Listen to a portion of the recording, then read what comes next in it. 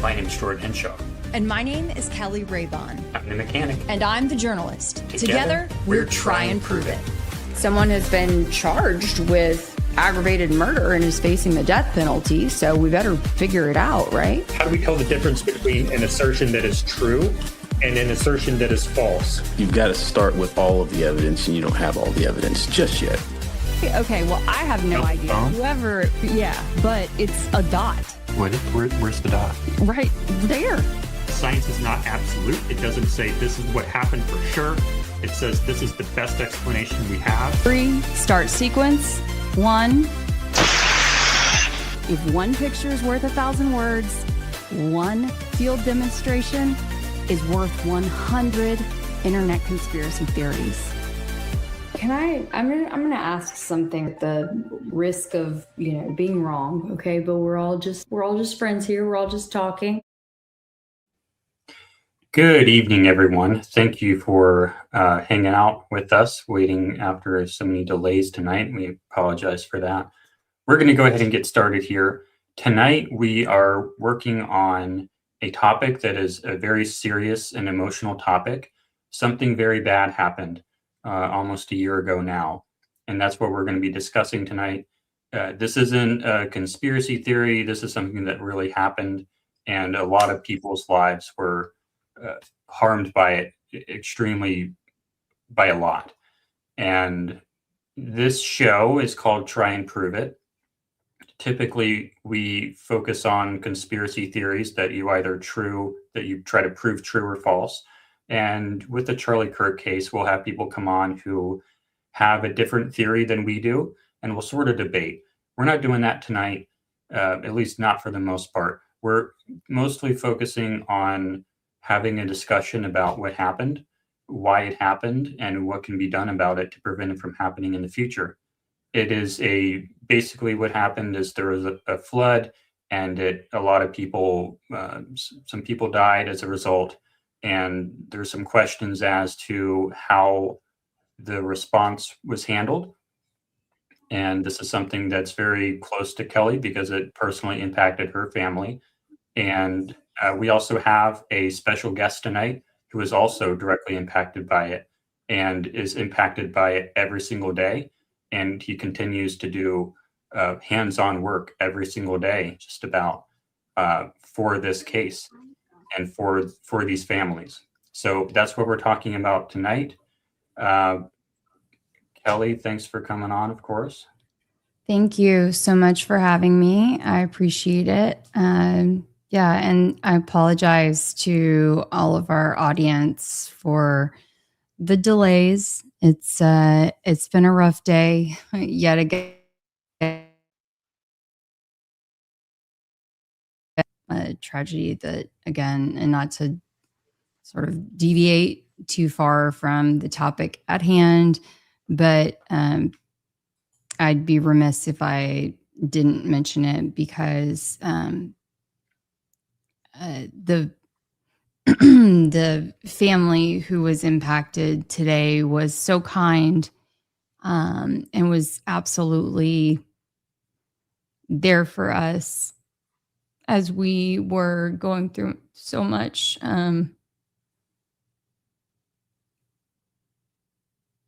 In the aftermath of the flood. So, prayers to the Bush family. Yeah. As they lost Kyle Bush today. Yeah. And I'll come back to that in a minute, but sorry, it was a tough one for us. Yeah, I'm sorry to hear that. Okay, we're going to go ahead and bring in Ryan here to sort of let Kelly think about those things. Ryan, Logue. It's Ryan Logue, right? Bigger, like Vogue the magazine, but with an L. Perfect. Thanks for coming on. We really appreciate you coming on to discuss this with us. Yeah, I appreciate y'all having me. So, what I would like to do with this show is start with no context, start with no, like most audience members who I'm anticipating don't know anything about what happened. They don't know anything about the camps, anything about the floods. And I'm sort of in that camp, but I want to sort of be a surrogate audience here, so that we can present this to a new audience here in a way that anyone can start watching this and with no context, and then listen to it all the way through and have a really good picture of what happened. So, Kelly, you sent your kids to a summer camp. That's how you got involved with this. Ryan, how did you get it? You live in the area, right? Yes, I'm a Kerrville resident, Kerr County resident. The day of the flood, reached out to the United Cajun Navy and began organizing the all the volunteer operations that they were putting together, gathering and making sure equipment, finding landowners that we could get access to their property, to find, access to different parts of the river that had not been accessed yet, doing anything possible to make sure that if people were found, that we were able to find them. Yeah. At that point, the communication was, I don't want to say lacking, but it was tough for us to understand what was going on because it was 100 miles long. We were in what you would call a crime scene for the most part at this point. That was 100 miles long. It's not a normal disaster in that way. And so when we were 15 miles or 18 miles from Camp Mystic, the camp that everybody talked about, which is, about 15 miles from where Kelly's boys were, the communication of how many people were missing, who was missing, what we could be looking for, it lacked a whole lot. And so we had to, as locals and volunteers and just people, just humans, we had to step up and create search and rescue efforts along the river to fill in the gaps where the government, state, local, and federal could not fill. Can you bring me back to, I'd like to bring it back to before the floods happened. What's your role in the community before the floods happened? I was trying to figure out my life at that point, to be honest with you. I went through some pretty crazy times about 6 years ago, and they're, rebuilding after something like what I went through. It took more than just a little bit of time, and at that point, I was trying to figure out, a purpose in life after what had happened. And when the day that flood happened, everything that I felt like had been taken from me when my daughter was taken, when I went through something that I probably can't start crying yet. Went through something that, We're already there. Go through. That flood gave me back everything that I had thought I'd lost. And so what was my position in Kerrville? I was just a resident that was trying to figure out life, I guess. I mean, that's really the simplest way of putting it. And But you're not law enforcement. You're not. Minus the state head and all that. No, I'm not law enforcement or anything like that. No. Gotcha. Yeah. And when I first saw that flood that first time, it turned something on inside of me. Something that will never be able to describe to somebody. But ever since then, I've spent, not going to say every day in that water, but as much as I can be, to now clean it and, hopefully one day find those missing 2 people that they talk about. And to make sure that this community gets closure. It's something that I have not stopped doing since July 4th. And I don't know when I stopped doing that, but I know it's still not the time yet. Yeah. Kelly, what was your experience with the camp before this? Oh yeah, and we dove right into it, but we have that video if we want to kind of set the stage for any of this too. I wanted to figure out like what was going on before, and then we could play the video and then get into that story. Yeah. So, like, had you sent them to this camp before? What did you know about Yeah. it? So Braden had been to camp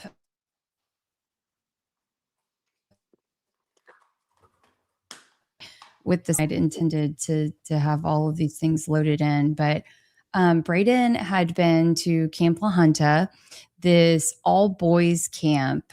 Okay, so for those who may not understand summer camp in Texas, okay, it's like institutional or something. If you get into one of these camps, then I guess it's like it is cool, and these kids stick together for years and years and years and years, and it is a thing. All right. And so he was in Camp La Junta, and it's an all boys camp, and he had been there. This was going to be, or that was going to be his third year. And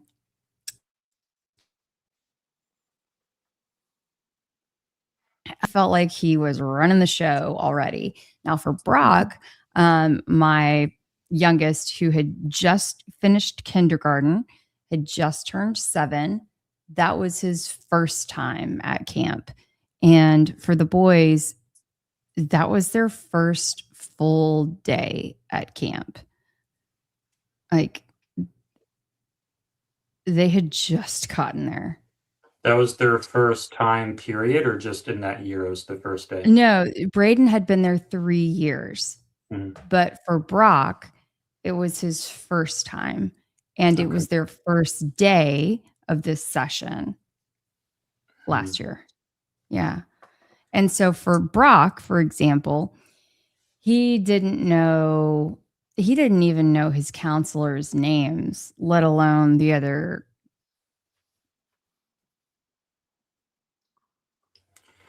Figured out the situation yet. I mean, we're talking a kid who had just finished kindergarten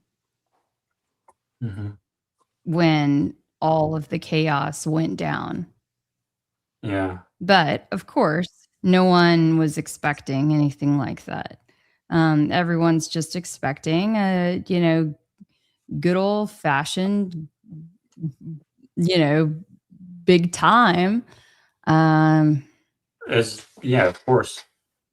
It's supposed to be fun. It's not supposed to be life-threatening. Anything remotely dangerous. Yeah. And so you're accustomed to getting these, you get pictures when they first get there, you get photos, like you're notified, they draw teams. They're on the like one of two teams,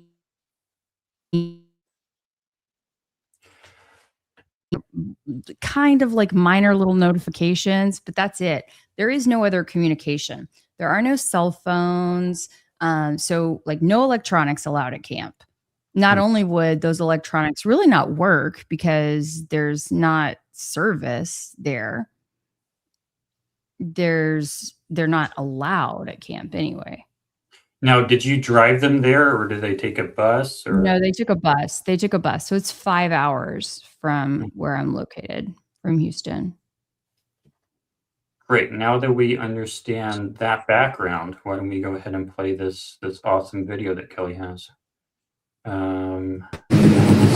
Catastrophic flooding hit central Texas in the early hours of July 4th. And breaking right now, flooding disaster in the Texas Hill Country. Lives lost and families desperate for answers, waiting for news about their loved ones. The death toll continues to rise in Kerr County after a flash flood ravaged the central part of the state. 51 people, including 15 children, died when flash flooding ripped through parts of Texas. They are heart-wrenching 911 calls from the horrific flash flood emergency in Texas. People pleading for help. A frantic search continues to find 27 children who were swept away while staying at a Christian summer camp. People screaming in the river. This came more than an entire summer's worth of rain fell in some parts of the state in just a matter of a few hours. And families desperate for answers, waiting for news about their loved ones. This morning, the search for the missing intensifies with another round of rain on the way. Camp La Junta in Hunt, Texas is one of the summer camps that was ripped apart by Two the brothers floods. who went camping this week are grateful to be back home in Houston. Two young brothers, Braden and Brock Davis, were attending Camp La Junta. Two young boys are here today to talk about how they made it out of that area safely. We're joined now by Kelly Raybon, along with her 9-year-old boy, Braden, and 7-year-old Brock. I remember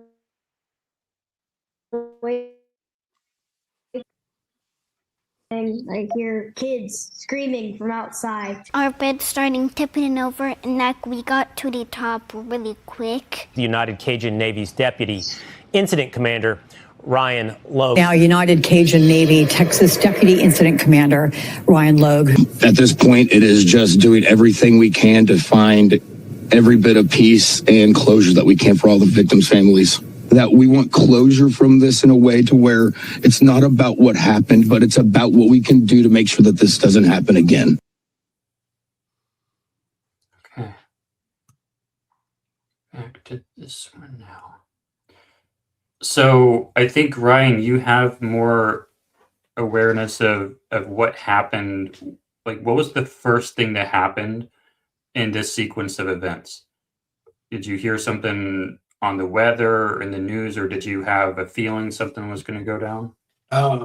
So that night before, there were mixed reports through the locals on what kind of actual weather alerts that they had been given. Many of us, I remember getting one. I want to say it was at 1 or 2 in the morning, saying that there was, a flash flood warning. I don't remember getting anything outside of that. I'm a little bit of a weather nerd in that way of I like crazy weather and all that. If I would have thought it would have been anything close to devastating in any way, I would have normally have stayed up to just see what ended up happening. And there was no part of me that really felt the same kind of urgency that I would have in any other situation. Now, how long have you lived in that area? I've lived here in Kerrville for 10 years now, coming up in September. And how frequent were flash flood warnings? So flash flood warnings are becoming more and more frequent out here at the moment. We are seeing more of them, especially since this flood. We're seeing more and more of them, between the droughts and now, because I believe after the flood, they are, the powers that be will say, are a little more sensitive to making sure that alerts are put out if there is any sort of risk in any way. So they're sending out more alerts, not necessarily because there's more activity, but because they're more paranoid.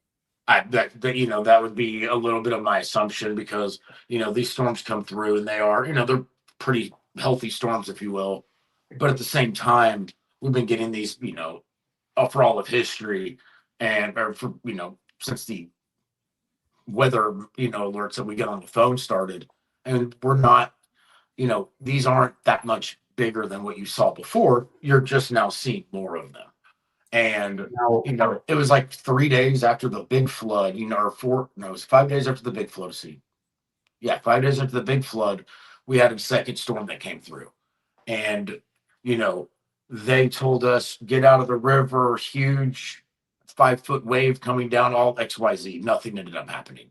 There was a overreaction by the state in a way for some of these things, but a lot of it's them making sure that, I don't think they want any sort of what would you want to call it? They don't want any liability coming back on them after what happened last year.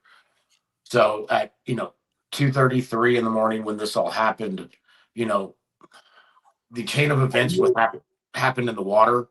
It's hard to there's so many accounts you can go through. What the survivors from Mystic, the landowners that I've talked to from all up and down the South Fork River, their experiences, and the way that flood happened is still something that none of them are able to describe to me and give any sort of precedent to. That's a big part of it, is that they can't, we get floods we live in what they call flash flood alley. it's not it's not a secret that we get floods here. But the type of flood that we had, the type of flood that the way that flood manifested within the surges and all that, there's nobody. I have a hard time finding anybody that argues that they've seen any sort of precedented event of something like that. So when you see that text message come through, I've seen those text messages come through myself. I never think anything of them because I live in Delaware and I don't live right by a river, so I don't really think anything of them. Have you ever had one of those text alerts come through and it was actually something you needed to respond to that made you safe? I mean, I live in town in Kerrville, and I mean, as a crow hops, flies, jumps, whatever you want to call it, I'm about a mile and a half off the river. So nobody's where I'm not. I mean, I got text messages that morning when I woke up because I slept till 9. The flood, where that flood was, so I live in Kerrville, which is 17 miles, about 18 miles from the true heart of the storm, up on the South Fork, in between the South and North Fork of the river, um, where the mouth is. And that area, that's far enough away to where when it's coming down, like what they talked about, and what ended up happening, I didn't wake up from it. To be honest with you, like I slept till 9 o'clock that morning. I woke up to people texting me, asking me if I was safe. For some reason, I don't know if they thought I was homeless, but I wasn't sleeping next to the river. And so luckily I was safe at that point. It But at the same time that you get those, and it's like if you know somebody on the river, maybe you reach out to them and say, hey, by the way, you've got some weather coming your way. Or you give them some sort of just, hey, by the way, I don't know if you're watching the weather, but this is coming. It's simple like that. You don't, you never expect at 2:30 in the morning for what they said was an inland tsunami, as what it was described as. You don't expect a 14-foot surge to come at 3 in the morning. That's just not anything that I can find anybody that's lived here ever experienced. Mhm. What was the first thing that happened that told you that something really significant was going on? So when I finally woke up, when I woke up and got in my car after I went through the text messages, and I turned on the news and saw, probably one of those clips that, from what Kelly just put on there.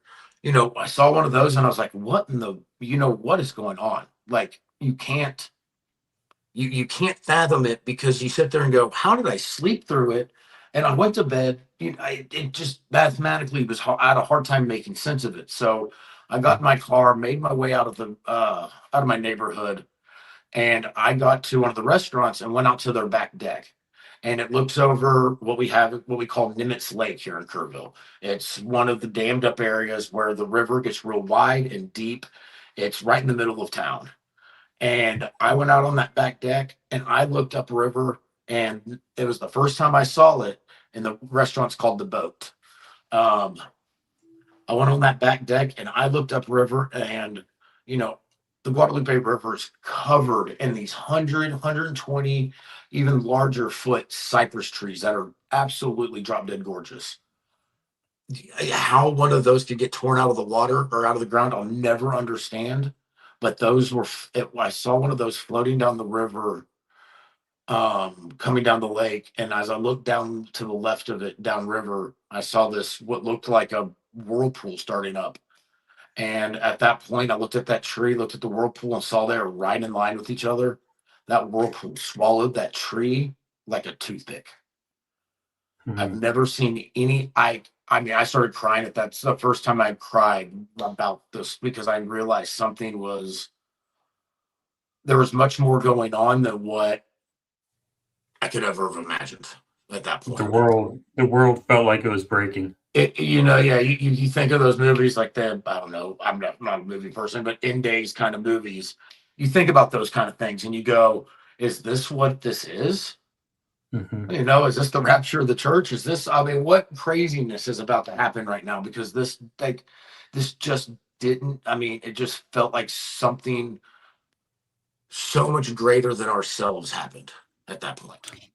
And Ryan, I know some of the folks that I've talked to, including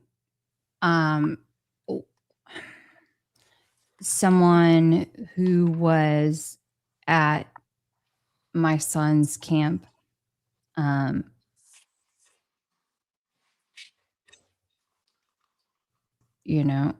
Anyway, I'm not allowed to get into their full story, but Hey, Kelly. Ryan, is she yes. breaking up for you too, or just for me? It's both of us. She's got some hiccups. Are you on your Wi-Fi? No. Okay. Just keep going. Sorry, I think I missed a part, but I think I can fill in the blanks. Okay, maybe I need to re-enter. No, I think you're probably okay. Okay. Yeah, it's about every 45 seconds or so. I get a little, about 5 or 6 or maybe 4-second little. Sorry, I don't know. Maybe we have weather or something. But anyway, someone who I talked to who ended up getting swept up in the water, it was so terrible. There were multiple people at camp who ended up getting swept up in the water who they won't tell you about. It's just so crazy how many stories end up were literally swept under the rug or under the, I don't know, under the proverbial riverbed. And I don't know. There's so many layers to this story, you guys, that the general public does not know about. A big thing is like what you're talking about, how people were swept up, and there's so much. The water, so the way the water flowed during, if you look at the flood maps and the way the water maps from the flood, our county commissioner, our county engineer in this town passed away about a month and a half ago, 2 months ago. And he was the one person that had the flood maps and all that. And if you look at, because of how the flood came down, how this water came out of some of these tributaries and the way that it did, we had a lot of backwards flow during the flood. There were people that were found upriver from where they had initially been that night before the river took them. It's there. We got to a point when we were doing our searching for Seal and Jeff at the 3 months out and it would be at a point to where we'd see things where it'd be people's personal remains. We talk about how there's up to an 80-foot, the water got 80 feet up above its normal spot. Hey, Ryan, can I pause you? Ryan, can I pause you for a second? Can you come closer to the screen? Sorry, I was so getting that way the comfortable. There you audience can see you. Yep. There you go. And then I'm going to refresh. Because I can see. Yeah, I'm going to refresh because I see I'm breaking up. But yeah, if you can come closer to the screen, Ryan, because I don't want the audience to lose you. Yep. Okay. I'm going to recycle. All right. I'll be back. I'll be right here. Flow. All right. There you go. So you had people going the opposite direction. You have, you're finding people's person, and it's like, I'm going to try to talk, when I talk about this stuff, I want to try to talk in a way that, we lost people, yes, but we are 10 and a half months out from that flood.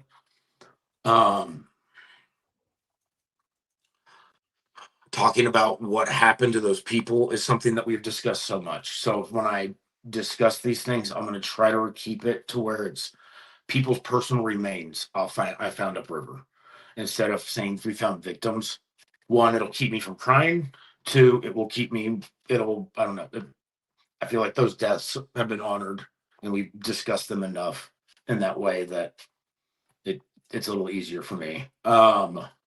But we're finding people's personal remains or personal stuff half a mile upriver from it. The Guadalupe River, especially on the South Fork, has, golly, I can't remember what it is, but it's like 200,000 acres of surface land that feeds into different tributaries that feed into this. So, they discussed that we had 18 inches of rain at that point, that night. And that's on that 200,000 acres or whatever it is that are feeding in to just one of the two, or both, that are feeding into really both mouths of the Guadalupe River. So the storm centered. So the Guadalupe River, when she comes back on, or whenever y'all can bring a map, and there's this North Fork and the South Fork, and they converge in Hunt, Texas. Can you see the screen? Yes, I can. Okay. This is, So I think, what we were talking about earlier. Yeah, so that's the lake where I initially saw it. So right where those letters are in the middle of the lake, or where pretty much right there is, yep, right about that, is where that tree got swallowed, if you will. Mm-hmm. So it got swallowed. So there was I believe there's some sort of like a sinkhole created. I don't know. You'd think it would just go, I don't know which way it flows. You'd think it would just keep up. most all of it kept going down the river. I mean, so Canyon Lake is one of the reservoirs for the Guadalupe River where they store drinking water. It's a lake for recreation as well. It's 100 miles away almost. So if you zoom out and you go all the way to Canyon Lake or New Braunfels, Texas, and go down that river, you're going to have to go out. That should be that right there. Is that it? Yeah. Right. Medina Lake? What is it? Medina Lake? Oh, is that Medina? Oh, is that Lake Medina? Okay, no. You're going to go farther. Sorry, you're going. I wish I could zoom in. So you look at Canyon Lake, or no, you're going to go farther north. Go back up to where that other lake was. Sorry. So go north of San Antonio. Canyon Lake. Yep, right there. There you go. That right there. So that is where the Guadalupe River fills into. I think it took 2 days, if I remember correctly, from the river in Kerrville for those floodwaters, or is a day, I can't remember, day or two for those floodwaters and that surge to make it down there. That lake got filled up with trees.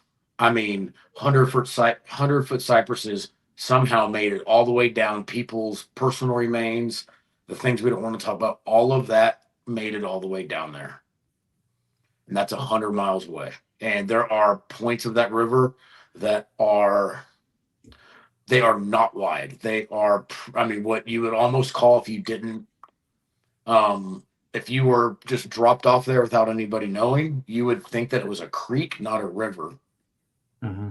And these trees were bypassing those areas because of how high it was, and making it 100 miles down to Canyon Lake. Wow. So the sheer force of the storm was like we were talking about earlier. It was unprecedented. It's hard to find anybody that can sit there and say that they have found, that they've experienced a storm like this. They talk about the 100-year storm from 100 years ago, where the river rose this much and all that, but that was a storm over 3 days. Mm-hmm. That was, I can't remember how many total inches it was. It was close to what we had this time, I believe, but it was over a 3-day period. So the water backed up, it was that dark, murky color. It wasn't rushing water like it was this time. This water rushed, and it rushed for 5 days straight. So Kelly, back to your perspective that night. Mm-hmm. Yeah. You go to bed, I guess, and then there's a phone call? No, actually, no phone calls whatsoever. No phone calls. No. In fact, I can read to you guys. It'll take me a little longer if I pull up to put it on the screen. Put in a text. And so I'll read to you. I can put it up if you wanted to put it up. Yeah, I can screenshot it. Yeah. To summarize, what did it say? I mean, to me, it downplayed it in the real magnitude of things Yeah. that I would like for folks to see. Mm-hmm. What were Really. your thoughts when you saw it come through? There was a little rain event. Mm-hmm. A little rain event. And when does that come through? You're okay. So here we go.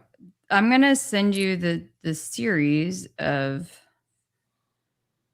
I'm gonna send you the series of them with timestamps because this is important. So we're going to look at the text messages that Kelly received. Yeah. In lieu of a phone call.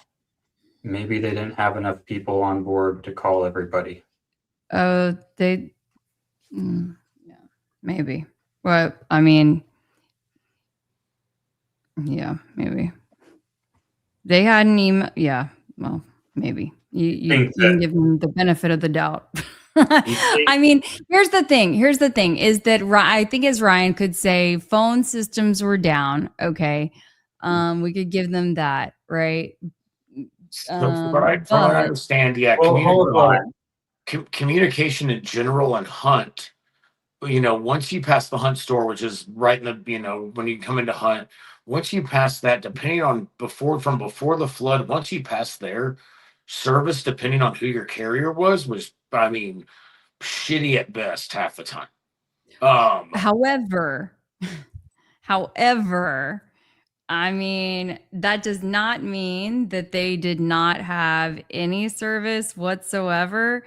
And I do know that, I mean, there were kids there who were able to call 911 that night. Yeah, yes. No, I mean, 911 services, yes.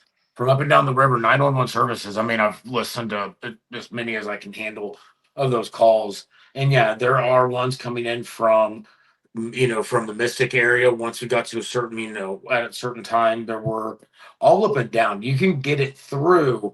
However, it does. I'm just setting the precedent, or the, kind of setting that. Yeah. But I just mean like when you got even there. what I mean is like from the boys inside my son's cabin, it is so disturbing to hear teenage boys calling for 911.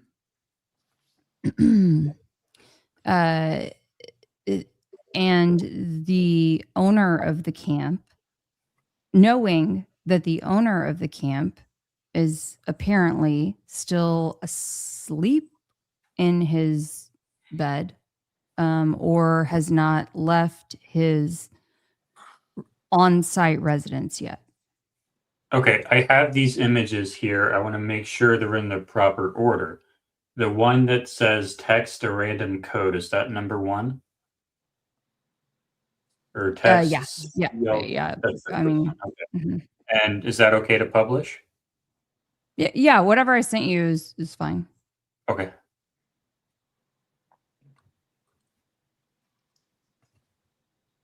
Publishing now. And your phone's about to die. Well, surprise, surprise. I'm living on the edge always. Okay, what I see here for the audience who might be listening, it says your camper has arrived safely. Lovely. Let the CLJ fun begin with, what is that called? SpongeBob text. So a friendly little message there. And then Kelly says, hi, is the Where's Waldo app being used this year to identify photos? I guess that was the photos that they would send you when they got there? Yes, it is. Mm-hmm. And then I guess a individual gives you instructions on how to find those photos. Yeah, I think it's probably an auto response, or I think some of this is probably auto response or whatever. So I would say that it's really like significance. And sorry, Ryan, if we're putting you in a spot. No. Okay. Okay. I And know. then it So, says, like, I'm always conscientious of this because, like, I don't necessarily have to play nice with the folks who are, you know, I don't have to interact, right, with the people who are there.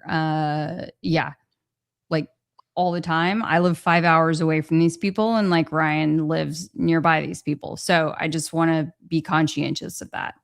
And my opinion on so much of this is, you know, in general, before we go any further, is like I've said 100 or not 100, but many times already tonight, this was unprecedented. This wasn't a flood that we could have ever predicted in the ways that it was. There was so much about it that still remains questioned. I know why Kelly's perspective on it is what it is. I've talked to her enough and heard her side of it that I get it. And I get it completely.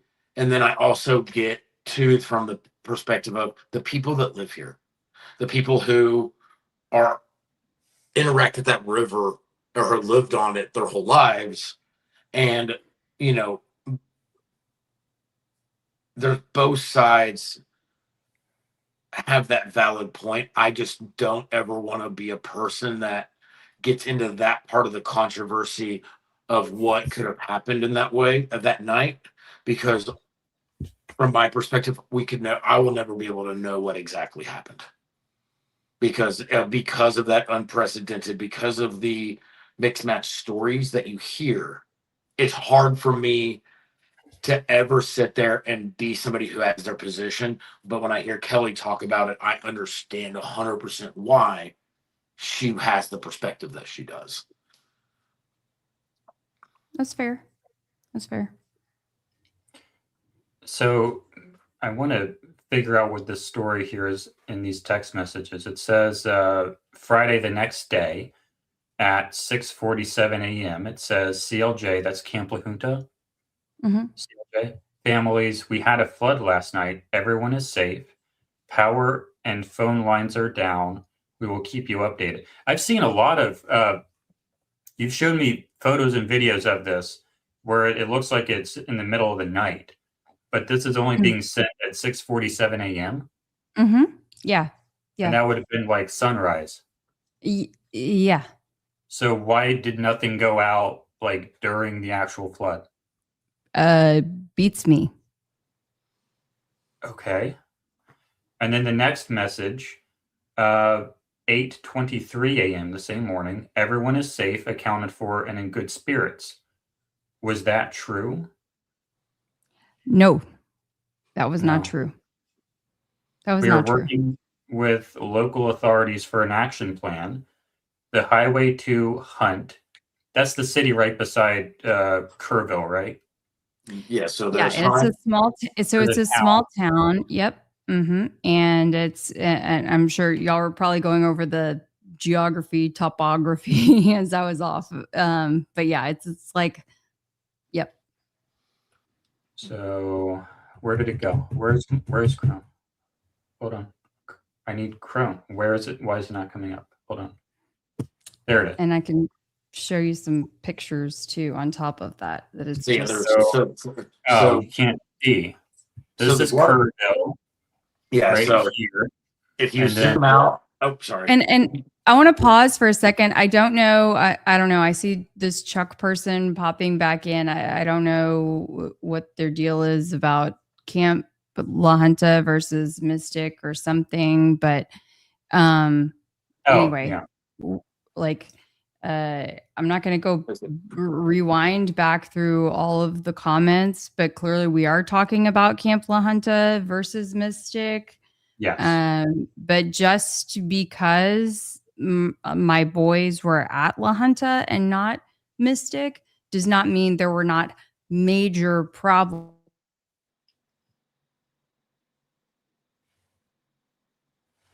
Great detail, the problems that my kids lived. Okay. I think, Kelly, I think that was important. You glitched out. Could you repeat that last sentence? Yes. So we're just saying that my children were at, my boys were at the all boys camp at Camp La Junta, not Camp Mystic. Camp Mystic was the all girls camp. Okay. Yeah. Where the female campers passed away. There was no loss of life at Camp La Junta.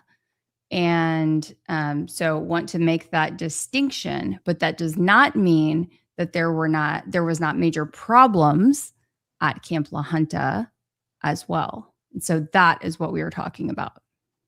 Yes, we're primarily telling the story of the boys' camp. Kerrville is right here, and then it looks like I think this is. See, this thing zooms in the text so you can't see it, but I think this is Hunt. Yeah, this is Hunt. Yeah, so Hunt right there where that star is, where it says, where it has Hunt, you'll see that there's two convergence. There's a converging of the North and South Fork on there. There we go. I made the text bigger so we can actually see it. Okay, and then we can go back to, if I can get this down, we'll go back to the text message here. At 8:23 a.m., it says everyone is safe, accounted for, and in good spirits. We have a claim that this is false. We are working with local authorities for an action plan. The highway to Hunt is impassable. EMS, Emergency Medical Services, says do not come to the area. Please be patient. We will communicate as we can.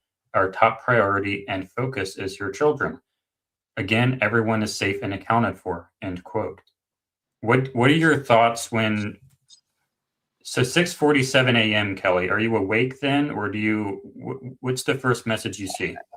Yeah, I didn't see it honestly until about 9 something a.m. because I had stayed up. Knowing me, I had stayed up. I'm a night owl, and I had stayed up. I was working, and I wasn't out late on the 3rd.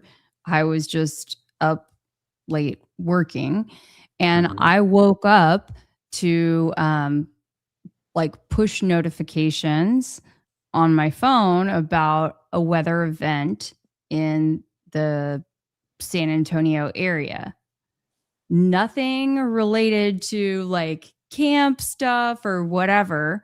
And in fact, these notifications were in my, at that time, Apple was already putting these notices like in the other folder. Do you know, you know what I'm talking about? Yeah. Where if the number is not familiar to you or something, which is now why I have it saved, like as Camp La Junta. At the time, I didn't have it saved. Anyway, so once I saw them, it was quite disturbing to me. So I reach out right away to a friend of mine. I've got one of my best friends from college who I was in her wedding. Her name is Casey, and I reached out to her. She's a realtor there. She's fabulous. And so I was like, where? In Kerrville. Okay. Yeah. And this was long before I knew Ryan. And she's your contact in the area. Yes. Yep. Okay. And we've known each other for, 20 plus years.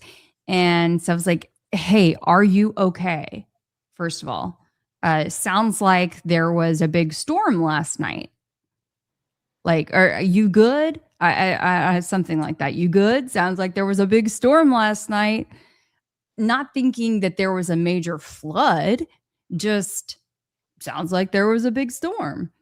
And then in the meantime, I'm also starting to power up my computer, and former news reporter me is also firing up my TV and thinking, all right, I'm going to put on YouTube on my TV and live stream a San Antonio TV station on a, if it's really that serious, try to figure out what's going on. Well, I mean, boy, I'm glad that I did, because I ended up live streaming, one station on TV, one on my iPad, one on my computer. I mean, I was firing it up, information from every platform I could get it, because once I realized how serious it was, and I'm going to show you, now I'm going to load in the video that took me over the edge.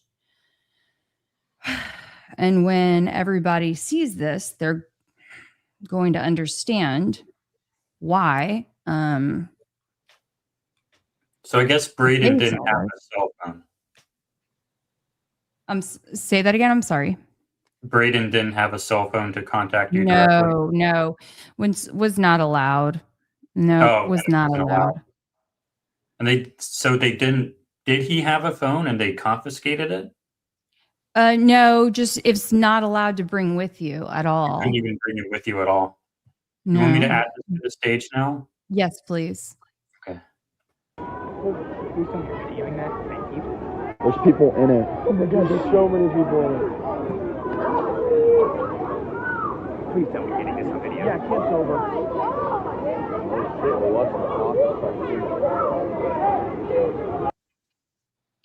So for people listening, what we're watching is a video of a cabin floating down a river with kids inside. When did you receive this video? So I actually found this video on TikTok mid-morning, and it was initially labeled as being Camp Mystic, and that's the girls' camp. But if you listen, you hear male voices, and I'm savvy enough to know that Camp Mystic is an all-girls camp, and there would not be a bunch of male voices.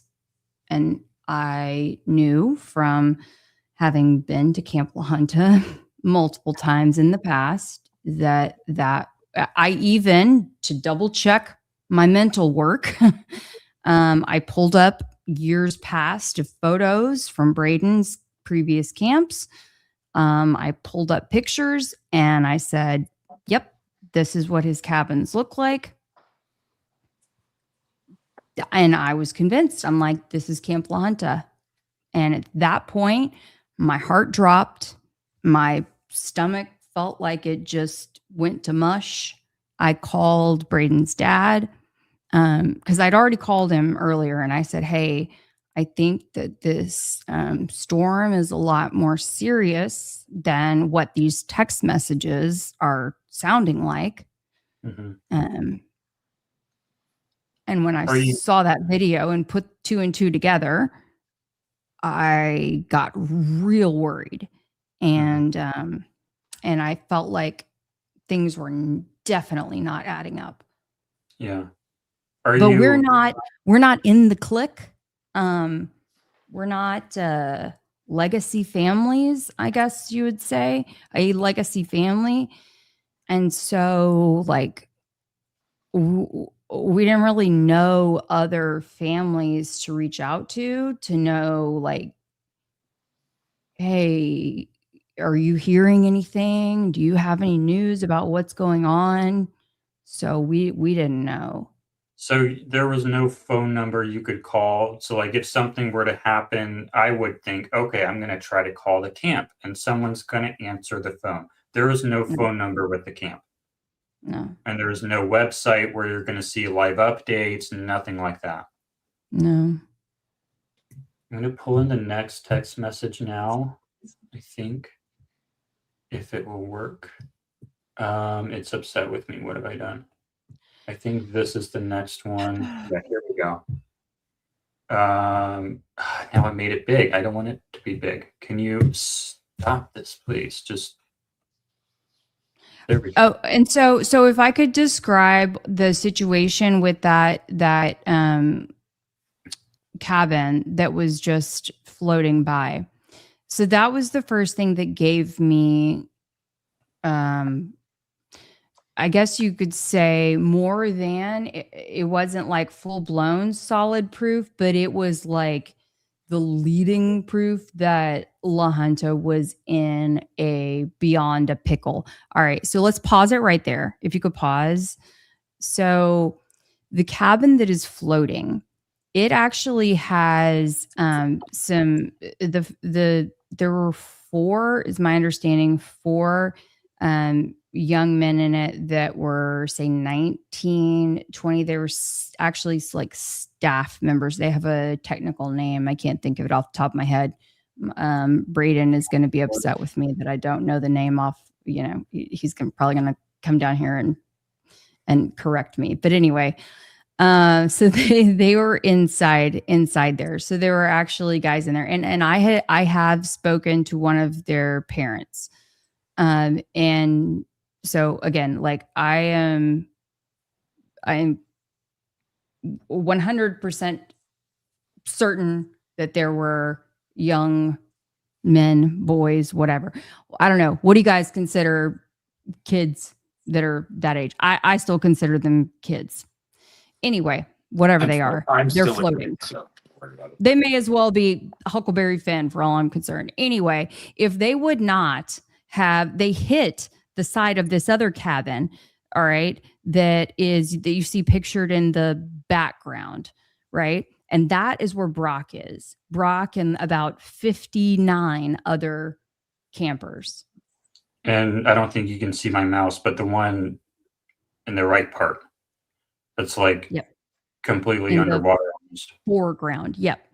And so at that point, foreground, wait, foreground or the background? Excuse me, background. And so at that point, Brock is on the rafters. So we're talking, has gone from being on the bottom bunk to the top bunk to being hoisted up by his counselors onto the rafters. And I can show you a picture in a moment. Okay, onto the rafters. In the dark, no power, of course, as the water is rushing in and filling up the cabin. It has burst out the windows. It has taken out the doors as this cabin has disconnected off of its foundation and bumped into then, these boys' cabin. It takes out a side of this other cabin.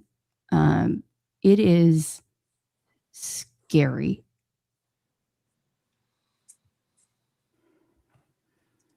But this Nothing is what could have compared these kids. Nothing could have prepared these kids for that. And on top of that, let me just add, all they had were some flashlights and zero training. Zero. Even though the camp owner testified in front of the state legislature later testified under oath that the camp counselors had been trained on all emergency evacuations. Anyway. So then you text. Sorry, back. Ryan. I know you're cringing over there, but As you bring up subjects, I'm actually doing a proactive thing and taking notes. So, shocking. I know. So, but yeah, just making sure things that you touch on, I can remember to touch on at some point too. So I want to get through the rest of these text messages quicker so we can get other topics here. Kelly, then you text, please share evacuation plan. How far is the river from the cabins at this point? No response, just the automatic response. They say at 2:02 p.m. Wow. Everyone remains safe and has been fed. We're working closely with authorities. So you must have asked them close to 11:21 a.m. Please share evacuation plan. How far is the river? And no one's responding for 2 hours. No response. Yeah. It was. Of course, I had tried calling the camp, but it was either I'm pretty sure it was just it was either not working, that like or just ringing. Honestly, I do not remember at this point. It was clearly a very traumatic and chaotic time. So at what point do you get in the car? Oh gosh, I got in the car sometime in the midst of all of this. I do remember that I remember Dan Patrick, our lieutenant governor, starting a press conference saying that, and he was quite candid, saying, and I was already in the car at that point. I remember when they said that he was going to be holding a press conference, and I thought, uh-oh, like if he's gonna be giving a presser, it's serious. It's not a little flood. It's not a little situation. It's big. I knew, again, it's like my reporter sense, I felt like, was kicking in the right ways. Anyway, and it's like that gave me enough tunnel vision. I'm sorry, you guys, if I'm drifting a little bit. It's just it's a lot to like walk down memory lane on this. So yeah, getting in the car and feeling just, I put the dogs in the car. I brought a change of clothes for the kids. I brought my my rain boots. Like, I didn't know. I brought some towels. I didn't know what I was going to be getting into, how long I was going to be gone. I brought dog food. Like, I didn't know if I was going to be gone for days. And you don't know. You don't know if your kids are safe. No, because of course, remember, like, even though I got this vague text from the camp, I'm not hearing from them. Mm-hmm. Okay. And then look, you guys, now we know that, for instance, Camp Mystic, the girls' camp, some of those parents had been told that their daughter was okay, and then turns out wasn't. Mm-hmm. So 2:02 p.m., they're saying the earliest possible evacuation may begin around 7 p.m.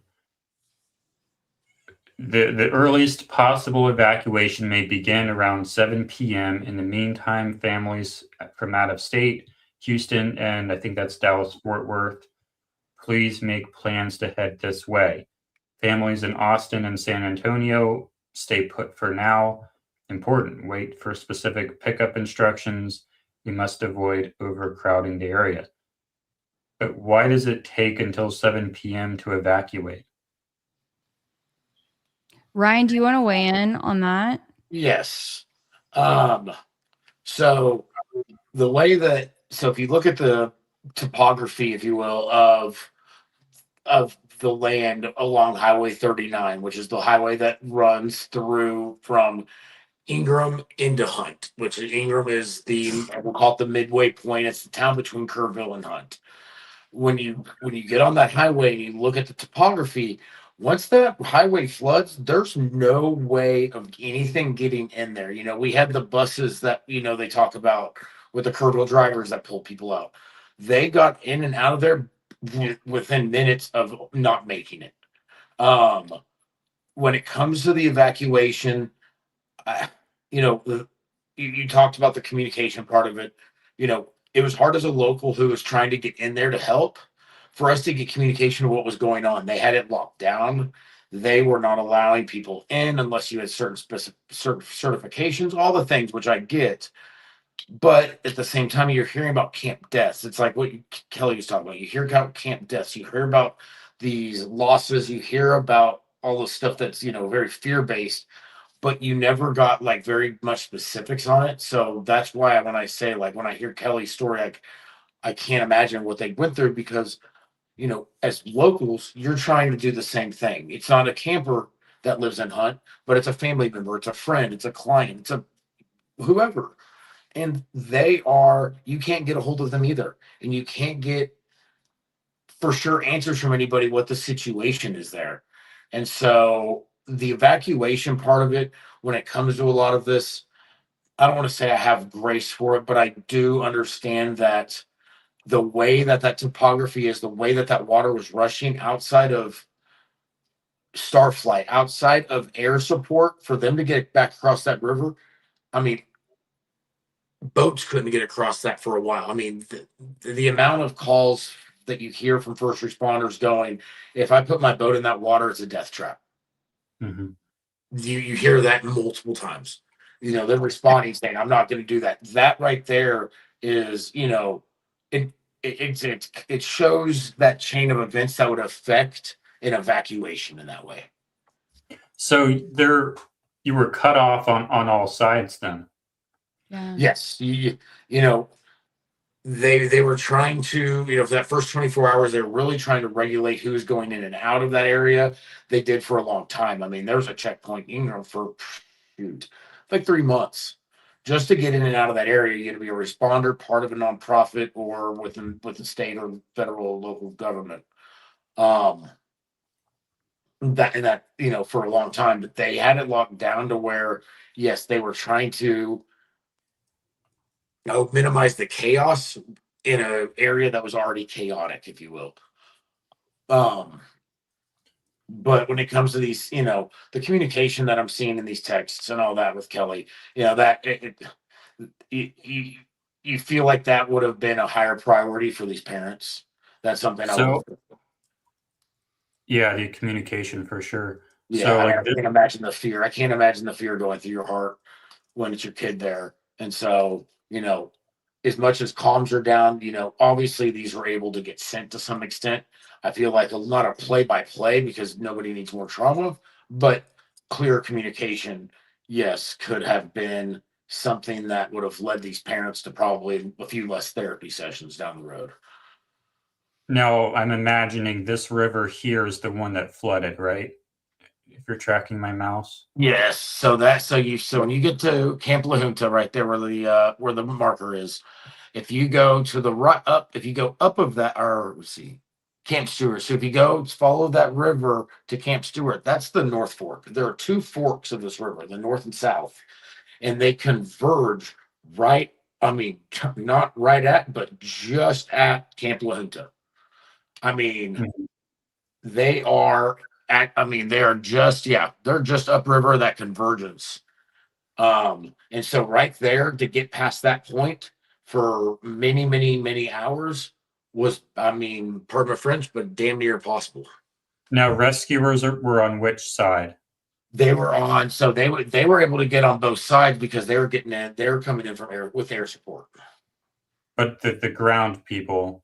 The ground people were getting brought in through 39, as from what I understand, because I mean, like I said, I couldn't get there, and those early morning hours are so chaotic that you don't you don't get a clear idea of what really happened by play. That they were able to make it up and down 39 by the time they knew something was happening. It was just that, you know, at certain points there are rescuers that were saying we got as far as we could, and then we realized it was either our lives or, you know, we could try to save somebody or we're risking our lives. So they made it all up and down, but it was once the water started going down, once daylight came out, is once, you know, that was when there was that true response started happening. Because you have to remember too, that part of the river, you go to Camp Mystic, that's 5 miles almost to the dot, if I'm not mistaken, from La Junta to Mystic. That right there, you know, you're traveling at, you know, I think it's what, 13 miles an hour or something like that. I can't remember what, or no, 13, yeah, 13 or 14 miles an hour, something like that. Those waters are traveling, you know, once they get, you know, you don't know when that, you know, they talk about a 14-foot surge. You don't know when that's going to hit. You don't expect that. So a lot of this evacuation, a lot of the response got really hindered because of the like I've talked about, those unprecedented aspects of this flood. So overnight, the night of the flood, when it first started, Braden and Brock, I guess their cabin starts filling with water, and I think Brock has to go up into the rafters. What happened to Braden's cabin? Yeah. So, in fact, I apologize. I should have sent you, or I don't know if you have any of the pictures. I should pop in a I couple of. do, but we have like a lot of text messages. So I thought about pulling that up, Yeah, but here. I would have to Hold on. scroll. Here, I'm gonna through. put here. I'll put some. I think I have a couple of them handy. Hold on. So I would imagine they probably went to sleep and then were woken up by. Yeah. So for Brock, he was woken up to a wet mattress. He could feel that he was on a lower bunk, and he could feel that his mattress was wet. And then his counselor woke up. I can't remember if he had said something to his counselor or his counselor said something to him. Honestly, I don't recall. But regardless, I remember him telling me a couple of weeks later, and this is just kind of like the way that trauma works, and you learn a lot about how trauma manifests, and sort of extrapolates out when you go through something like this, right? And you're helping another person through it as you're going through it yourself, while working through therapy together. But one day, that first night, once I'd connected with him, he didn't remember anything, you guys. He was, and sorry, I'm going a little out of order, but when I first saw him that night, he was white as a ghost. He was like, and I could show you a picture too, but he was about this pale. He had on another kid's clothes. He had no shoes on. This was when you were there in person. When I connected with him, when I was reunited with him. And when was that? That wasn't until like 8:00 at night. The next day. On the 4th. Yeah, on July 4th. And I could show you that picture as well. Was he still like wet? He wasn't wet. No, he'd been sitting like in a gymnasium for a while. Once they had been. I want to go through the story from their perspective. So Brock wakes up to a wet mattress, and the water level continues to rise, rise. Yep. And then what happens? Yeah. So counselor says, okay, we've got to, thank God. A couple of the counselors, so they were in this cabin that was quite large, almost like image. Want to put this up? Was there an image that I sent over? Yeah. So this is, for example, an image of as the water's starting to rise. This is, you guys, we're not talking about like pretty water. We're talking about nasty, disgusting, impossible to see through, dark, thick water. Mm-hmm. And it is pitch black, middle of the night, 3, 4 a.m. Terrifying. Okay, no power, no sunlight, nothing. And you're, in Brock's case, 7 years old. Okay. And you're in an unfamiliar place, etc. full of So this is the first debris, time. maybe animals, maybe who knows what. Is this his first time away from first night away from you, Dad? Yeah, I mean, definitely first time away, at camp. Probably first Away time from away family. from me, away from family. So the water level rises up to close to the rafters. Yeah, at this point, these boys are sitting on top of showers in this photo. And I'll go on to show you more pictures in a moment. But they're sitting on top of shower stalls. So the foot that you're seeing is on top of a shower stall. Does the water continue to go up? Does someone Yeah. swim Oh, to yeah. rescue them? Yeah. Or Yeah. So there were kids that were so there were about there were about 60 kids in this almost like a triplex of 3 cabins that shared a bathroom facility. Mhm. And so there were like showers and bathrooms and then cabins, or bedding areas on, 3 sides of that. Right. And so that's one structure. So you could call that one cabin, but really it's like 3 different cabins in one structure. And so that's kind of what we're talking about that housed probably 60 kids. And in there, we're maybe talking about, the camp has never given me as a parent firm numbers on any of this stuff, has never communicated with me on any of this. Really? Yeah. And I've been probably the most vocal person on all this stuff. I've gone to the state legislature twice.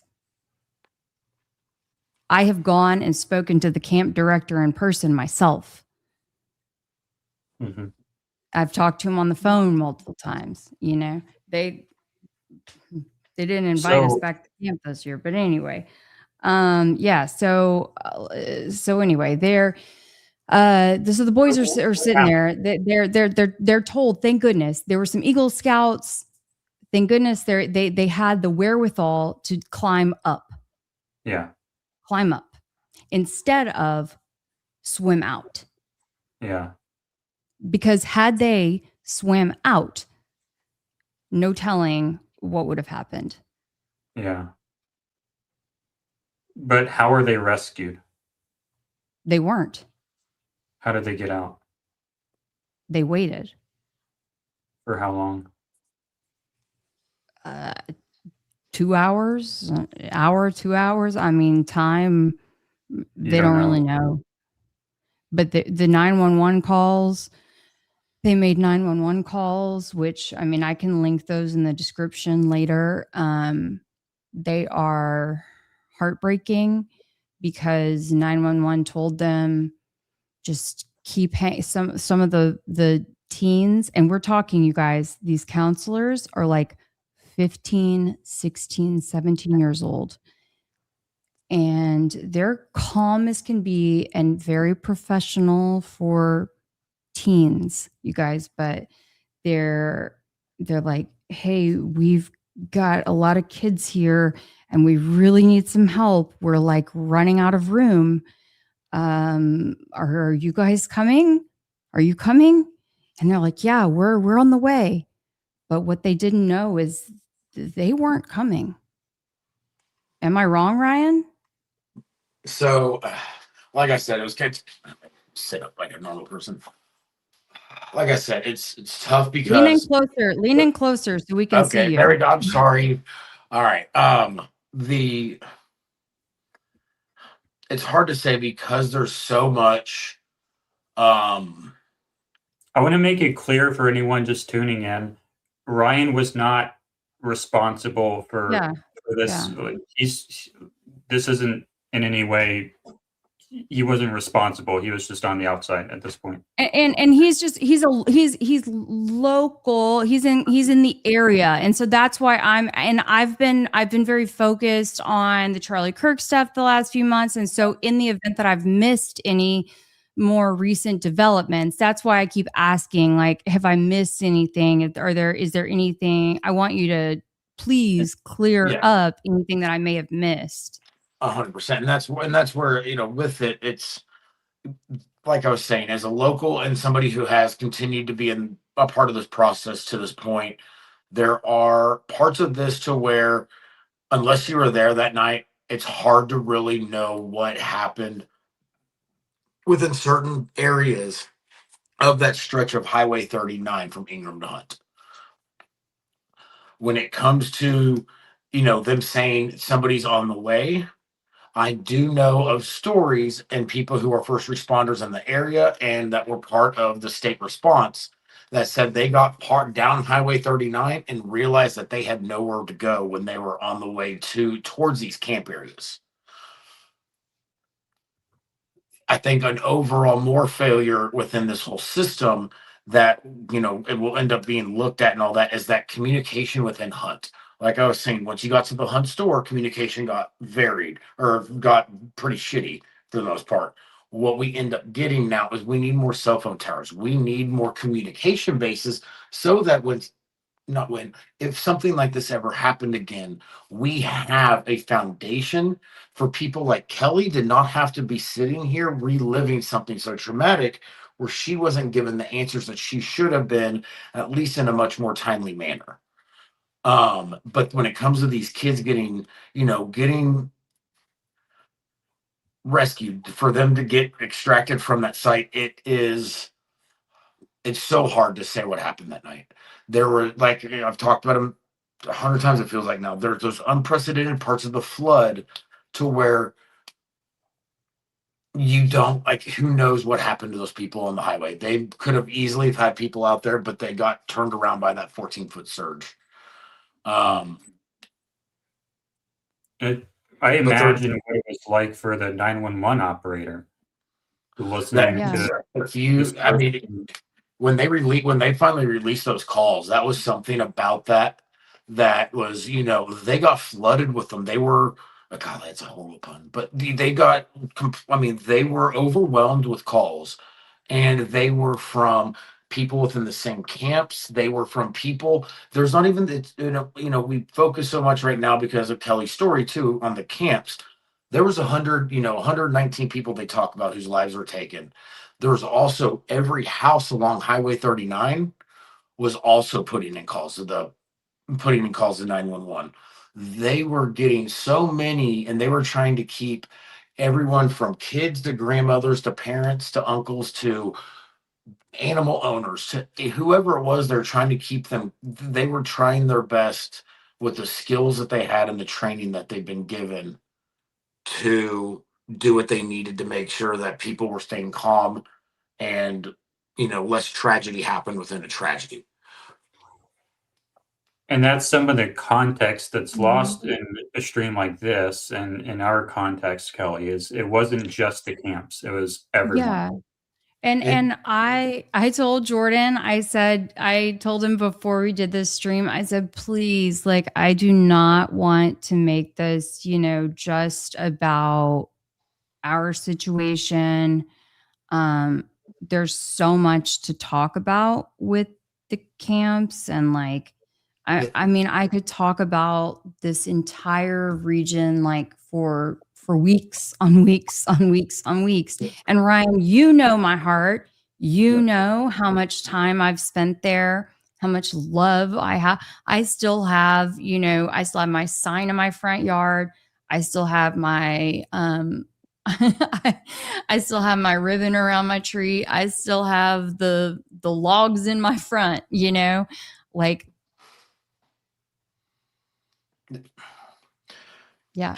And that's, and that's where, as somebody who wants to make a difference within all this, from the little parts of me cleaning the river to hopefully maybe one day helping figure out truly what is a long-term solution, what is a way that we can look at this, and I hate saying it because it's somebody who's in your position, but we can step away from the emotion of it, and we can all look at this as, okay, you know, my kids were my kids were influenced by it from this. These families lost people. This community has been devastated in ways. We can step away and all come together and go, okay, we have these solutions that the state's trying to give. However, we all need to make sure that all these things that are being done from all up and down the river actually do help prevent lives being saved, and they're not just regulations to make life tougher, if you will. Like when they talk about the camp regulations right now, because the Mystic stuff's so live on the news, that's something that is being discussed greatly. The Miss Eastland lost her medical license or her nursing license today. They've lost their camp. There's all these things, but the problem is that no matter what in any of these camps, what regulations you put in, what safety precautions, all of these protocols, unless you can do it when there's thunder and lightning going outside, rain is coming sideways, and the river is coming up, all these things are wonderful, but you've got to put them into practice. You're telling me, a 17-year-old, if you say, hey, by the way, when the river comes up ever again and pushes a bed to the ceiling, this is what you're supposed to do. We can keep adding regulations upon regulations, but they have to be common sense. And that's where you find that there is, if I feel like personally, I'll say this, I feel like there's a disconnect between what lawmakers want and what the locals would think is true common sense regulations. Yeah. So Brock is eventually rescued. Probably, is it daylight when he's rescued? Yeah. Here, let's see. I thought for some reason some of my photos were not. I see the one of the inside of the camp. Okay, wait, before you get to that. Oh, that's right. Some of the HEIC photos or whatever won't show up. Hold on one second. Screenshot those if you need to. Yes. Yeah, give me just a sec here. And then I want to go back to what was going on with Braden. Yep. So we're going to look at some more photos of the cabins that were uprooted and destroyed. Yep. And maybe a video as well. Perfect. Do MOV files work in this? Because for some reason it's not wanting to load in an MOV. The best luck I've had is MP4, I think. I wonder if I text you the. I can, or maybe if I put it in. Text it to me, I can make it work. Or if it's on your laptop, just put it on our shared folder. Okay. That would probably be easier.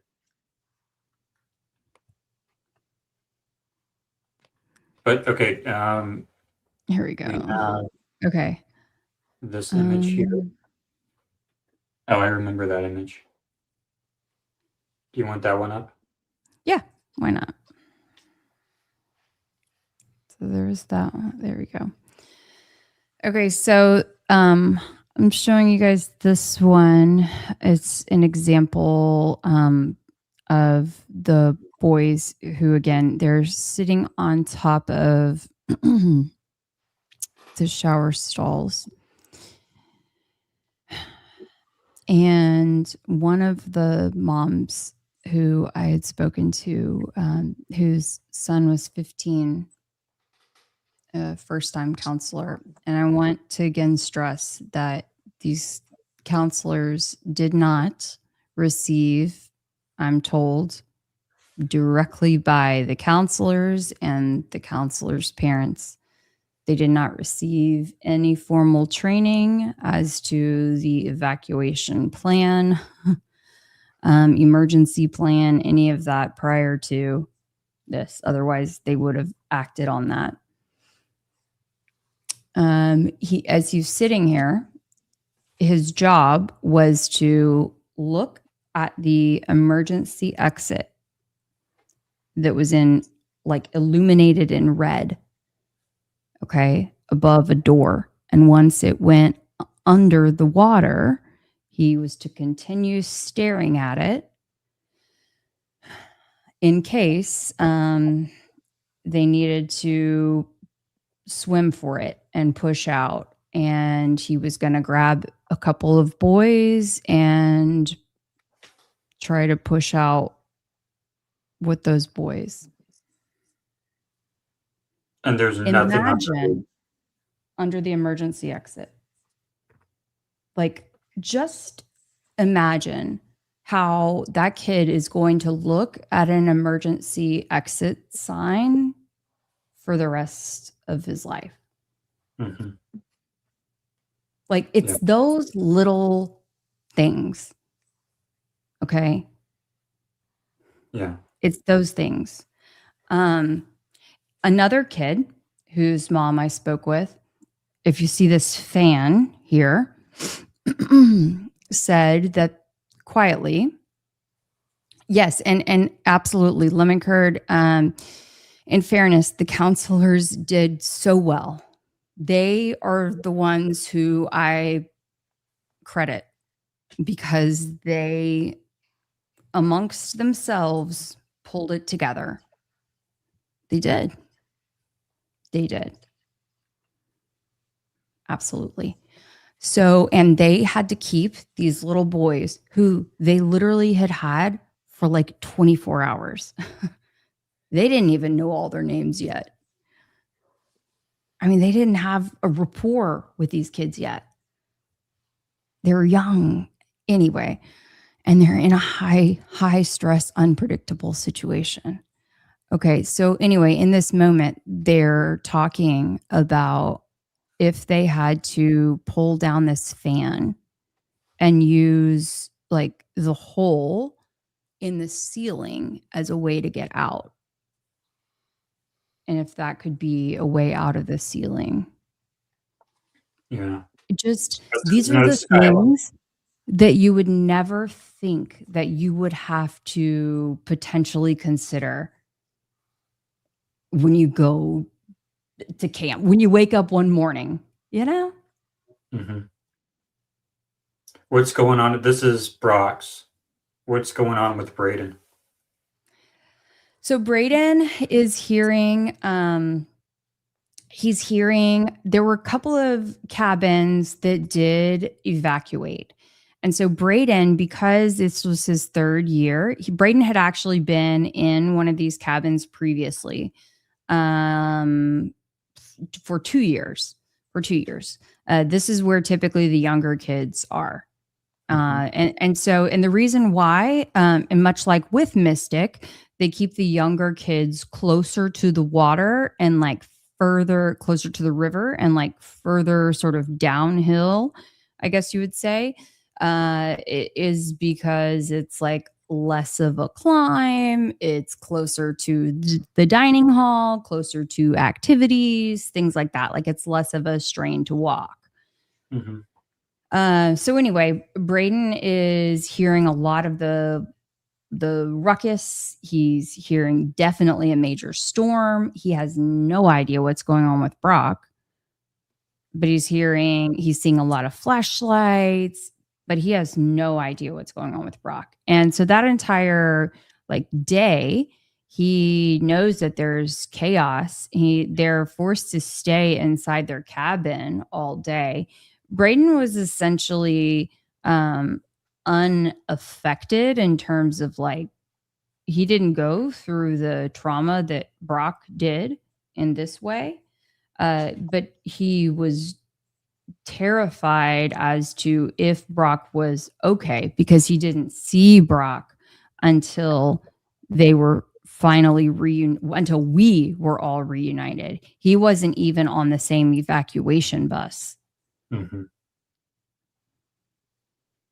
When do there you was even a girl from Camp Mystic who, washed up at camp La Junta. So I mean, yeah, there was all kinds of crazy stuff going on. They had a drop. If you, I don't know, sorry, I don't recall if you read that text, but there was a drop that was received from. I don't remember if it was a plane or a helicopter or whatever it was. I mean, it was crazy, you guys. There's a plan for a helicopter to drop supplies, it says. When do you arrive, Kelly? So it was around 8 p.m., I believe. It's 5 hours away. Yeah. Yeah. So and when you arrive, it was crazy. where do you go? What do you see? Actually, ask Ryan a question because I'd like to, if I could, I'd like to pull up a video that kind of brings us into why I was so upset earlier, speaking about Kyle and Samantha Bush. So if you could ask Ryan a question. Sure. Yeah. So Ryan, what you're okay, that's right. You went to see the overlook of the river. What do you do next after you see the tree get swallowed up? So the first, I mean, and call it God, call it the universe, whatever it was, but it was the next thing I saw when I kind of got my composure back was the people behind me at the table that had walked into that restaurant too to kind of look. The lady goes, "I wonder if the Cajun Navy's coming out here," and I was like, "The Cajun Navy, United Cajun Navy, the first responder or the search and rescue group that I volunteered with." Okay. And reached out to them, and he started giving me tasks to do, and from there on out I just started getting done whatever he guided me to. And then as hurdles or anything like that got in the way, we figured out solutions for it as time came across. And you were already a volunteer with the search and rescue group? No, this is I got into all of this through the flood. Okay. So how do they know to contact you? How do you get involved in the first place? I bugged probably the shit out of the president of the United Cajun Navy that afternoon, just like, what can I do to help y'all? Finally, I guess they did the background check on me, did their little search, and we're like, all right, how can you help us? And I said, tell me what to do. And within about 5 or 6 hours, I had, everything they needed done. We had locations set up. We were, at that point, even serving barbecue to people. I was working with landowners to get access to their property to where we could set up search sites. Just anything small that I could do, or Laura, however you want to word it, I started doing. And that day, so that would have been on the 4th, on the 5th, when the waters receded a little bit, we were able to move down towards Center Point and begin getting into the, getting in near the water and searching for people, searching for anything that, could help bring closure to people. Now, did you have any training in search and rescue? No, at this, when people ask that, it's like, there's a point where there are people that were up there doing some of the rescue stuff at, near La Junta, near Mystic at 3, 4, 5 in the morning. Those people, they're training, that's that's something that, they've been working their whole lives for. When it came to what we were doing that next day, so much of it is based off I don't say common sense. It's just something that is ingrained in you once people are missing. Once after I talked to the Cajun Navy, I went to, no, it's just hard for me to say. I went to the visitor center, or the victim center, which is a church right up the street from my house. And I saw the girl who's still missing, Seal Stewart's father. And I saw another girl who we lost in the flood. I saw her uncle walk out of there, and I played baseball as a kid with Seal's father and with that uncle. And I saw Seal's face that first time, and I have a 7-year-old daughter who turns 8 next week. it turns on every part of your survival instincts to where you may not know exactly what to do, but when it comes to helping find closure for these people to help do anything you can to help them, there's nothing that really can stop you. Can you walk me through some of the first tasks you were doing? Just for someone who's never worked search and Yeah, I rescue. mean, so when we set up when we set up at the Center Point Volunteer Fire Department, it was getting the, I posted once United Cajun Navy said, bring in volunteers, start getting operations set up. you know, I went on Facebook and started posting, if you're wanting to come help, if you're wanting to, whatever it is that you want to do, please reach out. This is where we're meeting. I started, posting on Facebook. We had thousands of people along Highway 27, which may have been a good thing, may have been a bad thing because of maybe a little overcrowding. But we were the at that point for myself, it was organizing the volunteers, making sure that certain search areas weren't, had people in them and that there weren't too many people there, making sure they were safe because so many of the people that responded that volunteered who didn't have search and rescue or maybe had limited, they were driving in from Amarillo. This is the July 5th, and I'm having people from Utah calling me saying, "Hey, I just pulled into Center Point, Texas. I got your number off Facebook. How can I help you?"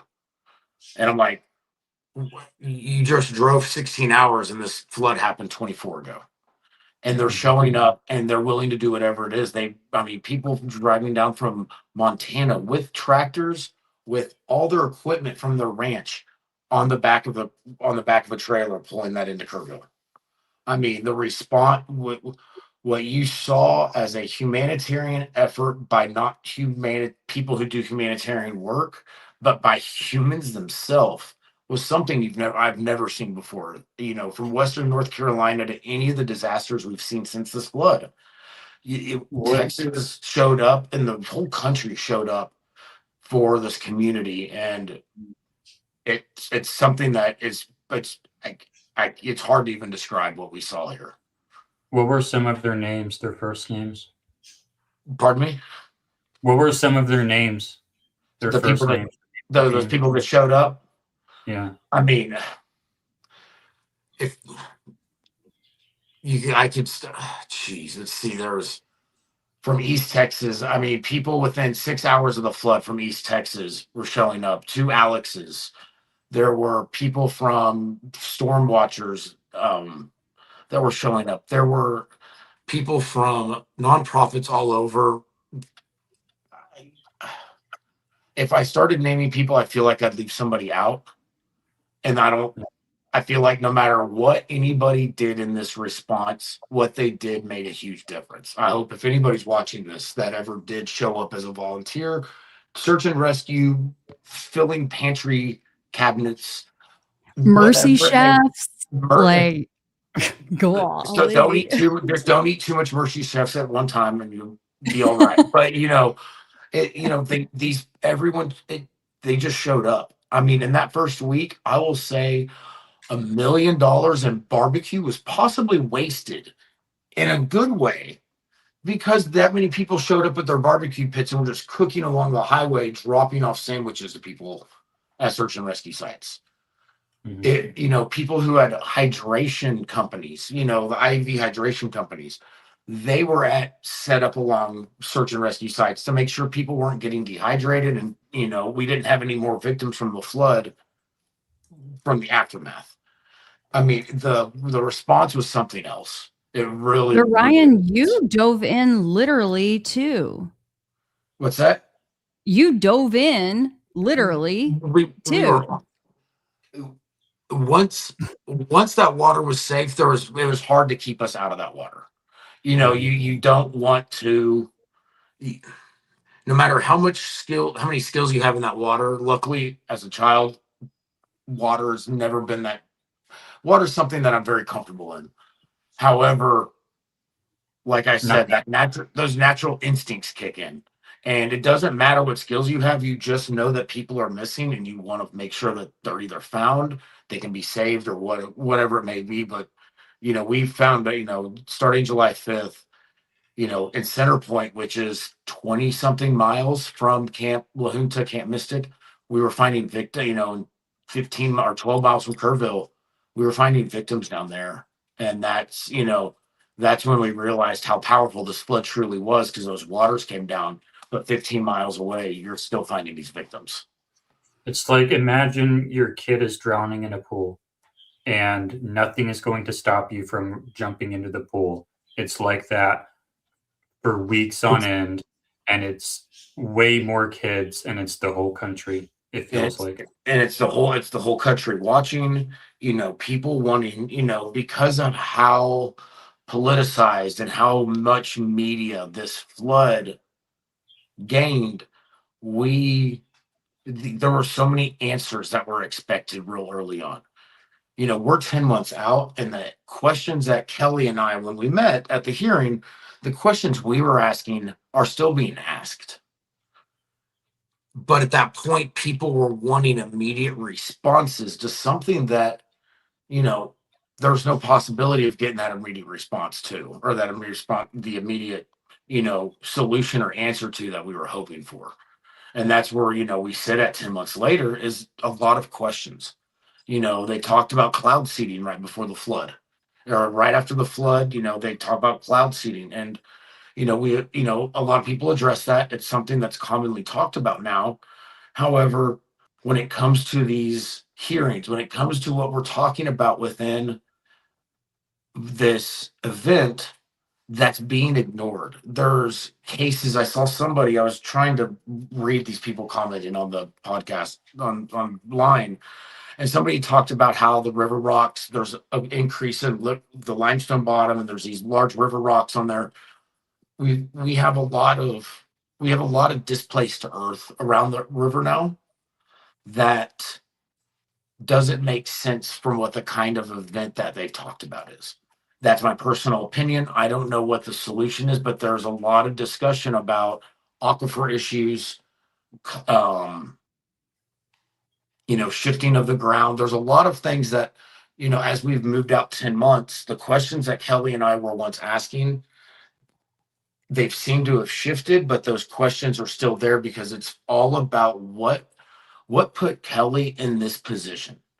What put Kelly into where 10 months later, we're on a podcast talking about what happened there, but we don't have any answers. Mm-hmm. That is, but those questions that we asked, we're still looking for those answers. We're, and we're the target, right now you've seen online, I don't have cable. You see on TV, we'll say that we are, we're after the Eastlands. We're after Camp Mystic, because that's where those 27 girls passed. That's, they were responsible for their lives, is how they, it's worded. And I get all of that.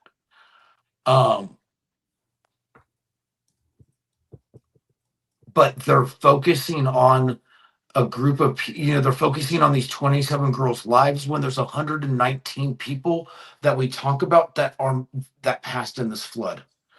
There are it wasn't just this one camp. It was all the way up and down the river, where people were camping, where people were living, where people were, all these things, that the response there was that's, if you go to Ingram, where people were taken away, that is, anywhere from, it's 5 miles, that's another 7, that's 12 miles possibly, about, or excuse me, that's about 8 to 10 miles from Mystic, depending on where you go.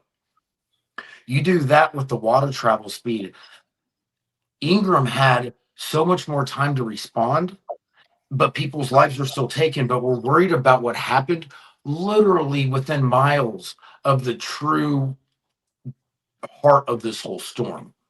There are more, it's not regulations, it's looking at this whole event now from a very much broader perspective of what truly happened and how we can stop it.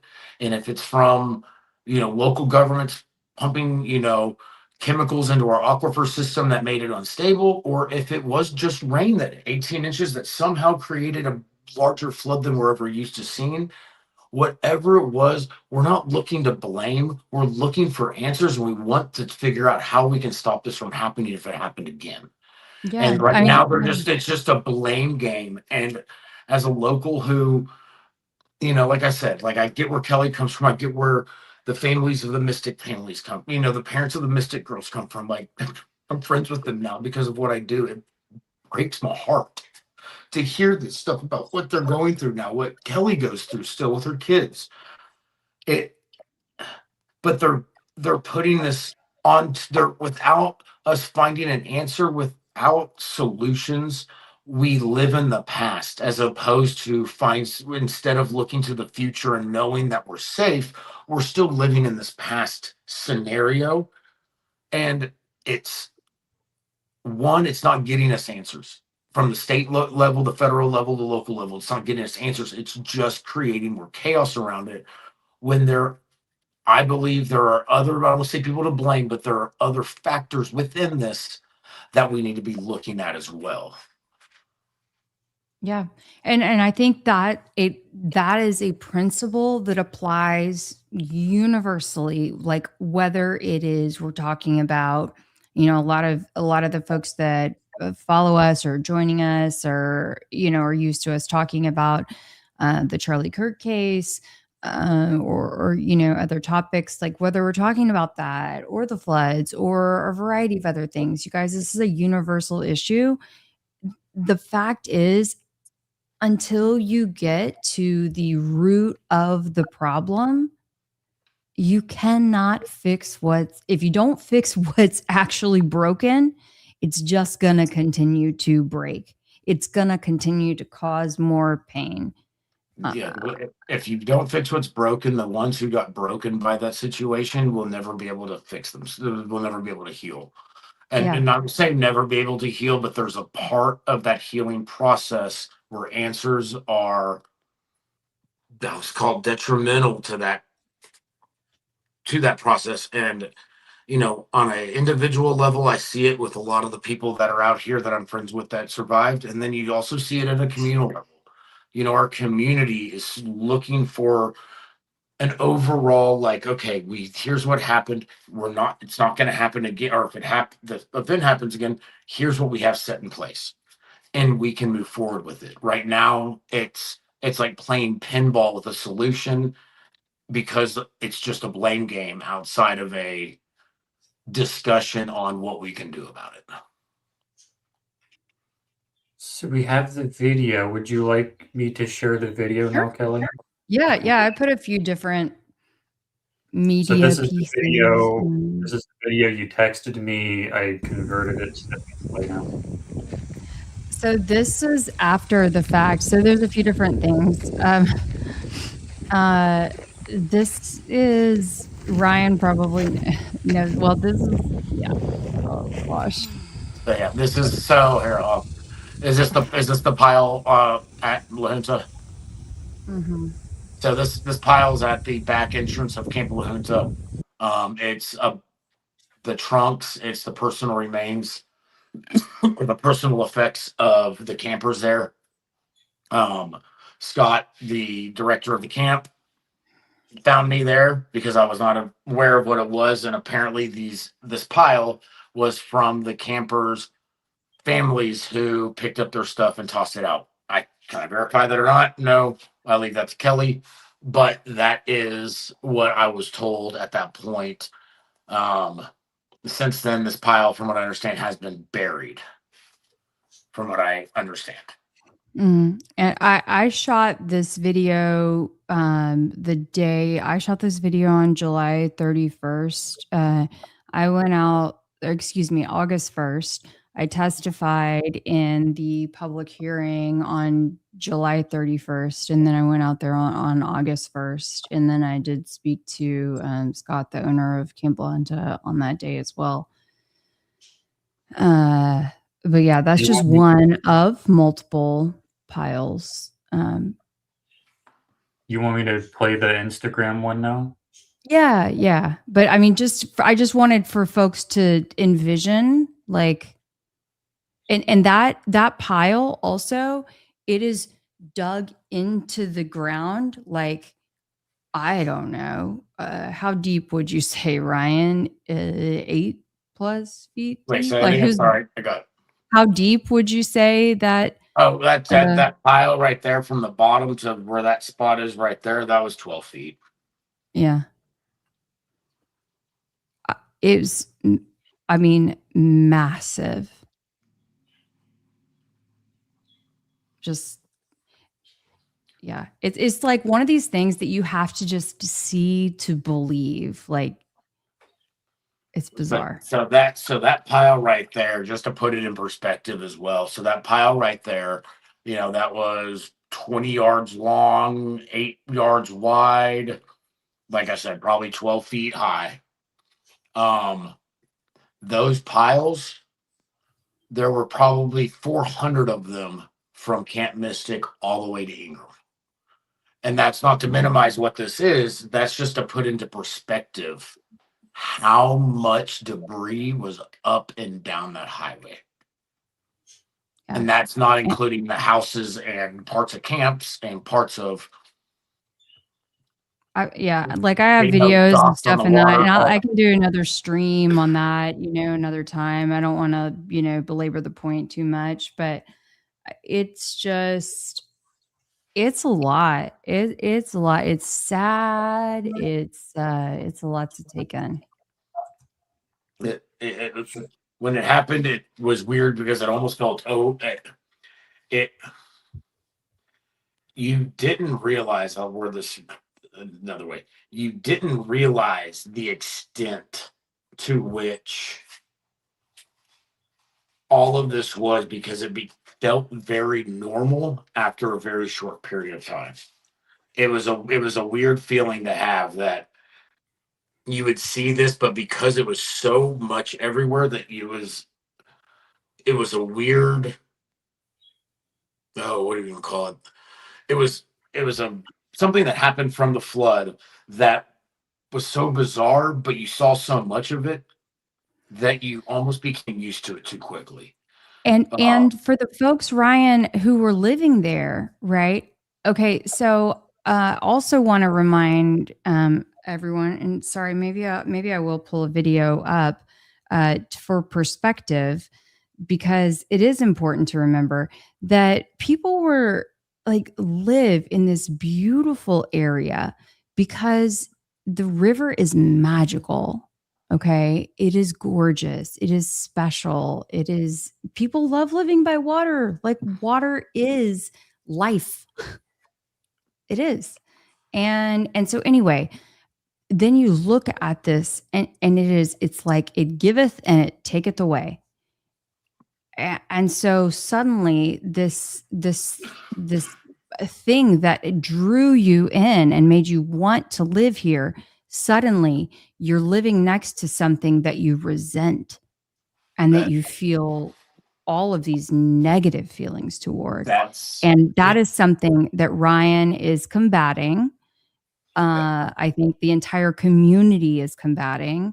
And so, like, having these massive piles of trash, having, the debris, all this stuff, like, there's so many layers to this. Like, living in this mess for weeks on end, you guys, and the stench and I'm just telling you, I was going back and forth, 5 hours there, 5 hours back, whatever. I wasn't having to live in it. He was living in it. What's crazy is that if you watch a lot of the news segments during that time, people would be slapping their faces, and you'd always see the comments of people on the line. Why? Well, it washed the bats away, or it washed out the bat nests or homes or whatever underneath the bridges, so the bats were not around to then eat the bugs. And so you then have these overwhelming amount of gnat things that were just attacking you. And I think it took about 6 weeks for them to all, like, the bats to return and for them to get it under control. But I mean, it was, it took about 3 or 4 months for you to drive down 39, to drive around the community and to feel a sense of, I won't say normalcy, but you began to feel that sense of healing. And like Kelly talked about, there's that part of it where people, So there are people that still in this community, because I have a group called Green Ribbon Project. I clean the river. One day I pray to God that we were able to find that little girl and that man for their families. But as we do it, people reach out to me and they're like, I can never get back. You see the post on Facebook, I can never get back in that water.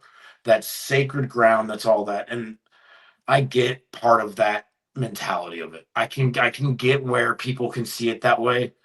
But at the same time, that river's healed us for thousands and since it ever became a river. And it's our time to heal that. It's our time to heal that river so that this community can move forward. It's summertime again. People are starting to sail. They're starting to swim. They're utilizing the spots that the groups that are out here cleaning have cleaned. People want to get back in that river, but you have these two sides where some people just will, they may never feel safe in there again, or they saw too much and they may never be able to just feel that freedom or that they will never feel the essence of that river in the way that they did before ever again. Yeah. I have the Instagram video. Would you like me to play that now, Yeah, Kelly? sure, please. That'd be great. Thank you. I can't get it full screen, but that's the best I could That's do. fine. That's fine. Yeah. So just to set this up a little bit, you guys, I had mentioned earlier that I had that the boys and I had gotten to know Samantha Bush and Kyle Bush, and the Bush family, and so it was terribly sad to learn of Kyle's passing this afternoon. And Samantha had me on her podcast in October to discuss the flood. And she and I had become friends online over the last few years, but I had been a big fan. My family has been big fans, whatever, of Kyle Busch for, I don't know, almost 20 years. My dad has been like the ultimate NASCAR fan for forever. And so, anyway, it was such a treat when she had the boys and I and my mom and dad out to Charlotte, to their home track, and ultimately to their home to record, not only to get to see Kyle race, but to also record this podcast with her. And so it's wild that we're talking about this topic tonight. And so I just wanted to share this little piece. Okay. You reunited with the boys? So around 8:00 that night, I'm driving up and pull into Kerrville, and I'm following my ways, and so I see these state troopers directing traffic, and I'm slow rolling in, and then I see all these people standing outside, and in tears. Well, it was a funeral home, and people were identifying bodies, and it was directly across the street from the church where we were picking up our Camp La Junta boys.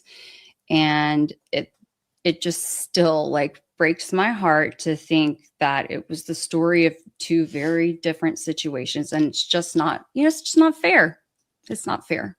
I can't imagine what those parents went through. And it's like we were one tiny street separated, and I just have to drive past them. When were you reunited?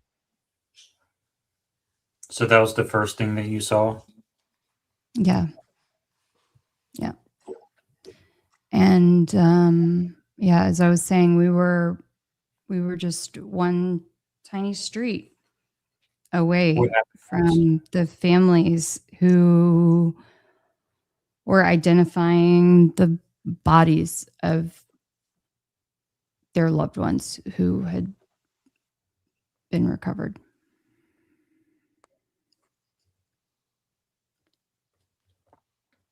And it just did not seem fair. But, everyone was doing the best that they could with logistics, obviously, in that moment. It was just like hard to celebrate anything in that moment. Then what So, happened? I mean, I love, I will forever be connected to the people of the Hill Country, to Kerrville, to Hunt, to Ingram. I mean, Ryan knows this. I've done fundraisers for them. I got a just this week. I got an invitation to someone who I've done a fundraiser for. Did a volleyball fundraiser for in the fall, who she's moving into her house and having a little housewarming party, finally being able to live in her home after, almost a year. And anyway, it's just the whole area has a very special place in my heart. So it's 8 p.m. You pull in, and there's stuff going on across the street. You pull into your side, and then what happens? So their dad, the boy's dad, had actually he was in Austin, which is closer than where I was. So he just so happened to have just beat me there. So he just picked up the boys ahead of me. And so we powwowed around the corner and met up at a restaurant. And yeah, I got to see the boys and give them a big old hug. I knew going into it, again, reporter mindset kicks in, and I know that I cannot be emotional whatsoever. And I'm in the zone. And I don't know what to expect, right? Because I don't know at that point if my kids have been through anything at all. They could have not seen a thing. Yeah. The last thing I would want to do would be emotional for no reason. And so anyway, but when I see Brock and he's wearing some way oversized hoodie and shorts and no shoes, I knew, and white as a ghost, I knew it wasn't good. Mm-hmm. And so anyway, I just hugged him. And, I asked him if he was okay. And anyway, he didn't say much at dinner, but we took a little picture together and to just kind of like mark the reunion. And I asked him, so what are you, so what happened last night? And he said, I don't remember. Mm-hmm. And I knew, okay, that means don't ask anything else. Not in that moment. Yeah. How do you stick around, or do you go back home? They came with me. Yeah. So they rode back with me, that night. And yeah, so it was we had dinner together, and then we rode back back to. How do you? Yeah. And of course it rained all the way home. But it was the most beautiful. I remember in that photo. And Ryan, I don't know if you remember that evening, but it was the most, and I'll send you, Jordan, so you have it and you can put it up on screen. It was the most beautiful sunset, which is also, eerie and I don't know what the word is, surreal kind of thing. Serene. But it was just the most colorful sunset. The message to all those that were impacted that it's going to be all right at some point. Yeah. Yeah, it's like it doesn't make Rainbow. sense. It doesn't make sense right now, but like it's gonna be okay. Like a rainbow after Yeah, It so Noah's was flood. there's a picture from about a week and a half after the flood, I think it is, where a perfect rainbow stretched over the sky or the skyline of Kerrville. And let's just go with it. It was shared quite a bit along social media as very much a sign that we know with after everything we'd been through that everything was going to be okay. We were like, okay, we after a community gets impacted like this, you just look for signs. You look for some sort of hope. You look for some sort of something that just lets you know that it's not always going to look exactly like this when it comes to the chaos that's in front of you. Oh, that's that photo. I think I've Yep. seen that photo before. Hold on. That's a happy photo. I mean, yeah, all things considered.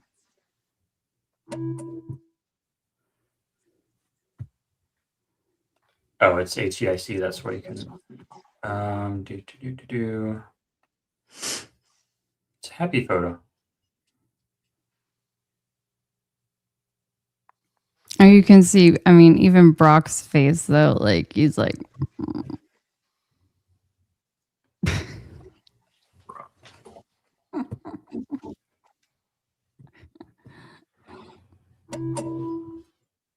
And this is the sun. Can you come over here, please?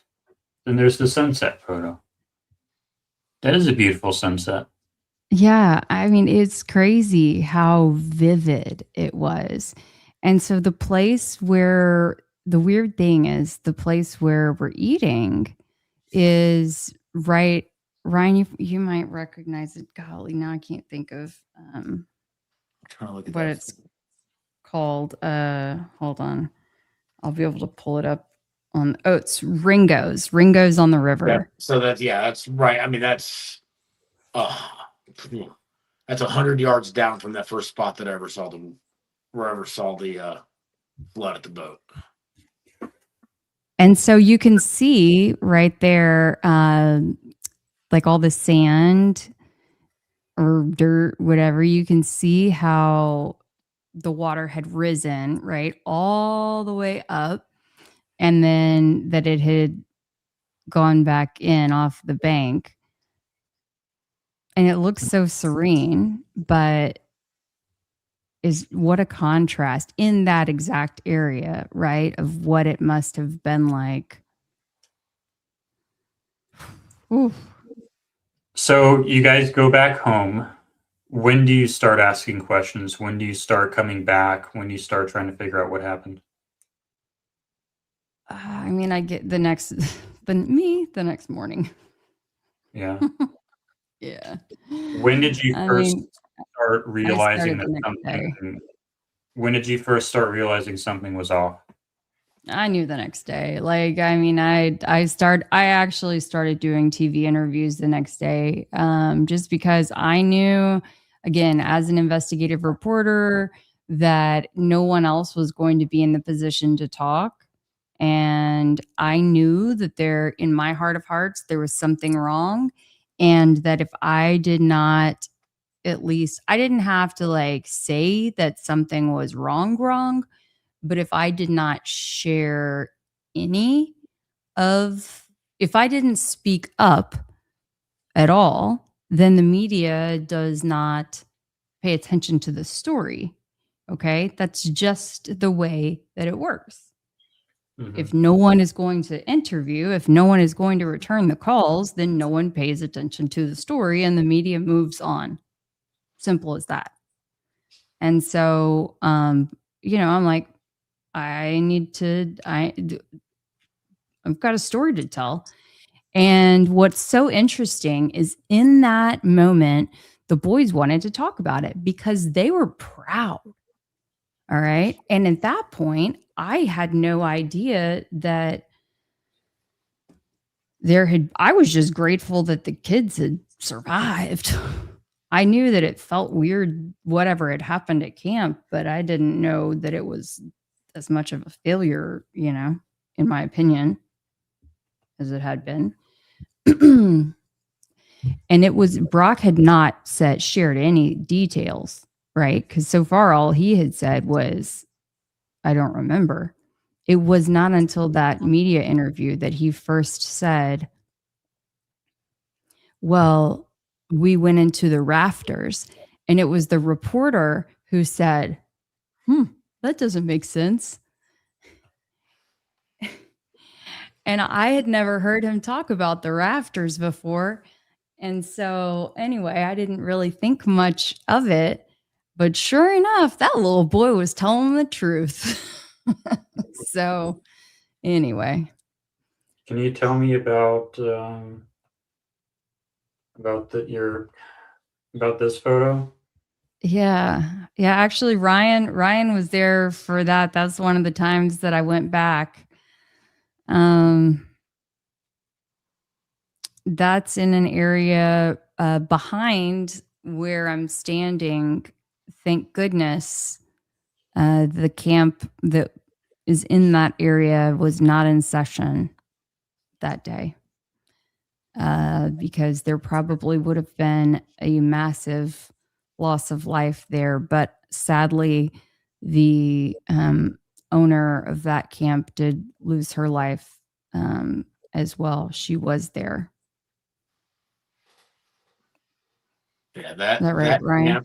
that camp that we're near right there, it's Heart of the Hills, which is I don't know, 100 or half a mile up from like Crider's Dance Hall and all that. If you go look at where the flood line was and within the amount of time that they would have had to make decisions based off its distance from Mystic, you do all the math, it's hard to believe that anybody would have made it out of that camp possibly with what happened. And that's where it's like it's hard because these camps have been here forever. Mystic, La Junta, Heart of the Hills, all these camps along the river have been here for so long. And we've seen floods hundreds of times, but we've never seen anything like this where a building that's off on the other side of the highway and is 3 stories tall, the second floor of it is completely destroyed. Yeah. And that's why it's like, I could never discredit any emotions or feelings that Kelly has about anything, because what her kids, I know Brock and Braden, awesome kids, talked them through a lot of this stuff. It's so hard though, because there was such a chaotic event that it's so hard to say what really in that moment anybody could do differently. It's just so hard because I've seen so many floods in my life, but nothing where it rose up to 80 feet. None of that ever makes sense. If you look at the numbers, just none of it makes sense. And that's why it's like people who are in pain, people who are angry, our community will always, like Kelly was saying, like the Hill Country always holds up, will always hold a dear place in her heart, if you will. That same feeling extends from everybody who lives here towards anybody that was affected by that flood. And we know that what their pain comes from. We get it. We do hope that we can stop the blaming as much and all look for that overall, like I was saying, that overall solution, because that overall solution is what saves 119 lives, not just 27. If that makes sense in that way. Like it's so hard, because it's like I hear Kelly's story and it's like I've heard it from Brock and Braden themselves. I've heard it straight from their lips, and it breaks my heart to hear it. It breaks my heart to hear that there were breaks within, command chains, all of the things that went wrong, that did go wrong that night. I hope that stuff, there's a way to find a way to address that stuff, I guess, and for us to find solutions for it, so that not just can we fix a problem, but we can all move forward.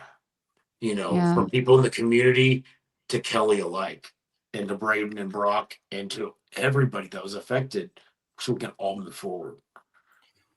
It's like, So- I mean, I want, you know, like I want, we've fought for law changes, you know, my boys, and we can bring this up in a minute, you know, my boys, I've testified,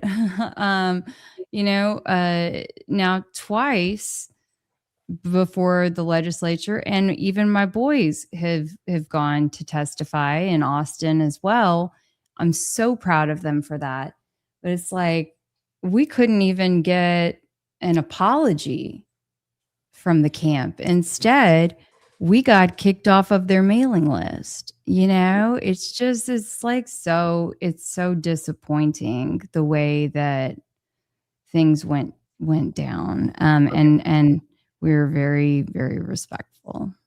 And, So. and you would hope that how they are now targeting Mystic in that way, that they would, if they're going to target, that they're going to do an overall targeting of La Junta, of all of these camps, to look at a systemic issue, because right now they're just focusing on one issue as opposed to something that, you know, the systemic aspect of it is what brings Kelly the ability to know that kids aren't going to go through what her kids went through in the future. Yeah. I'm trying to keep it kind of linear here so I can kind of. I'm not good at that, by the way. So yeah, you're gonna There's have to so help much on to that talk one. about.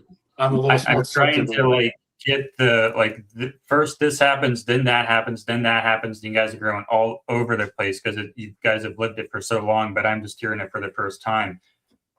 Ryan, can you walk me through you've walked me through the first day and the national response, the first week, the first couple weeks. Can you walk me through the overview of how it goes from this massive international response down to where you feel like the last man standing? You know, when you order like that, it's, you know, it's exactly kind of how it happened. Is, you know, you just get this dwindling down of the, you know, of state and local and federal responses, to where you go from this massive response. I mean, it looked like, I'm guessing what Iraq looked like in 2000 and, well, whatever year that was. It was a military operation. And then they start moving it, you know, once you get past the point, after about a month or 2 months, a month and a half, 2 months of, you know, they have to move from stage 1 to stage 2, which is search and rescue and response, to then recovery, long-term recovery aspect, the long-term recovery aspect of it. That you start, you know, it moves in from having all these state teams, search and rescue groups, to debris tech, and to the state Texas Department of Emergency Management, then moving in. And what happens is that these groups move in, they're all contracted or brought in through different organizations, but none of them communicate with each other. It's one of the biggest issues that you run into out there, is that, I'm not going to tell the story because if it ever got back to her parents, I couldn't do it. There are scenarios that have destroyed weeks of my life out there, because the state department, or the Texas Department of Emergency Management and Task Force, which is the group that's searching for these missing people, are not communicating with each other. Sites have been destroyed that were not at the point of where they should have been to have been cleared. I'm watching my words really carefully right now. I want to connect the dots here. You're saying sites destroyed. Kelly, you told me something about the cabins were demolished really soon. Is that the same thing we're talking about? No. Is it something different? These are sites where we were locating people's remains. And when we had them flagged, because that's how you flag them, you called it into emergency EOC, and they would respond, come send people out to pick up the bones, pick up the remains, and then they would have it tested and they would do what they needed to do. There was over 40 bones in this location, and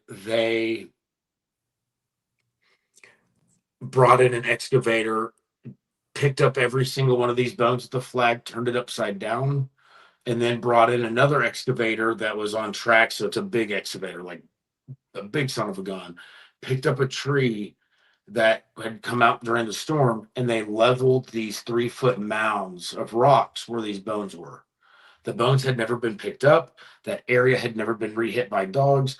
And the state said that they were doing what they were told, and that then they were doing it for preparation for ground penetrating radar, which is not how that works.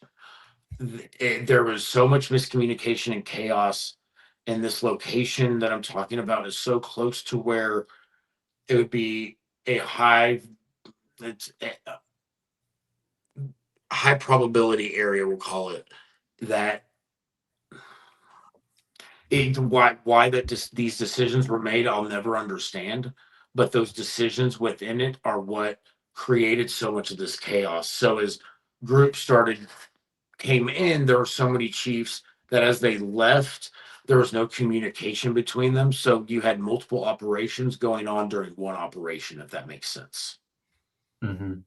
And as somebody who was out here during the debris pickup, as they went from the large operation to a medium operation, they, did enough to where people didn't ask questions, but it was like the detailed part of it to where, these poor victims' families, people that are still searching for loved ones, if they knew this truth, they would be in tears. And that breaks my heart more than anything, is to know that the answers that some of these families are looking for could be answered if things would have been done in a different, more coordinated effort.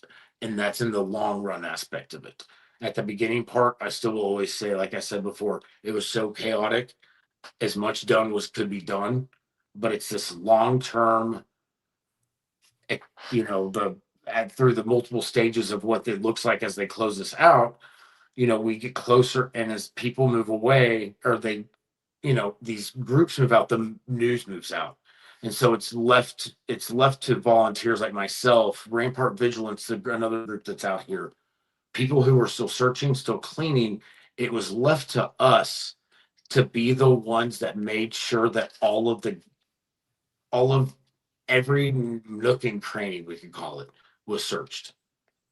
Mm-hmm. That was left to us. It wasn't there's task force that's still out here occasionally. Apparently they were out here till about February.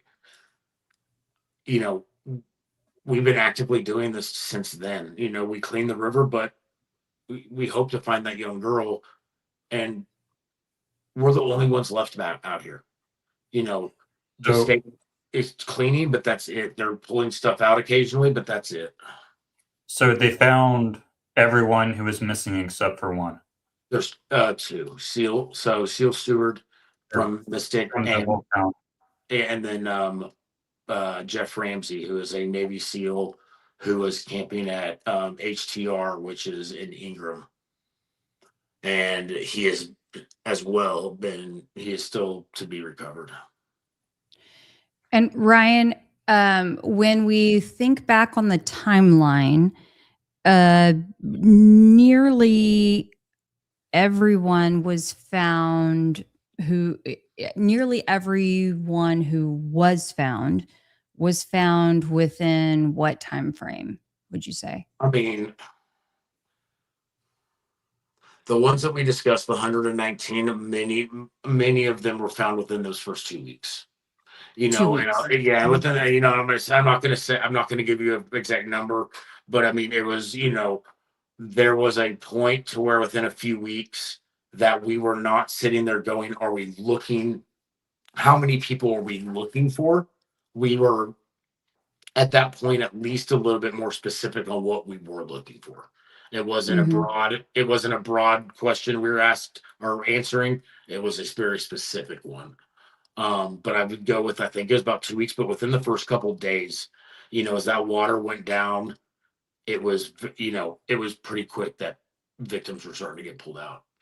Yeah, because I was thinking it was maybe almost all there was not anyone within 48 hours that was I mean, there discovered was to be it was alive, for sure. well, yeah. Well, I mean, it went from search and rescue to search and recovery in a practical sense very quickly.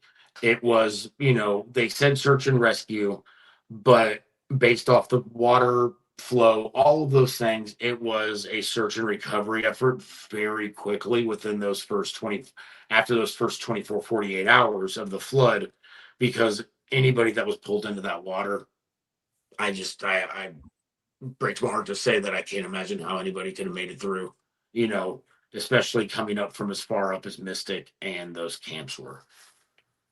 So nowadays, you're still working with the search and rescue group. Are you alone? Do you have people helping you? It's me and a few of my buddies who we clean the river, and what we're doing is we contract with landowners that have sections of the river that they own, and we dive it. We make sure that it's safe for swimming.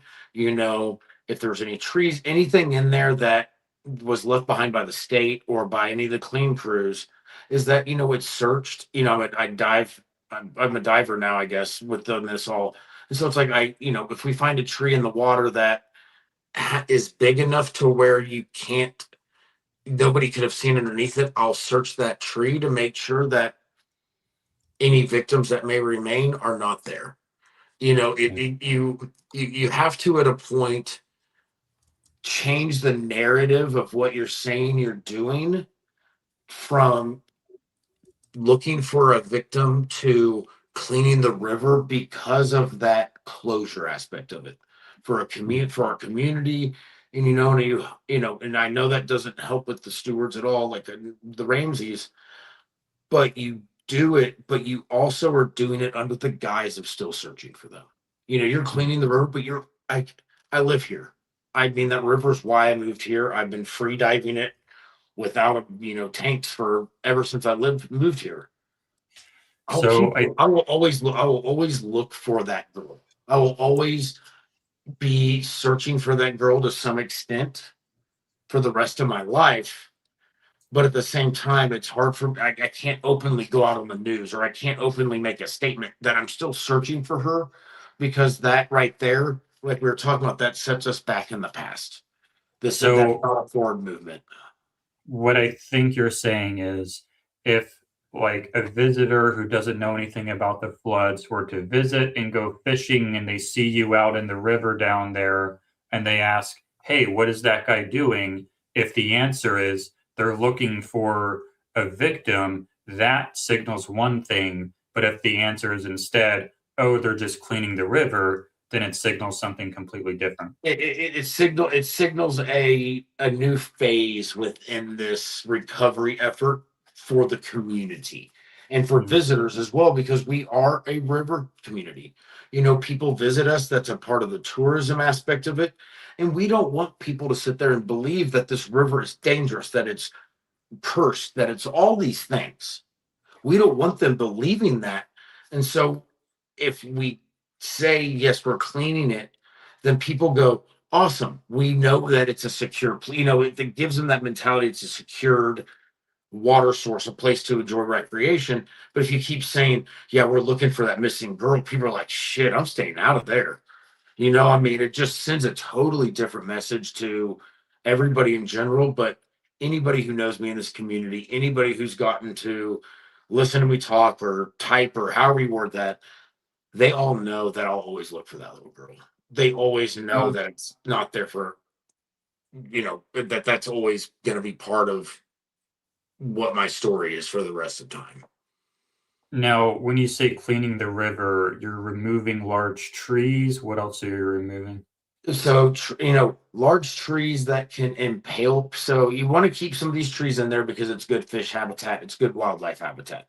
However, those trees are 100, 120 feet tall. Some of them, and they've got branches that are as big as trees themselves. And so if those branches are sticking up, somebody jumps off of their kayak and possibly gets impaled by it. I want to make sure that those kind of trees are out of there. But because we lost so many dwellings, we lost so many, of the gazebos that are down by the water. We lost whole road systems. We lost all sorts of shit, that it was all throughout that river. And so, they did, the state did a decent, I'll say decent job of the cleanup when it was. But the problem is that, sheet metal, roofing, that kind of stuff that's sharp, that is flat. It sits down in the bottom of the water. And until you get another flood or you get something that shifts it, a sonar or any sort of imaging system's not going to find it. So you do have to get in there by hand. And I mean, visibility is 4 feet in that water right now. And so I just get in and you just keep feeling around. As you do your grid searches, you just keep feeling around. And if you find something, you pull it out. If not, you go, thank goodness that we've got another stretch of the water that is clear. Now, are you operating in a volunteer capacity? Yes, I have. Let's say I've brought in, Kelly will know this one a little bit. I brought in very little money, if any, for the most part over the last 10 months. Now, are you equipped? How are you equipped? I've taken on equipment through through donations. Through the donations I've got, instead of getting my daughter new shoes, I went and got a new regulator for my scuba stuff.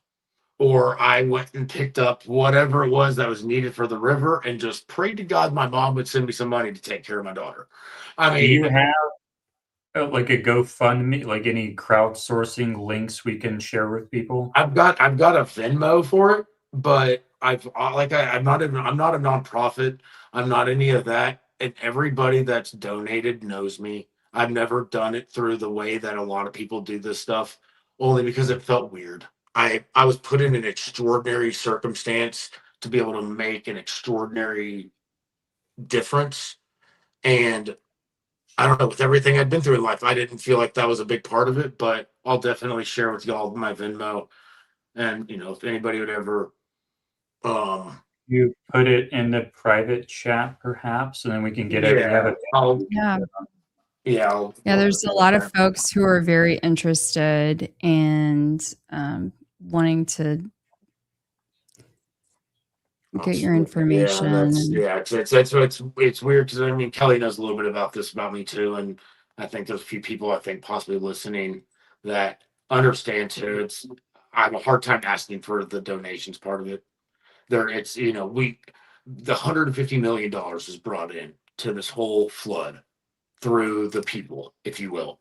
All of that money is, it's getting dispersed, it's getting used in a lot of ways. However, people are still, the one big foundation was like, we raised 150, we've distributed 60. And I'm like, so if I'm good at math, which I'm decent at, I was like, that still leaves 90 million.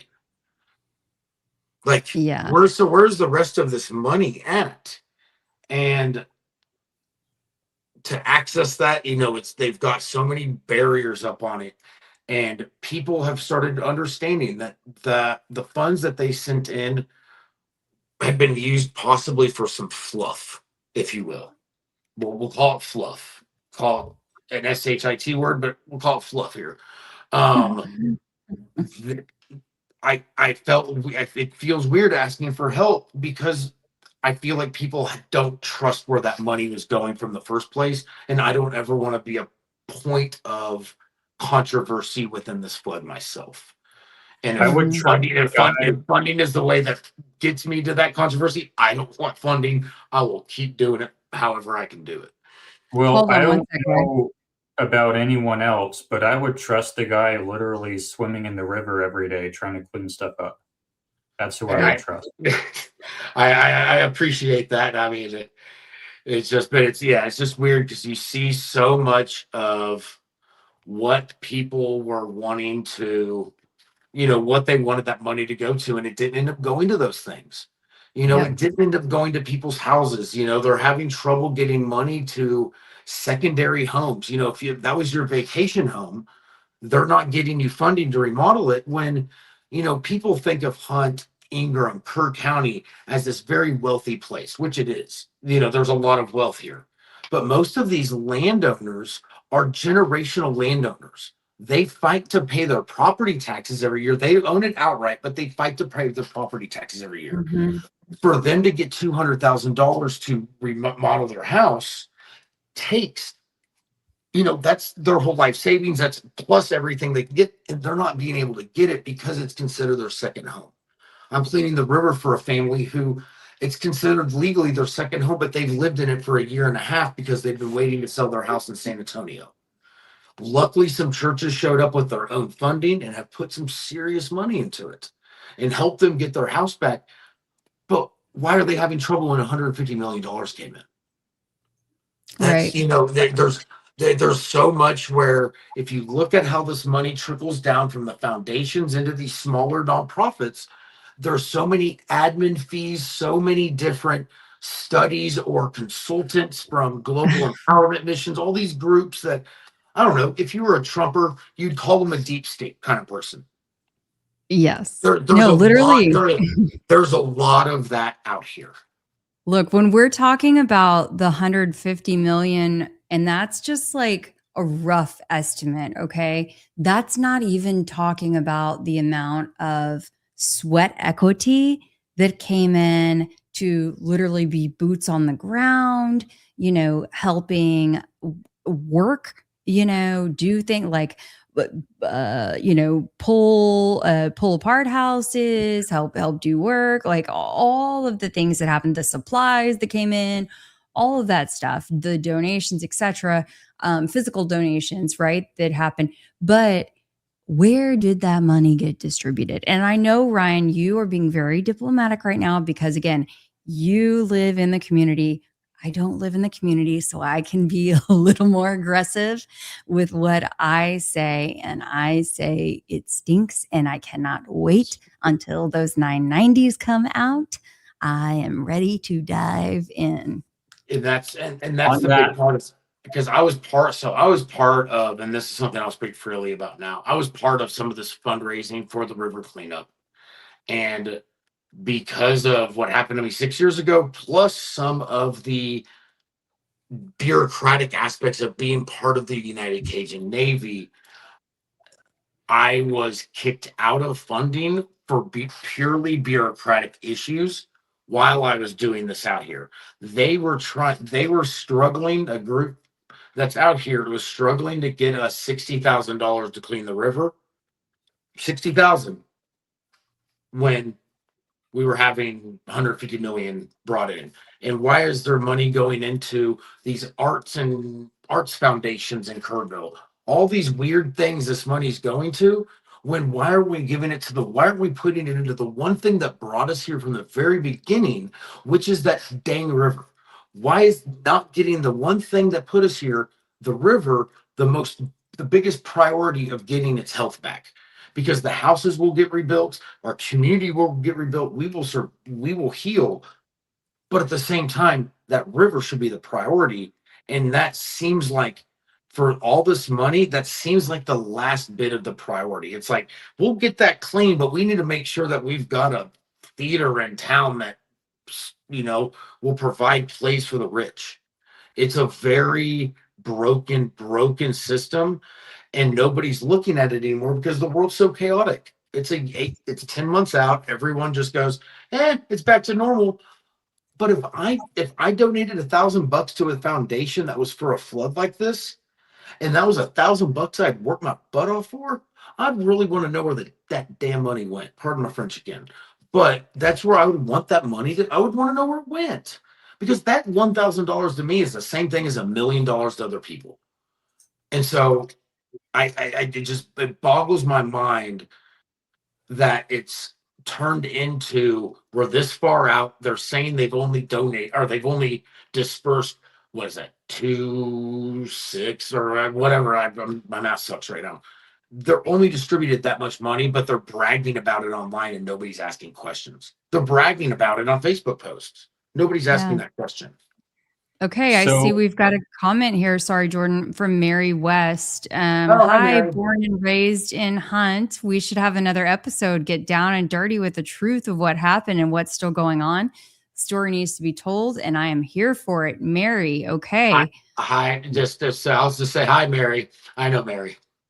Okay, well, we can entertain that, at least if Would love to discuss, being able to do that in the future, and you help bring the folks, and we can make it happen. Yeah, because if we do another one, I'm trying to get on my Venmo thing. I think you have it. You have your phone available, Kelly. I think you have my Yeah. Venmo thing in there, or you can do my phone number on there. I think if you post Yep. it, I don't know. I'm barking up the wrong tree there. But no, like so. Hold Mary, on one sec, Ryan. Jordan, were you going to say something? I'm trying to move on to you have a video you want to play? Yeah. I was just saying we could play it while we're talking. Sure. Just for folks to get to see it. This is just for those who have not seen this previously, just to give some context about when people talk about, or when we talk about, the surge that kind of happened. It's pretty impressive. It's pretty massive. It's really unlike anything. And I don't have the volume on, so we can talk over it. But in the original video, you can hear, So this is volume. that river that flooded. Yeah, and it comes in literally like a wall. When was this filmed? Here you go. Here's Ryan coming back in. Let's see. When was this filmed? This was probably, Ryan might know, if it was like 9 or so in the morning. It was a little downriver from where we were was talking 9 about. in the morning after the flood? Well, after the flood, where we're talking about like earlier, downriver from, say, the area where my kids were. Hold on one second. I'm going to remove Ryan's. This was filmed on the 4th. There we go. Yes. Yeah. Okay. But so this was the morning after the bad night. Yes, but it's just downriver. So this is still flood day. It's just downriver. Is that how would you describe it, Ryan? Hold on, you're muted. Oh wait, you have to. You have a duplicate. Ryan, you're muted on your end. There you go. Am I back? Yes. Yeah. There we go. Now we're working. All right. Technology indeed. So what day is this from? Does it say? This is that like super viral video. Okay. So that's from that morning. So that right there, like those waters are. So I'm not sure what y'all were talking about before, since I got cut off. But as I watched that, that's the part of this that still will always not make sense to me, is that see how that water flowing? And this is when there are people I know listening right now that when I got cut off, I saw a couple text messages real quick. That water, so when that water's going down, when you have a flood, a big thing that you end up seeing is that there's not as much of the dirt in there and the silt. You're getting this very clean, almost clean, but very less muddy water. That water flowed like that, where it had debris in it, but it wasn't like. So when you see a flood, water comes down, it washes all the sediment in, and as it starts backing up because it has nowhere else to go. Well, it backs up also because there's nothing else forcing that water out. If you look at how the force of that water's force, it's not because of the day of this video. It's because for 5 days, the water flowed like that. For 5 days, that water flowed hard. And that's something that to this day I have a hard time understanding, is that unless water has a source, how does that water flow so hard? Mm-hmm. And that's one of those, like I said, there's a lot of theories on what's going on here. You know, like when, you know, when Mary chimed in, and I've got the people who are texting me, there are people here that in this community that sit there and go, this doesn't make sense. You know, they're going through, you know, all the variables, you know, this water here. My pants from day 1 through 3 of the flood, those pants have stains on them that are purple, which is a color of a certain chemical that gets pumped into our well systems. If that's part of the reason the flood is, I can't tell you because that's not what I do. That's not what I am. I am a river rat. I'm not a scientist. But I can tell you that there are parts of it that don't make sense. And And I want to that, get back to that because you have a lot of really interesting thoughts on that, and I do want to get back to that. But Kelly, I wanted to ask you sort of on the topic of the financial stuff going on. I know that you've testified before a lot of people, and we'll go back to this view here. How do you get from your story here? How do you get from this happening and then driving home that night to now that there's hearings before lawmakers and you're going to testify? How do you get from point A to point B? Hold on. Let me pause this because it's just this video is insane. I will post this on my X because I want people to be able to see this video because you literally see it end up like overtaking this bridge that this person is standing on. You see trees going underwater. You see a house going underwater. This video is absolutely insane. Can you scrub forward to that? I guess I need to. Yeah, of course. Yeah. Oh, that's yeah. I mean, it's 37 about to like accelerate dramatically. Can you And I didn't want to. Like I have it playing in real time. I didn't want to accelerate it so that way people were literally seeing it forward in real time. Yeah. Let's see. Oh, hold on. Let's see. I want you to get to see kind of the beauty of this is like for people. Okay, here you go. So like you're about to get to see, watch this. Like you're going to get to see these trees get taken out and then taken under the bridge. and as somebody who's lived here for 10 years, watched, like I've said before, watched these floods, watched water rise with 8 inches of rain in a few hours, like we're, you know, known to get at times. It's not even within a percentage of what this is going on here. And I don't know. It's just like when I watch this, it's been a long time since I've seen any videos like this. Like I try not to too much. But it's like as I watch Look this, right there. Look right there. So right here. That's Center Point Bridge right there. That's where I was.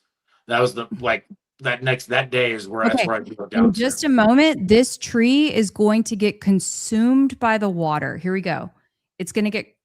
Watch this.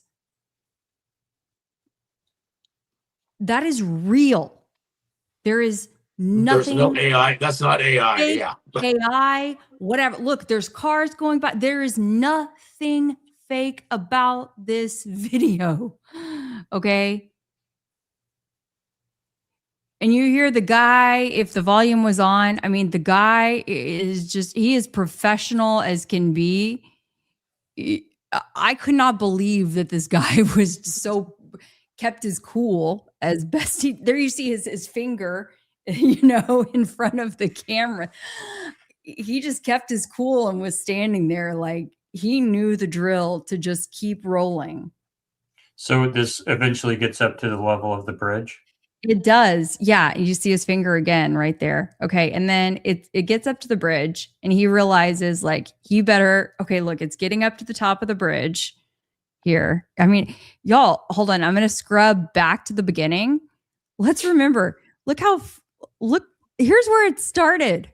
Hold on. Here is where it started. So there's there's one of the surges that they talk about. That's the 2-foot surge that they talk about. And then within moments is that 14-foot surge that ends up taking it over. because that's that center point bridge right there. I mean, if you went to this spot in person and you saw, and you could watch this on your phone and then look at the spot, it's one of the more almost disturbing things you would see, because you would actually get this in person. Oops, I think I'm sorry. Yeah. This It's crazy. in person like view of what actually happened, because no matter how real this looks, or it's real, but no matter how much you look at this, until you see it in person in these locations, you can't imagine that much You water cannot doing this. fathom. You cannot fathom. You cannot fathom. It's nearly impossible to really grasp it at all. Just like the devastation, you cannot fathom the devastation, like the barrenness, the trees down. You can't fathom the size of these trees until you like see them in person. But we're going to do we're doing our best we can to illustrate. Okay. So basically it's to the top at this point.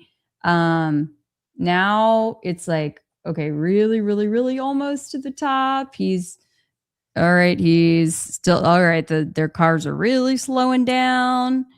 He's okay. Now it's crossing.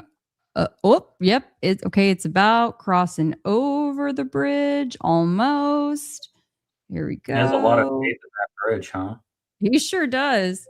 It looks like a, pretty nice, decent, newish looking bridge. Look at how all of this stuff is piling up on the side. This debris is piling up on the side because it's getting hung up against these other trees over here. And it's getting to be quite a mess.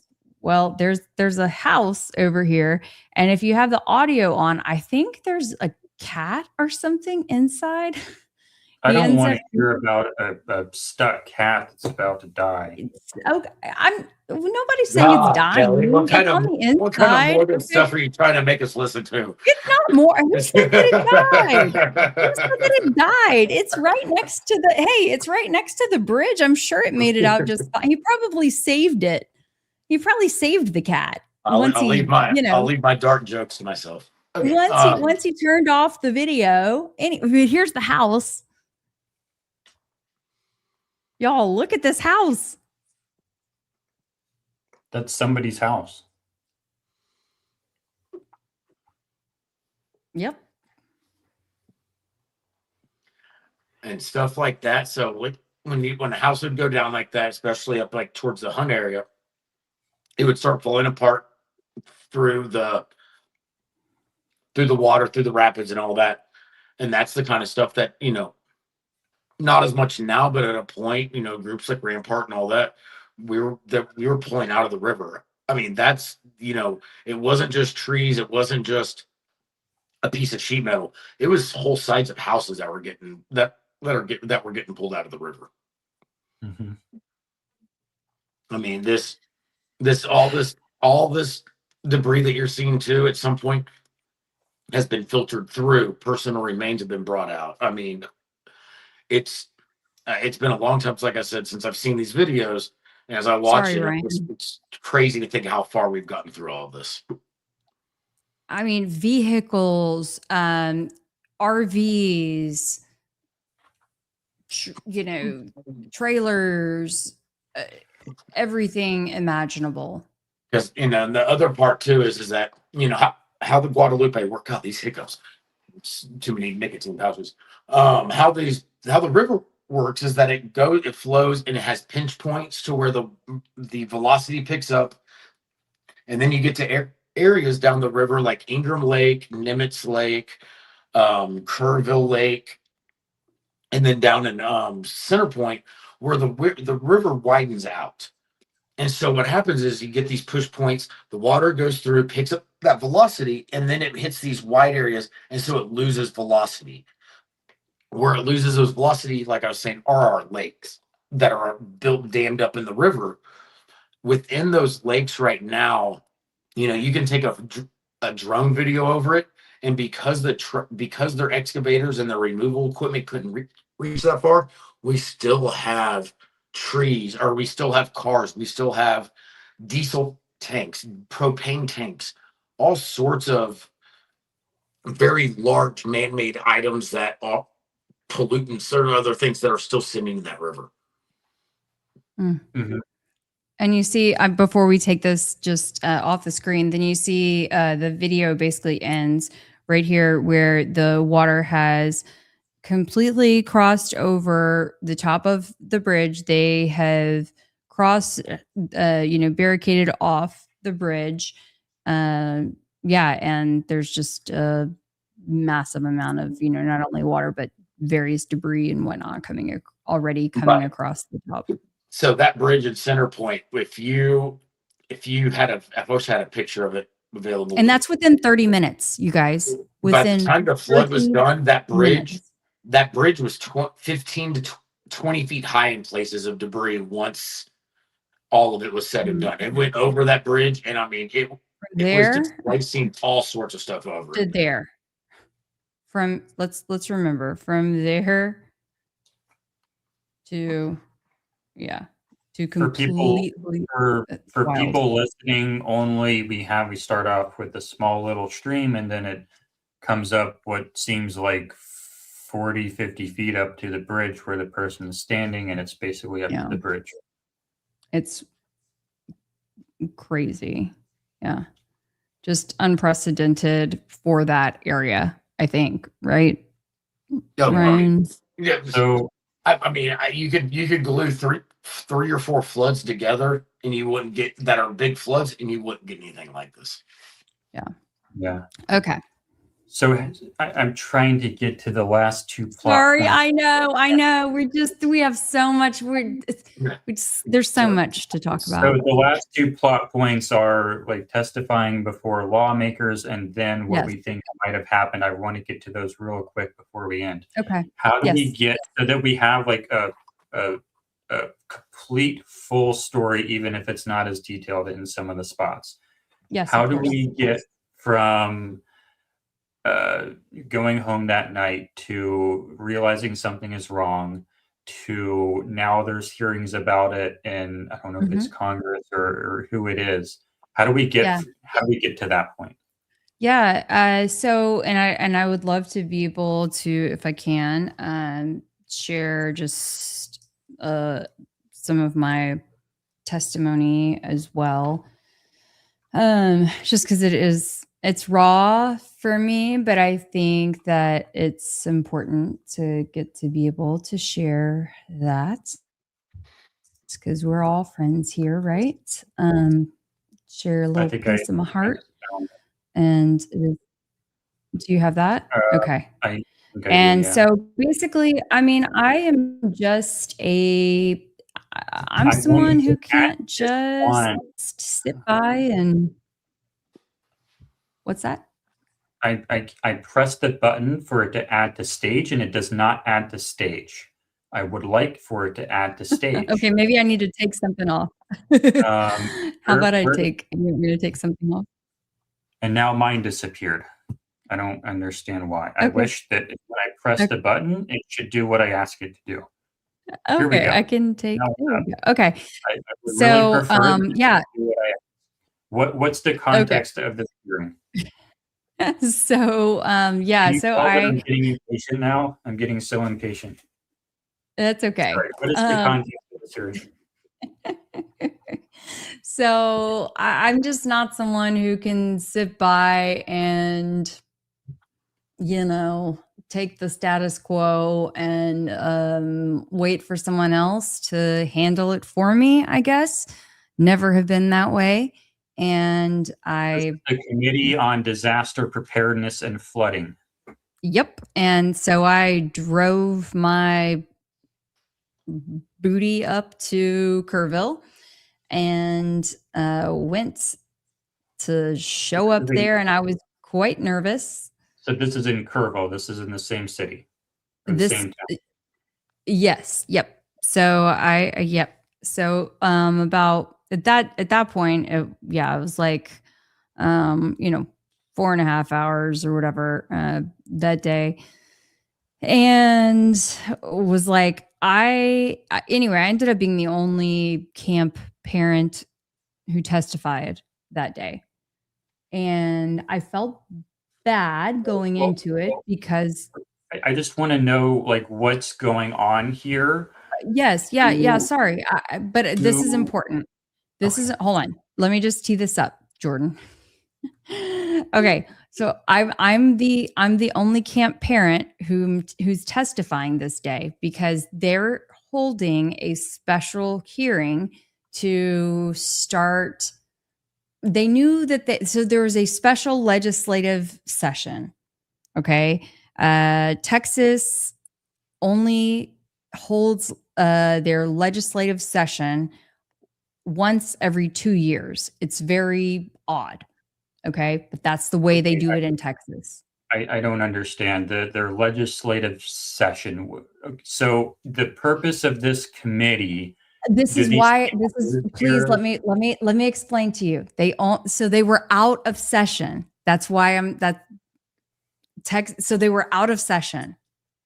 That's why they're holding this special session. And who is they though? This committee. And is this like a state level? Like who are these people? The Texas, yes, this is a Texas legislative committee composed of House and Senate members. These are House and Senate members for the state. Yes. Okay. And this is a committee made of those people, and they're coming down to Kerrville as a special committee that usually doesn't meet, but it's important enough that they met for this. Yes. Okay. Because yes, typically the Texas legislature is out of session. But because this was such a big deal, they convened for this situation. Now, an analog, just so that I understand fully, when you see like committees in like federal, like DC Congress, you see committee for this, committee for that. That's the same type of deal as this? Yes. When it's a special investigative situation, yes. Mm-hmm. Okay. Yep. And what made this unique is because they came on site. Mm-hmm. So they ventured out of the Capitol, and given the fact that Kerrville and the Kerr County was going through a lot, they ventured out of Austin and our state capital and made it to Kerr County, where sort of the primary incident happened. And why? Because things were in ruins. And they wanted to see it for themselves. Yes. And so some of them saw it for themselves, but also because they wanted to hear from the people. And granted, the people, were still in very much recovery mode. Mm-hmm. And their didn't goal really have the means or resources necessarily to go spend a day in Austin. And I mean, Ryan, I mean, you were living this, right? I drove up from Houston, but I mean, what would you say? Because this is where Ryan and I first met. Okay. Ryan, what were you hearing at the time? What was your understanding of the hearing was, from what I understand, to address what was going on, to kind of come up with the beginning process of a solution, I guess you could say, is from how I remember it, and to understand what people's thought processes are, what went wrong, really start to build up a general overview what happened, is how I really remember that hearing happened. Problem was, though, is they didn't want the truth being said in that hearing. They needed people like Kelly. This is what I got out of it. People like Kelly. They needed people like Ann Carr, other people I know that testified in this hearing. They needed these people with emotions who were going to talk about what happened to loved ones, etc.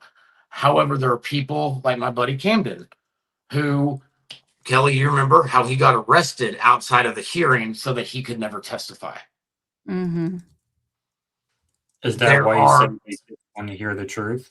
that's why I'm saying they didn't want to hear the truth, because Camden has a memory that I will never be able to explain to somebody, but the fool doesn't forget things. Camden? Yeah, buddy of mine, Camden. He Okay. doesn't forget things. And he let's just go with they knew that he had built up enough evidence, he built up enough knowledge of what happened and saw enough, because he's a resident of Ingram, so he was past that checkpoint. He was down there in ground zero, and they found a way for him not to be able to testify, and let's say they executed on that. And how long after the event was this hearing or committee? So this was on July 31st. The event happened on July 4th. Just about a month ago. Yeah, just under a month. And when so who testifies here? You're the only. So when you arrive at this event, none of us had any idea if it was essentially a public hearing. All right. We didn't have an opportunity to sign up ahead of time. There were no real, you could, if you wanted to put in an interest form or something like that, but you had to sign up in person, and you weren't on the list until you got there. So you had to show up, you had to put your name down, and you had to sit your butt in that chair all day long. And when I say all day long, Ryan, you can come closer to the camera again, because we're talking all day. I went home. I went long. home. I went home thinking I was going to testify that night, and I think I woke back up at 12:30, looked at my phone, and they were still going, and I just sat there and I was like, "There's no way I'm making that." I mean, they were there all day, and I think that was another part of kind of that. Like I was saying, they didn't want the truth there. They wanted these emotionally charged testifiers, but they didn't want people with the rationale and the experience and the ones who saw firsthand what was going on out there. They didn't want them, and I think that's why they took it in so late. They didn't end up calling a lot of the people that had turned in sheets to want to talk, because my name was never called. Even though I didn't go back, I knew somebody there. My name was never called. Would I have been rational at that point? I don't know, but it showed that they were not there to hear the whole story. They were only there to hear what they wanted to hear. All What right. So type of people I'm are sorry. on the committee? Is it people who have a background in this kind of stuff and they think they know everything because they have some kind of background in it, and they just want to help people who are sad, but they don't want to be told what to do? So here's the other thing is that, in 2016, it was 2016, yes, we had a flood on the Blanco River, which is, I don't know, depending on where it's at on here, you're about 40 miles from that here in Kerr County, maybe 60 miles from that here in Kerr County. There was a young girl that was never recovered from that flood.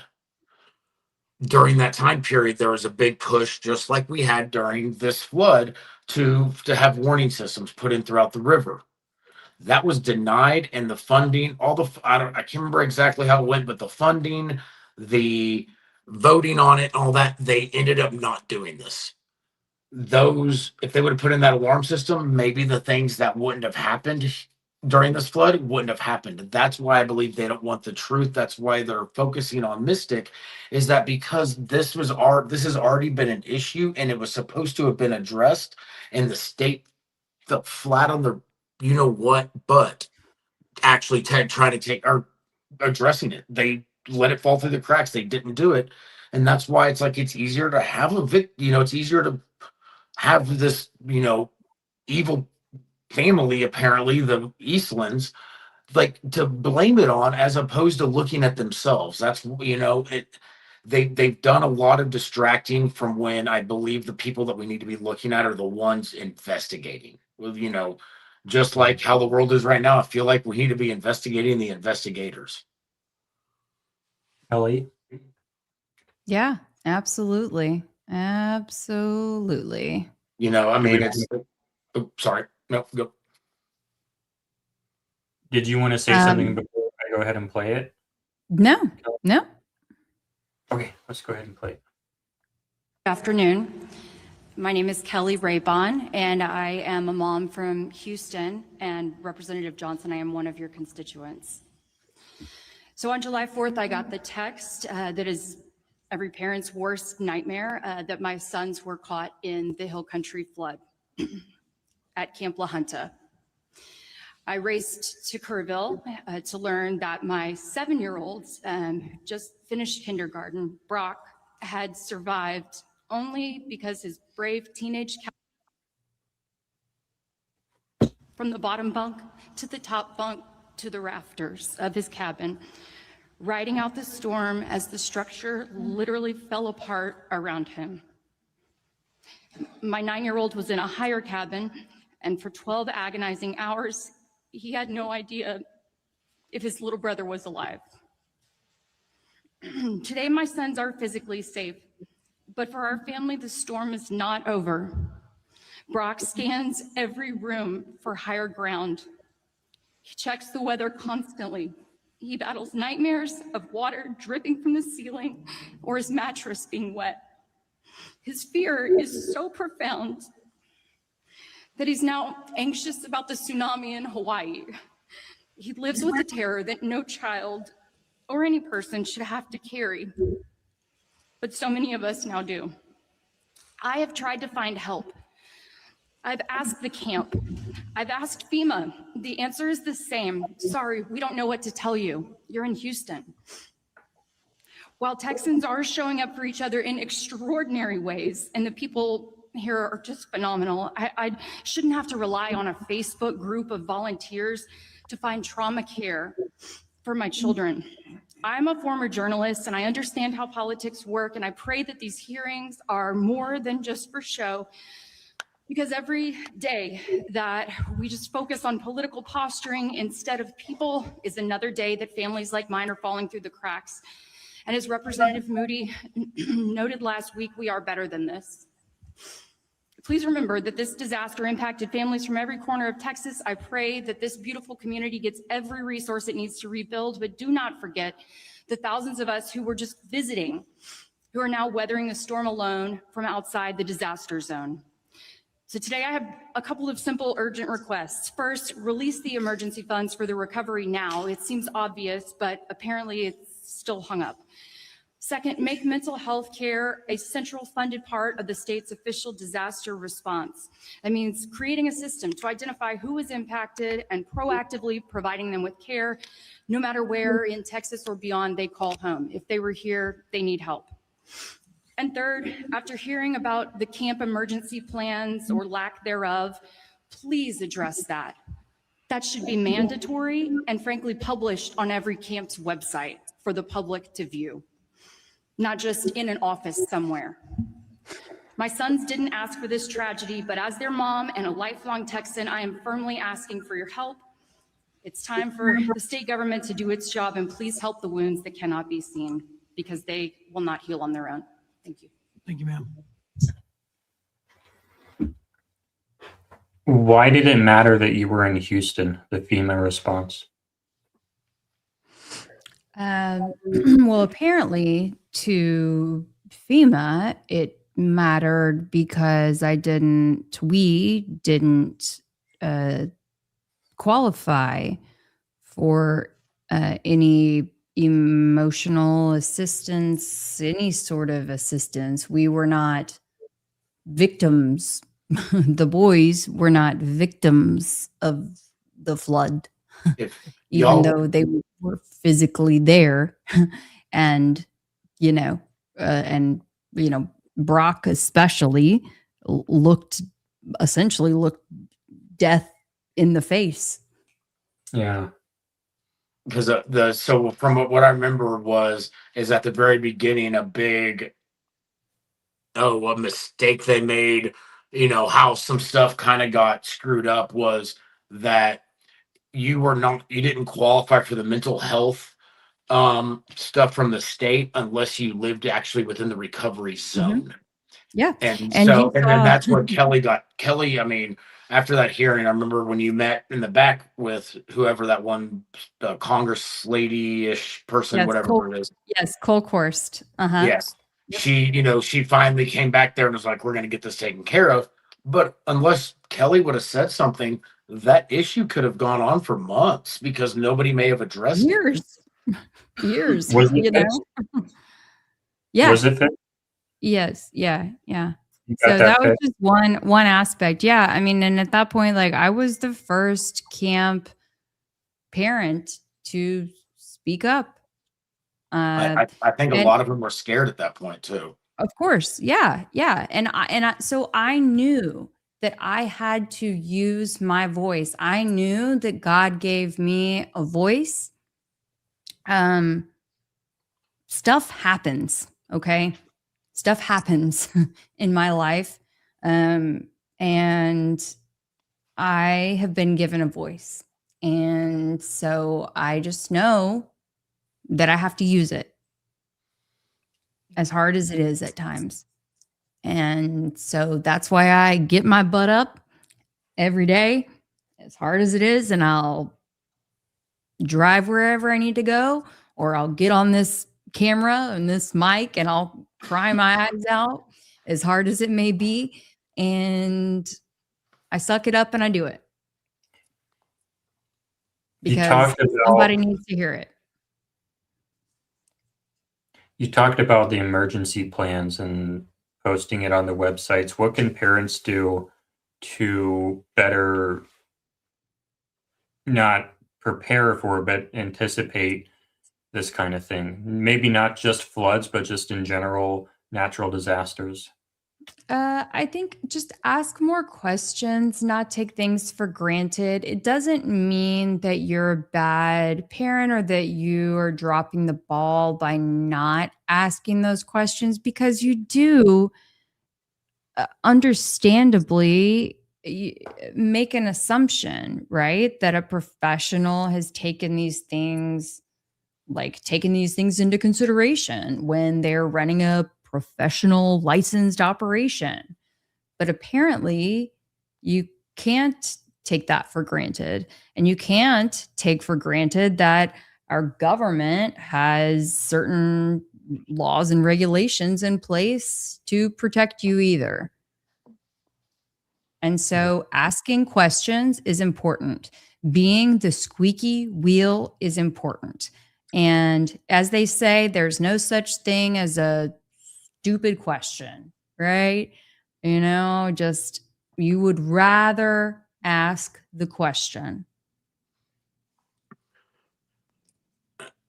And I think to top on to what Kelly's saying too, I think there's a part of it as a parent. I've got a 7-year-old, almost 8-year-old daughter next week, and what it taught me as a parent is that a lot of this awareness starts at home.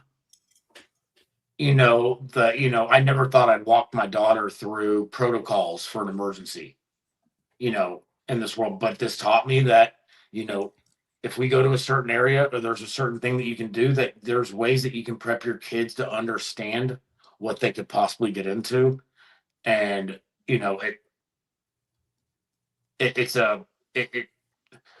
asking those questions is a huge part of it, because you need to know the answers of some of the things you need to talk to them about. But I've realized more and more that so much of this starts at home. So much of this starts with that awareness to your kids that, this is what could happen and all that, because if they get in that situation, they know that the one person that cares about them, or the people that care about them the most, are the ones preparing them for this. And that gives them a different strength. It gives them a different level-headedness almost in that way. But yes, like Kelly said, though, asking those questions, being, for a parent who's going to send their kids there, because my daughter may be going to camp next week just south of here. if she does that, it's understanding it, and then understanding it to a point to where, you can look at your daughter and or your child and say, you're going to be safe. You're going to do this. Listen to what they say, making sure that they understand that if something bad happens, that there's always a solution out there. Yep. As I we also want to say too, if Jordan, if we can, not to be too redundant, but I am so proud of my boys. If there's any way that we could also play the other one, Which would it be one? okay if we could pull that up too, if you Oh, have it, or their testimony. Yeah. yeah, I would love to be able to share that too, because I am so proud of my little guys. So do you have that? Is it the Today Show? Oh, no. I'll pull it up though. ABC News?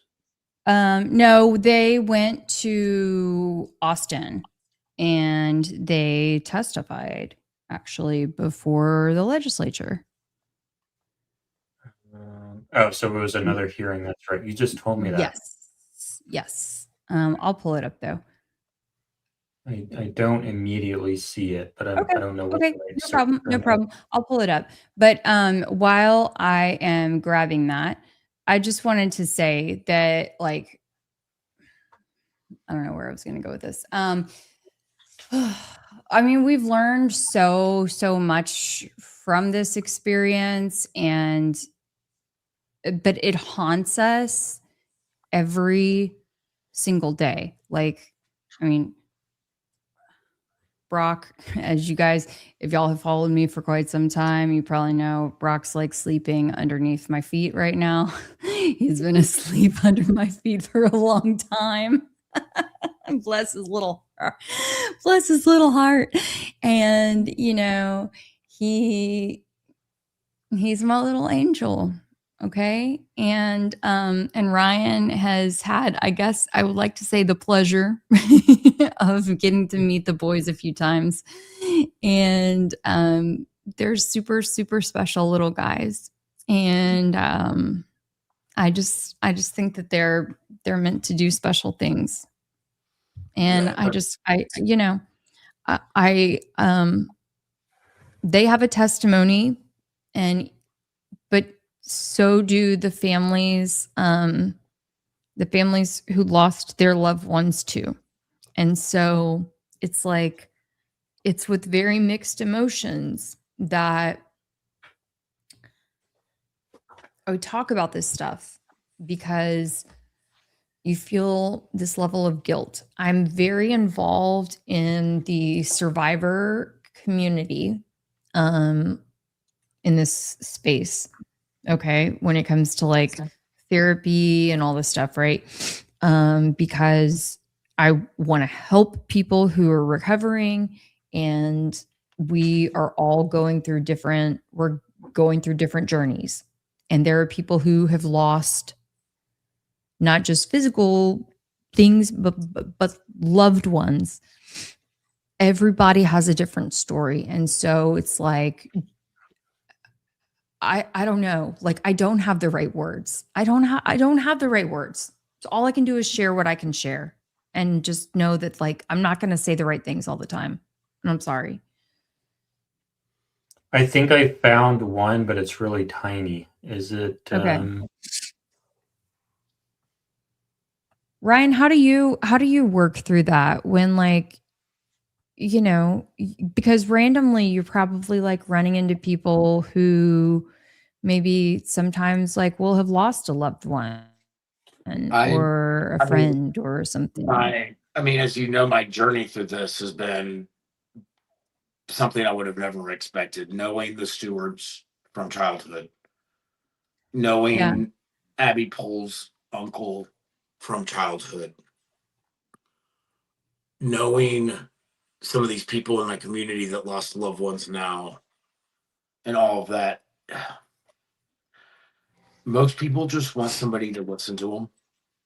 That's really what it comes down to is they are all of our experiences with this were all different. It all affected us in different ways. You know, what may be truth or something that you feel like somebody needs to say is not always what needs to be said. It just needs to be letting them say what's on their heart and their mind at that point. Because, everyone, when you go through the stages of grief, everyone goes through it at different state, different points. The state, the different stages of it come at different, in different um time periods and in different progressions.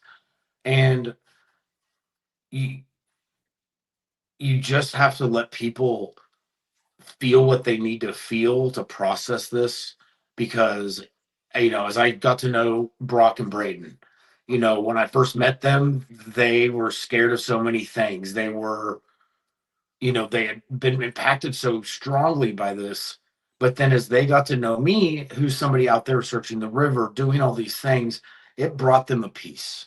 It brought them a different connection to what they had been through on a different side of it. And that different side of it was more of a side of hope.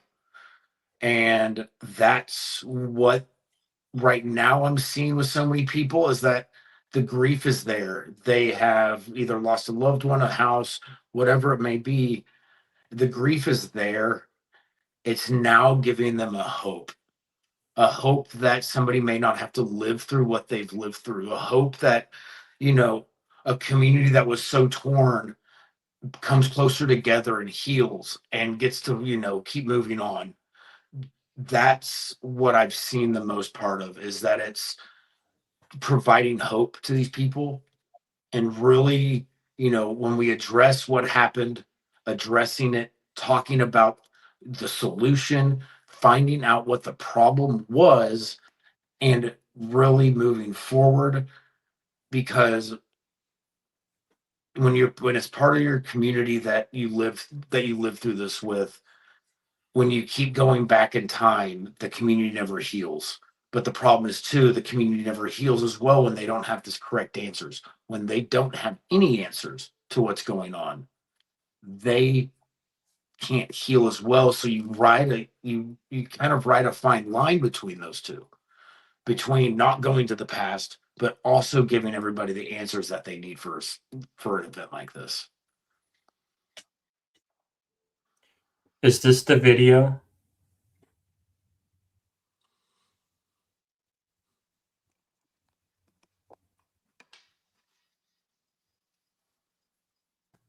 Kelly? Sorry, I had my mic muted while I was trying to make sure that I had it pulled up.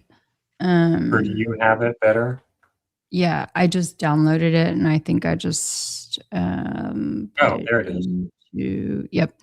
I think you can just put it in there and then maybe you just start it there. So let's see if that plays. Still tiny. I can't seem to unmute it. Oh, is it won't not? let me Is the unmute. audio not? Oh. Okay, Does it hold have on. audio? Yes, it has audio. Hold on.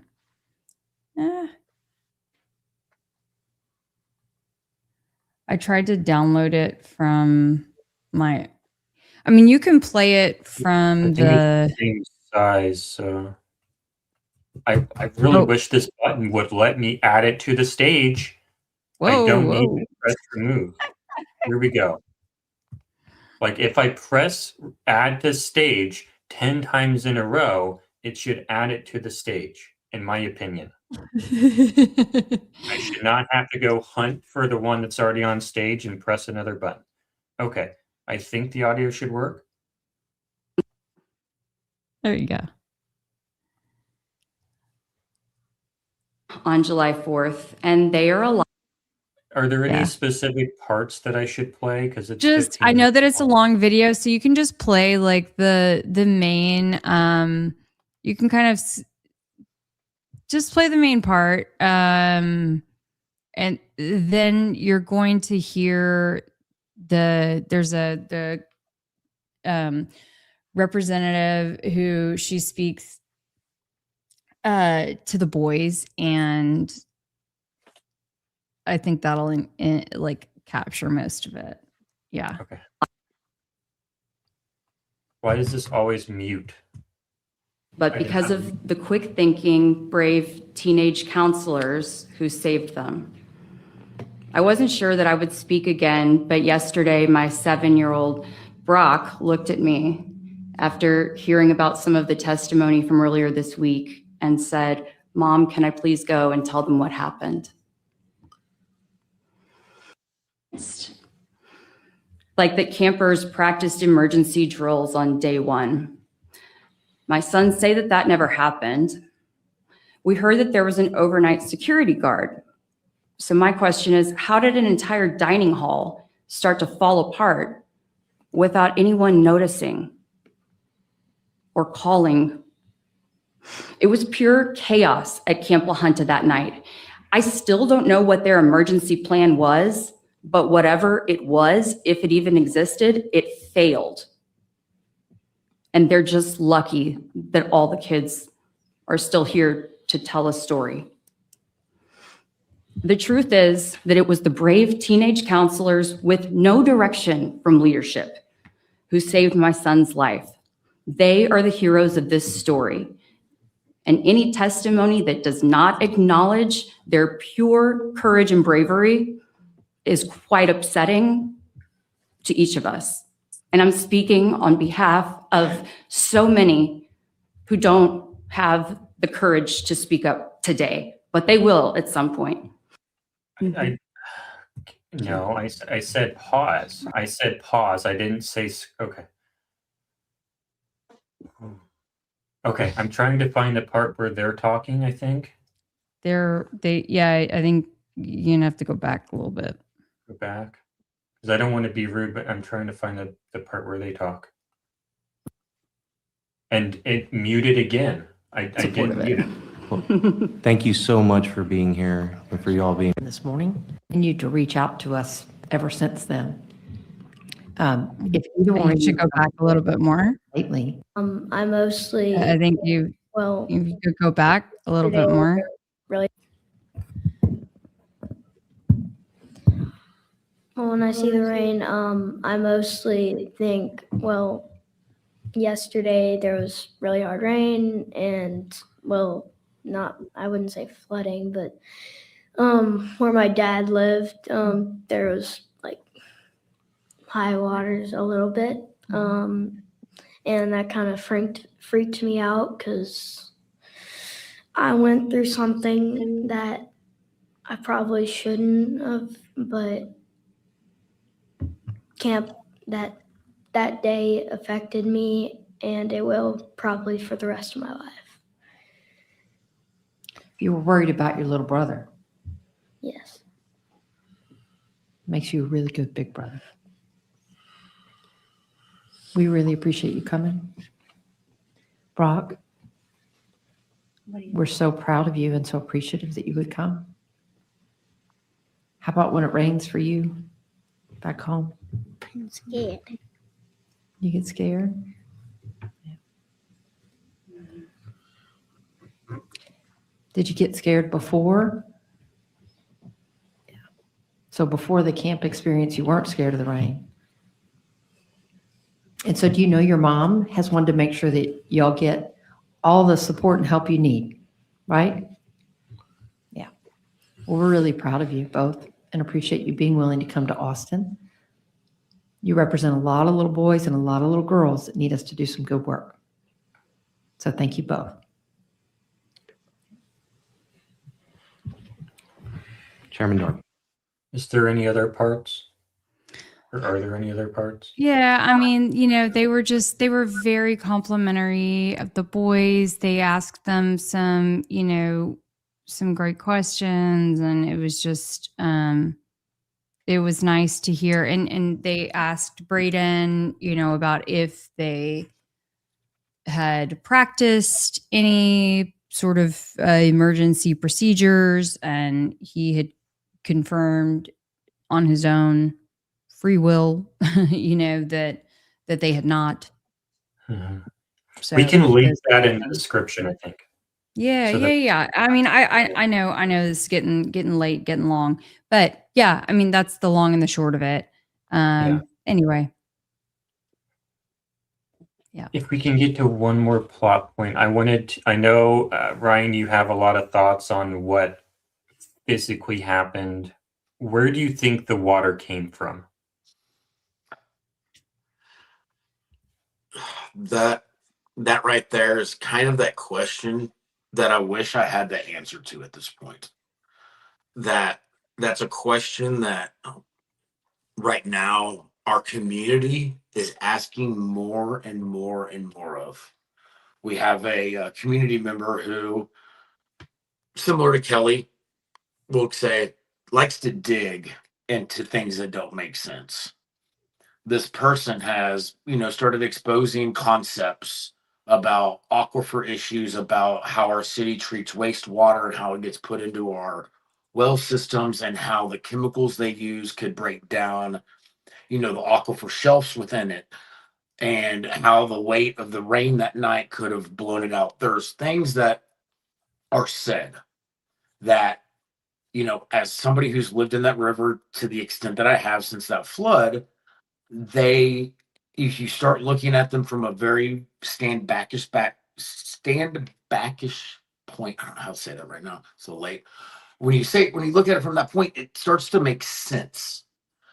But if you say this to somebody who is looking at it from the outside in, it sounds like a bunch of made up chaos almost. And I'm not a hydrologist. I'm not any of these things that would be needed to, make these assumptions. But as somebody who lived in that water, like I said, I had purple staining on my pants. That water flowed for 5 days as if it had a source, not as if it was a flood that had been backed up. There's Yeah. just these weird things that once you glue them together as somebody who's lived in it, it doesn't make sense. Could I You had tell said you? Oh, you had said something about cracks underwater that were sharp and not, yes. So as I dive through the river now and cleaning it and all that, there's springs throughout so how our river sits is it's the top shelf of the aquifer system. That's just what the river is. It's just where the water comes up through the springs that's popping out of that aquifer system. When that happens, you'll have springs throughout the river. Well, now as I'm diving, there are areas where in the middle of the river there are cracks that you can reach into that springs are getting pushed out of.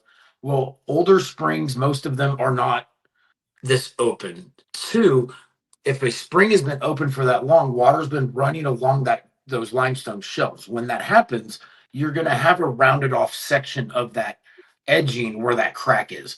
These I've reached in my hands, and I actually still have a cut right here on my finger from reaching in one of those when I didn't have my gloves on. So that indicates to me, not a hydrologist, not a rock technician, whatever the hell you want to call it. I don't do that. Yeah, Geologist. a geologist, a rock technician. That's the dumbest thing I've ever said. I'm not one of those people. I can't tell you that that's 100% what it is, but it doesn't make sense to me as a human being who spent his 10 years in that river. Is there pressure coming out of it? Is the water So kind of the flowing out? pressure, and that was what I was about to get to. So the pressure coming out of it is significantly has a higher significant water flow or flow rate than any other springs. And then there are also some of these cracks where the water's getting sucked back in. There's almost a reverse flow of that water, or however you want to word that, where it's pulling that water back in. Like I said, And this that's isn't what we going for a living, but straight it down, doesn't. My experience in that water has never shown me that before. and that's going straight down into the earth. That's going straight down into the earth. I mean, some of these holes are big enough to where a small child could fit through them. So some of them are 6 How many inches are on average. They're probably 8 inches wide in some of these places. How many holes are there? I've found probably a total of 7 or 8 of them now. And then if you look at, and then what you've seen too from some of these satellite images after the flood, other aerial images that were taken is it looks like there are large other holes that got blown out of the ground upriver of Mystic. And if you talk about a fort, and like I said, not a professional here, not a this isn't what I do, but when you talk about a 14-foot surge, which is what they talk about as the issue that made it to where Mystic did not have the time to react that they needed to from based on a normal flood. A 14-foot surge, even if a dam broke, even if a trees backed up broke, because of how water flows and it goes to the place of least resistance, it doesn't make as much sense to me that you'd have this 14-foot surge as much there as you would if it possibly came out if it came out from if it came out from a part of the ground that got busted out. So, but like I said, I could be wrong. It doesn't make sense. And that's where it's like people who this is what they do. I don't know if I trust hydrologists who are part of the system, because that's somebody who is, possibly just going to say, no, it can't exist. And they just walk away from it immediately, as opposed to looking at it going, this could have been very much an extraordinary circumstance. A much more extraordinary than what we thought, if you will. So a hydrologist or geologist would probably be pretty deep into academia. They're going to have a preconceived idea of what it could or could not be, and they're not going to be open to alternative, more extraordinary options. But what my best understanding of what you're saying, based off of very little summary from you, is it's groundwater coming from deeper underground. So yeah, and if we do another episode on this too, I'll have more kind of to show you, but how our aquifer system sits within the different, like how our aquifer system sits with the different well systems that go through it without it. Yes, that water was, if it collapsed underneath there, if that aquifer shelf collapsed underneath it because of the chemicals they're pumping in, and if you put chlorine, acid, this pomegranate chemical in there, it corrodes the limestone shelving, making it a larger well for them to store water in. Well, if they do that, these walls, these shelves that hold that water in, that keep it pressurized for our well systems, they could collapse at some point. If those wells collapse, that water is going to get pushed around, and at some point it could get shoved up. Am I a hydrologist? No. But that is it as I've seen these things in the water, if that is something that is possible to happen, it does make sense to me. Now, this idea, you said it came from someone else you worked with? Wait, so it's somebody. So there's that person is Michaela Taylor, somebody in this community that has just been going at this theory and doing the research, finding the reports, ever since the And you're flood in happened. contact with her. Yes. And the flood and these. Is she trained in this at all, or is she just? No, we'll call her a very much Kelly-esque personality, where they, once they start digging and they know it, they're good at what they do. I wonder if we can get in touch with her. Yeah, anybody, if we wanted to do another episode where we had, a little bit of more of a panel, more of these people who, I rely on for information, but I don't have the time to sit at my computer for 12 hours and do the studies. I can get these people together because there's a lot of facts for it. Our city, in Texas, we have a group called TCEQ, Texas Commission on Environmental Quality. They're the ones that regulate all this water stuff. Kerrville has stopped sending in these reports since the flood happened on these well systems that are underneath the river. Hey, Ryan, you probably can't see this, but one of our viewers, Puco's Porch, said, my brother-in-law is Kendall County groundwater manager. He tracks the rivers continually.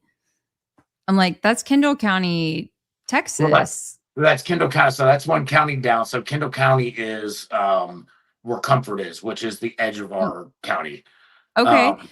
So that could be interesting, right? Maybe to, so as you, sorry, didn't mean to cut you some off. professional, I mean, I'm sure they may have different, or I don't know if they'd have differing feedback, but there's so there's a lot of people now that are starting to follow this concept. They're trying to either make sense of it or discredit it. A lot of people are just, we want answers, but we don't know what the answers are 100%. There's people, his name's Brent something. I'll find his name for you all.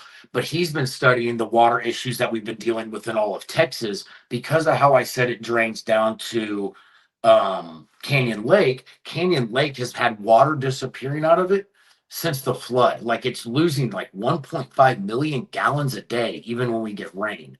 And what that possibly shows is that these cracks in the aquifer systems are making this reservoir now lose the water that it once was capable of holding. There were a couple of comments I do want to run through kind of quickly, just because.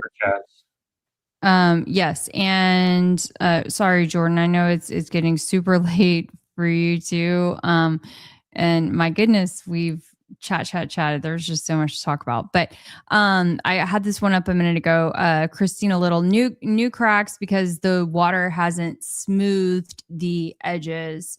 Ryan, do you have any thoughts? Because this is like outside my. So when you go into limestone in general, like limestone shelving, it's not a very hard rock, or it's not a hard substance like, some of these other ones are. So as water runs over it, it's just like a river rock. River rocks are smooth all the way around because water runs over it for thousands of years, however long. These cracks that I'm reaching into have not had water at least from what I'm feeling, there's not water having been running over them for that long. They do feel like much newer cracks. And like I said, I've been diving this river, not with tanks on my back, but free diving it for 10 years since I lived out here. And I've never experienced anything like that before. Yeah. If you find something like that you're able to reach around, it's a smoothed out surface because of that water running off of it. And so, like I said, this isn't what I do. I'm just saying it just doesn't make sense to me. What do you think about the plates being overly active? Yep. So that's the other thing too, is so our county engineer took his life 2 months ago. That's a whole topic for us to talk about, I think. Yes. So he was the one that was publicly known for discussing that this was an inland tsunami. That sounds like maybe a metaphor, or you can look at that as a very literal comment. And so if you look at what a tsunami is, that's an earthquake under the ocean that causes a tidal wave. Well, what if you had an inland tsunami? What is that? That is a earthquake underneath a inland water source that creates a tidal wave. So I believe he was holding, I have a feeling that man was holding on to something so detrimental that it was too much for him to possibly carry. Mm-hmm. Because he's the one that said it. He said it in front of Congress. He said it in front of the media that it was an inland tsunami. And if you watch the Mystic lawyers, they've started using that concept as well. Yeah. And so I think they are leading up to maybe introducing this concept, but I don't believe on a defense level, I don't think that they could just bring this up and be like, "Look, this is what we think." I think they have to ease this into the public's mind for this to be able to be addressed. But I do believe that they do have an understanding that something else happened, because they are now using the same terms, inland tsunami, that our county engineer was using as well. When you look at that video Kelly had on her screen, it looks exactly like a tsunami. That's what it looks like. With that wall of water coming in. Yeah. The way it grows, it looks like a tsunami. The videos you see of some tsunamis. And here's another little aspect of this too that I'll bring up, is that, a lot of the people in Hunt and that live on the other side of the hills from Hunt, which we would call Upper Turtle Creek area. I know people that live in those areas who are not dumb people, say. they will describe what people would say was thunder, quote unquote. They will look at me with tears in their eyes and tell me that almost without a doubt in their mind that they don't believe that that was thunder. It sounded closer to explosions. And some of these people that I've heard this from are 70, 80, almost one guy, 90-year-old man who's, I'm guessing, lived through a few things. When did that happen? That was the night of the flood. That was at 2, 3 in the morning when the rains were coming down, when the storm was extremely active. And they were like, people were like, yeah, it was, people were like, it was supposed to be thunder, you could tell, but it wasn't. These people are not convinced it was thunder. It sounded like explosions, like something blowing up in a way. If you glue that concept together to maybe the aquifer collapsing, I don't know, maybe that those are the sounds of large boulders within that system crashing down. I don't know, but People these are said that the thunder was louder than anything they had ever heard before. Okay. I heard that. I will tell you, like, I probably have that in my text from my friend Casey, her saying that it was the loudest thunder that she had ever heard in her life. And so, and I remember that next day, well, when we had picked up the boys, yeah, like, or that following weekend, when we'd gone back, I guess, because we had to go back attempting to like trying to get whatever was left over from the camp, which there was nothing. Anyway, someone at a restaurant saying, yeah, it was like the loudest thunder ever heard in our lives. And that's just like something that you'd heard over and over and over again. And so I just have to wonder, like, was it thunder? Or I mean, if there was tectonic shifts, like they're saying, if there were tectonic shifts, I mean, just think of an earthquake. An earthquake is loud from what I mean, I've never been in one, but from what I understand hearing, an earthquake is not a quiet event, if you I will. wonder if you can look into the Seismic. seismic records and That's- see. Has and anyone done that? And something else that people have said too is to not look at like the NOAA images or the Google images, but to look at the NASA satellite images from that time period. Oh, sorry, Noah, the oceanographic. I was like, Noah's Ark, what? The We don't need to go back to the Ark days yet, but yeah, no. Although Noah's Ark might have come in handy that day. I think we'll address this. We'll address this flood, and then we'll figure out Noah's Ark later. But it's there's the imaging part of it. There's if you go onto Google Earth and you go look up, if you go up River of Mystic and you go up towards the mouth of where the river is, there's a part where the trees start coming down where you can see that they're laying down on the in the imaging, but up river of that spot, they're not laying down. Why are those trees not laying down upriver if the same amount of flooding came down? It's all of a sudden there's like a line. Well, that line is where people who have these alternative belief systems believe that that was one of the big blowout spots where that water started coming out. Because all of a sudden the trees are down from that spot down, not from where the rain started filling in from necessarily. So there's a lot of questions through some of the, as you start picking into details on it, there are things about it that really do sit there and you go, this just doesn't make sense. And someone should, or maybe I can, maybe someone else can look into the seismic records. I think that would be very useful.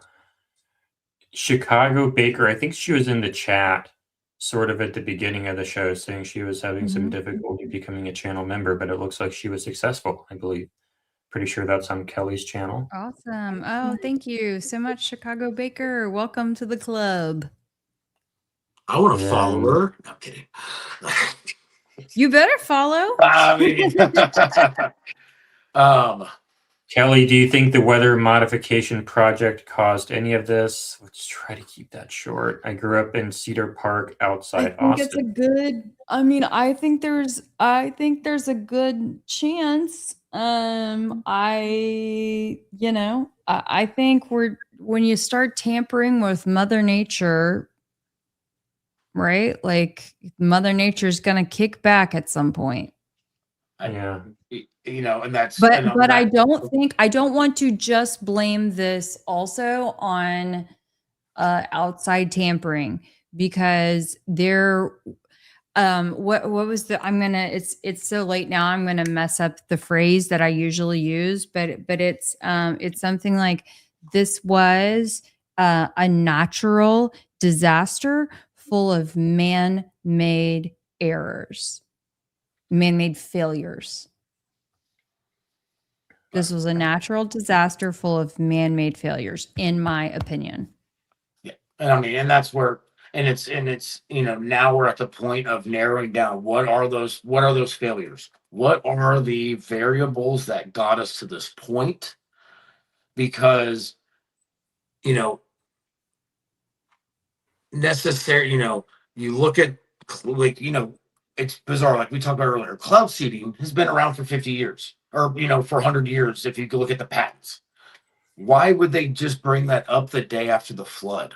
Like after girls died, why all of a sudden are they telling us to look at the sky at something that they were saying was conspiracy theory, when all of a sudden now they're saying, hey, look up there?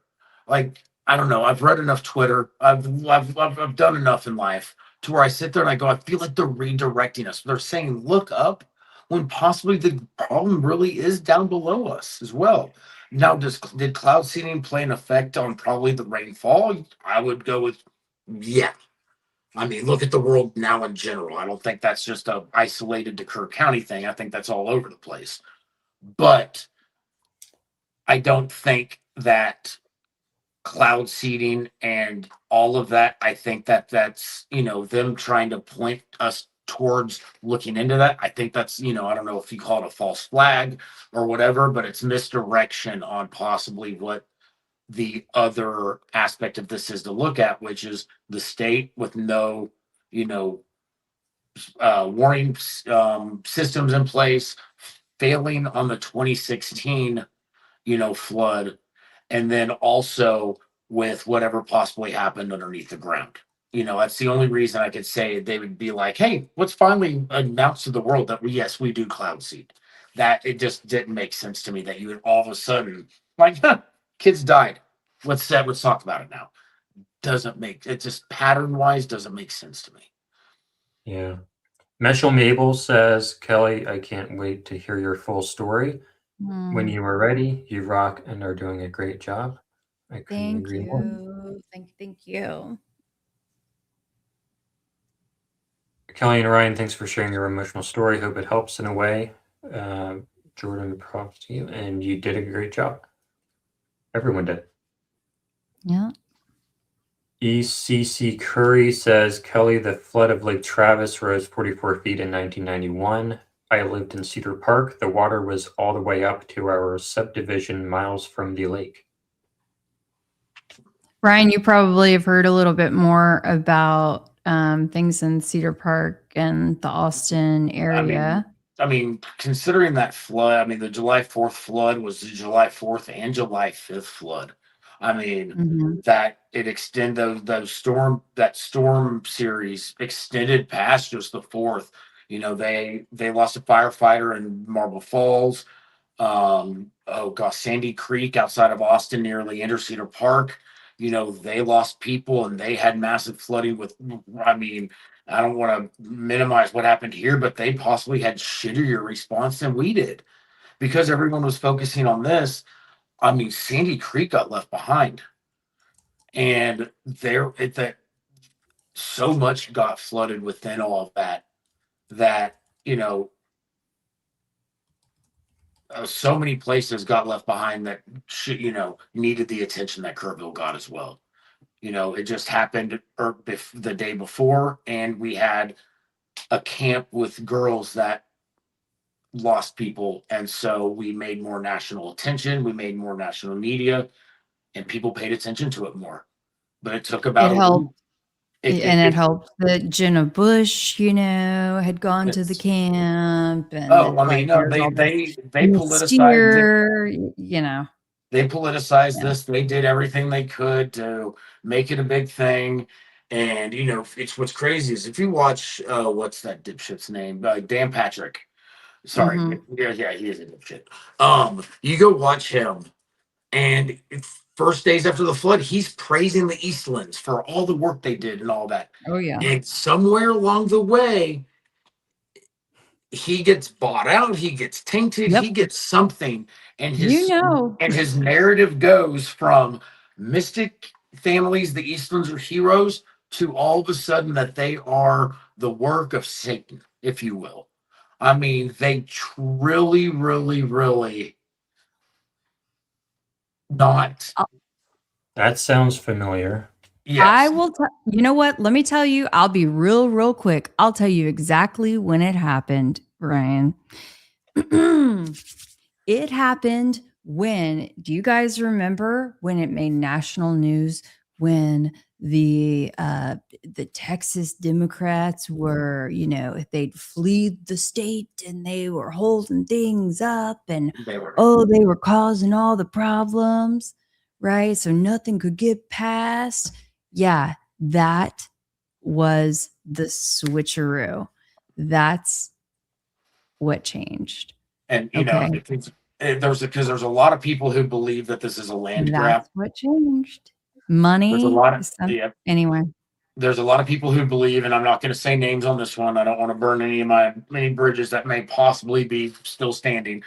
But Sorry, Ryan. there I are just said it.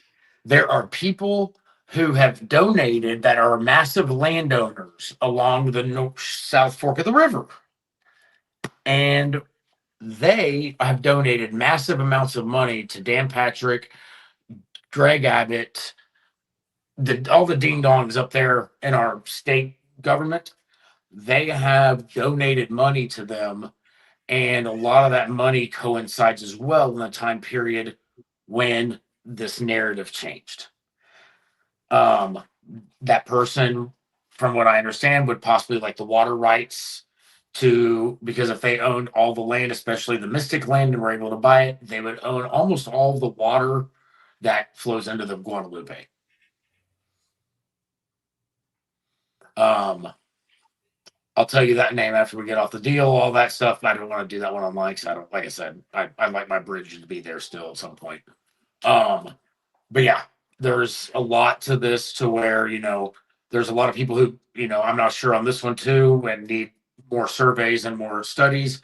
But there are people that, you know, there's a lithium shelf that apparently goes from Western North Carolina where the flood was, you know, where the hurricane hit and flood was before this, and that shelf extends from Western North Carolina to the mouth of the Guadalupe.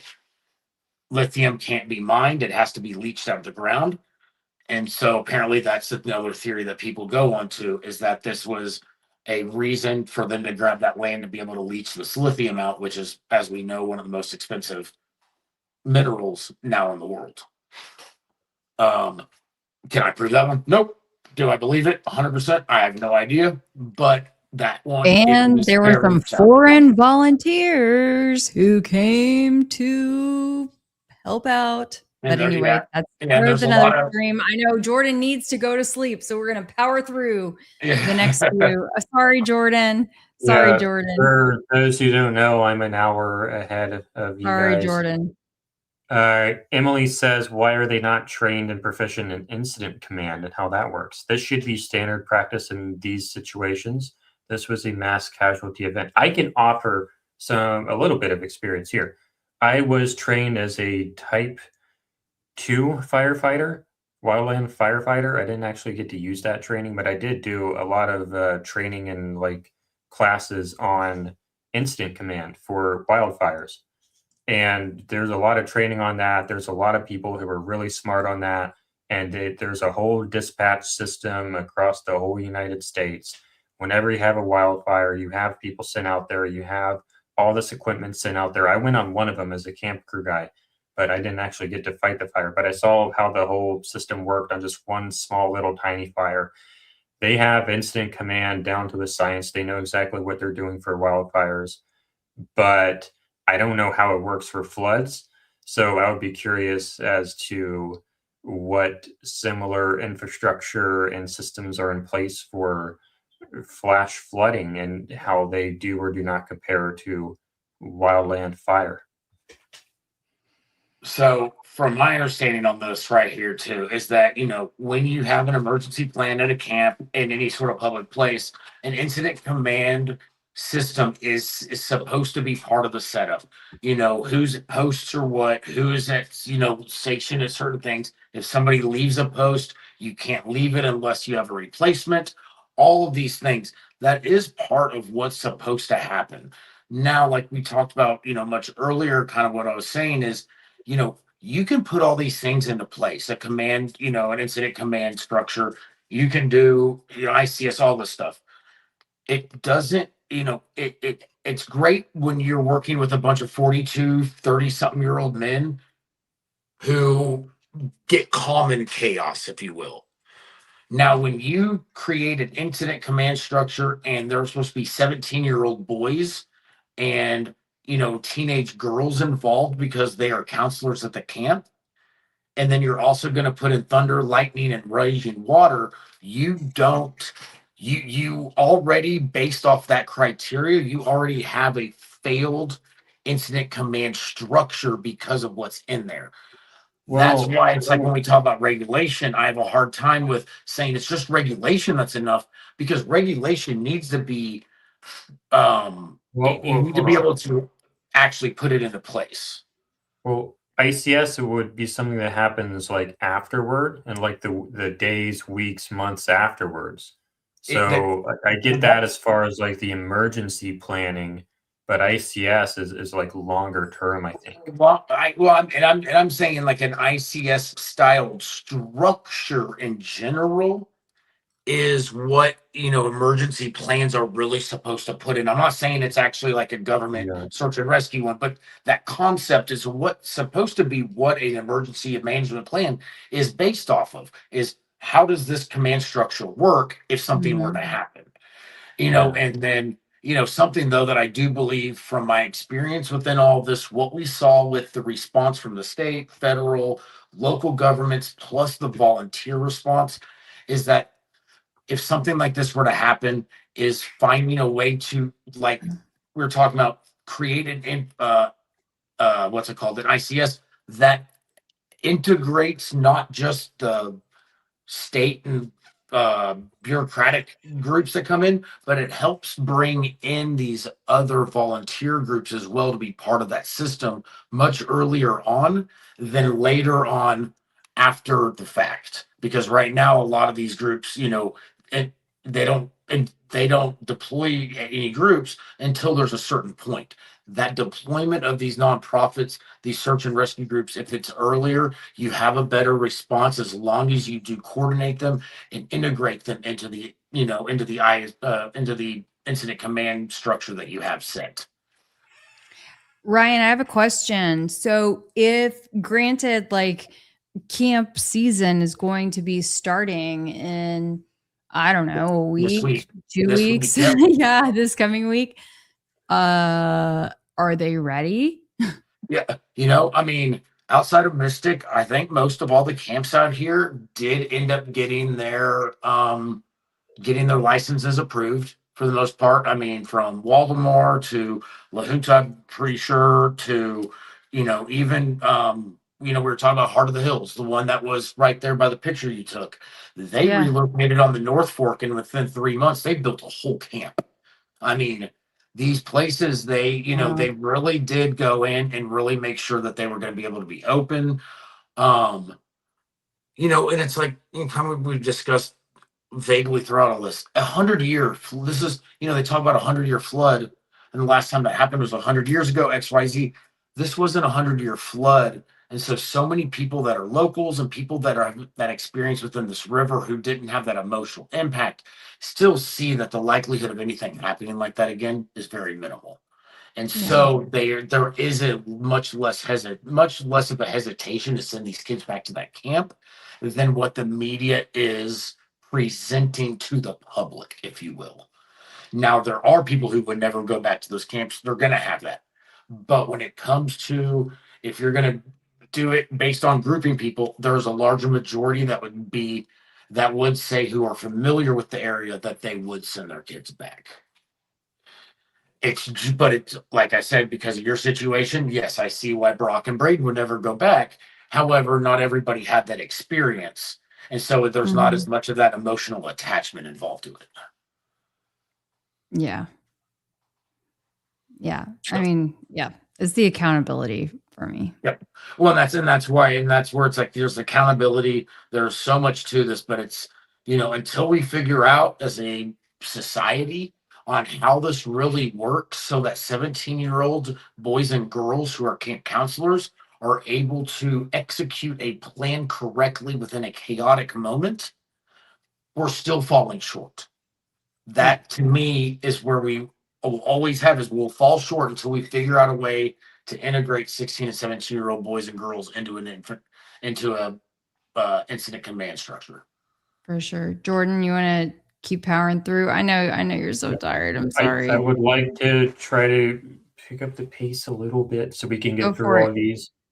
As an ER, this is the same lady who did the last one. As an ER nurse, I'm trained to do that because I'm also hazmat certified biohazard. ICS is the same concept in any event. What I was talking about more was like the specific training that you get, like the specific words, the specific acronyms in fire. And that's what I was trained in. That's what I was wondering how much that training and that rigidity transfers. Because yeah. The next one, Laurie says, thank you me for help with this. I'm not going to read that. Yeah, thanks to everybody. Y'all, there were remains that floated down behind my family's house in Leander. It was so bad. Yeah, that's no fun. Okay, and then Get Crunked and Listen is a regular viewer here. Is this an area that secret bodies may have been buried or poor planning to recover victims? I think that might be back to the part where you said that you would mark human remain areas and then some bad things would happen afterward. And then there's also the hard part too, is that this is a very large Native American, historically, this is a very large Native American area. So we came across old Native American burial grounds that were brought up. So people were turning in bones that they didn't know were 250, 300, 400 years old. And so there is a lot to this where, there are places where people still may be remaining, absolutely, like we talked about, but so much of this, there's so much of this where it's like, you're not going to find a place, I don't believe, where there's any mass groups of people, but what you're finding here and all that, yeah, you're finding so much more than what anybody would have ever expected. ECC Curry says, Ryan, that's so amazing. I would say so. Hold on. I would say so, period. What they think, tell them you're still looking. Okay, she's saying that it doesn't matter what people think. You should let them know that you're still looking. It doesn't matter if some people are scared off by it. And I get that, but at the same time, it's my community has to move forward. Like what I'm kind of talking about, and is if you say you're still looking, there's not that moving forward. People are scared of the water because they associate the water with a person as opposed to debris, and nobody's going to swim in that. Not nobody, but it's going to be harder to get that healing as a community with that dialogue going on. Yeah. And so, and it's at some point you want the stewards to hopefully start to find that process of peace in the Ramseys of where they go, even if my daughter isn't found, God, it's pretty smart to say that, even if they're not found, that they're set up for a place of moving forward as well. Yeah, I agree. I think you should be sensitive to that. Buffy became a new YouTube member for somebody. I don't know if it's for me or Kelly. Or try and prove it. Who knows? Well, we don't have membership set up over there yet. Oh, yeah. Dang it. Not monetized Well, yet. then it was probably for you. ECC Currigan says, Kelly, I'm the girl from the chat that grew up in Cedar Park. We need to get together. I have some videos to send, comma, also, comma, I think we may know each other. How do I message you? I think they were trying to get around the super chat character requirements there. Okay. Yeah. So it's in case they didn't see earlier, it's Kelly at kellyraybon.com is my email, KELI at KELIRABON.com. Or you can send me a message, a DM on X at Kelly Raybon, or on Instagram at Kelly R, KELIR. There's a multitude. And You if could you want leave to get a comment on this video on YouTube, etc. and you can get in touch with both of us at tryandproveit@gmail.com. Boom. Under the Threshold says, I know this hasn't been easy for you and your family. I think this is talking to Kelly, but man, you're doing an amazing job. Oh yeah, this is talking to Kelly. You didn't let it go by the wayside. You're an exceptional person and a mama bear. So this is clearly not talking about Ryan. Unless I do He's a something about bear. that. He's Yeah. a bear, all right. Wait, I think that's another meeting. But yes. Because Court says my brother-in-law is Kindle. Oh, we did that one. Yeah, I pulled that one up. And then The cloud seeding. I think we did that one. Mm-hmm. And then ECC Curry Rainmaker, again yeah. says Rainmaker Technology Corporation did a rain enhancement cloud seeding in that storm, and some that were right before the storm. I have the documents for you, Kelly. Okay, yeah, I'd love to take a look at it, and I definitely think that there is something that could very well could be something to it. I was looking at that even through some tech that I was using like early on. So by all means, send my way and let's do a deep dive. I'm all for it. And we have a couple other photos that we should probably share that you uploaded, Kelly, real fast Oh, before yeah. we end. Am I able to add this? Yes, I can. What are we looking at here? So this is not even during like demo phase or anything, you guys. This is the morning after of the cabin like that Brock was in. Now, what I was curious about was the cabins that floated, and maybe Ryan, you would be better at answering this. How is it that there's this one video where the kid is standing in the doorway as it's floating down the stream? How is it that the floor is still attached if it's separated from the foundation? Pier and beam. Huh? They should have been on a pier and beam. It Pier and wasn't on beam. it was a pier and beam building or structure, which means it wasn't sitting on just a hard foundation on the ground. It was done with 2x6s, I guess, running long ways. And so it kind of was a I don't know how to describe this, but it's not a just concrete based The floor. floating house from the It's an video actual pier and beam. at La Junta. Here we go. Is this one of the cabins? That's the one that floated. Really? Yeah, I was gonna show it to you. Yeah, this is 5 and 6.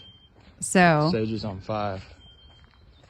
okay, so 5 is the one that Brocky was in. This one right here. So they were all in the same structure, right? So okay, like I wish I could go back and go back slightly, just a little bit. Like, I mean, you guys, like, it was, I mean, blown out. So this is when I say that they were all in this, these cabins were all in one. It was 3 cabins for those who missed out my whole explanation earlier. They considered it 3 cabins, but one structure. Yeah. So here we go.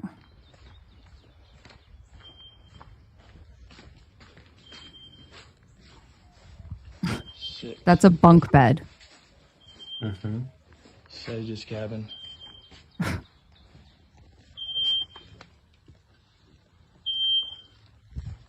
Is that wall Sage said blew out?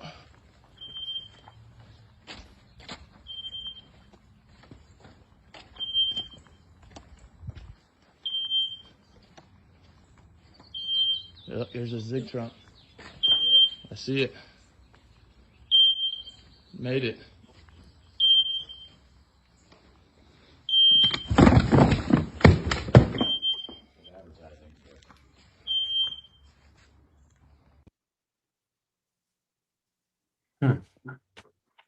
Yeah. And But if then we we have start back at the very beginning of it, you can see like that. So that's that cabin that had floated. Okay. And so here's as close as they get to it.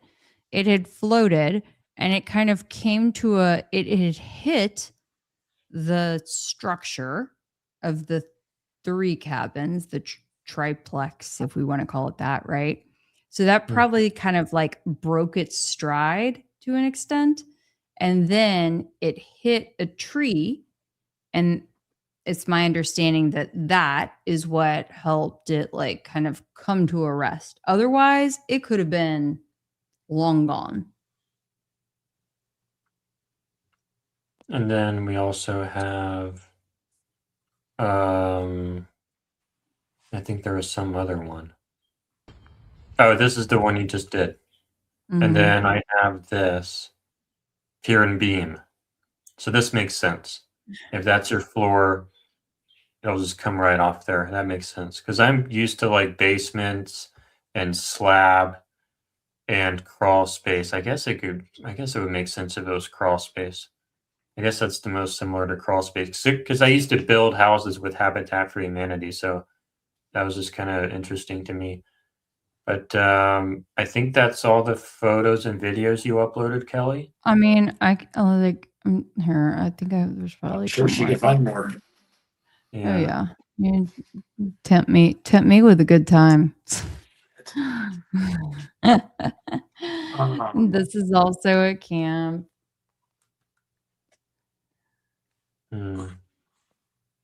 Are those chairs? So let's see. I wish you could zoom in a little more. Is that let me see if I can zoom into it on my screen. Chairs. Hold on. I mean, it's not a boat. It's not chairs. No, I think that's the side of the building. That's the side of a building. So the large building. The green thing in the foreground. Oh, what is God, that? I don't know. I'm sure if Braden were here, he could tell us. I mean, a lot of this stuff meant something, but I can tell you. Here's what I can tell you, and that we can keep this between us friends here. There was someone in that large building on the left-hand side at the time of the storm. And well, when the camp sent out that notice that everyone was accounted for, that someone was not accounted for at that time. Doesn't surprise me. Yep. And that someone would have been the one who may have been, a security guard. who was washed down a river. That sucks. Yeah. I think that's all the super chats. I think that's all the photos in there. Any closing thoughts, Ryan, before we close out? I think I saw one comment about if they had a map to define patterning about the victims from when it happened, and just wanted to let that person know that that would be awesome. However, because the incident command structure and law enforcement from the local side of it were completely untrained, there was never really a map set up to where victims were found.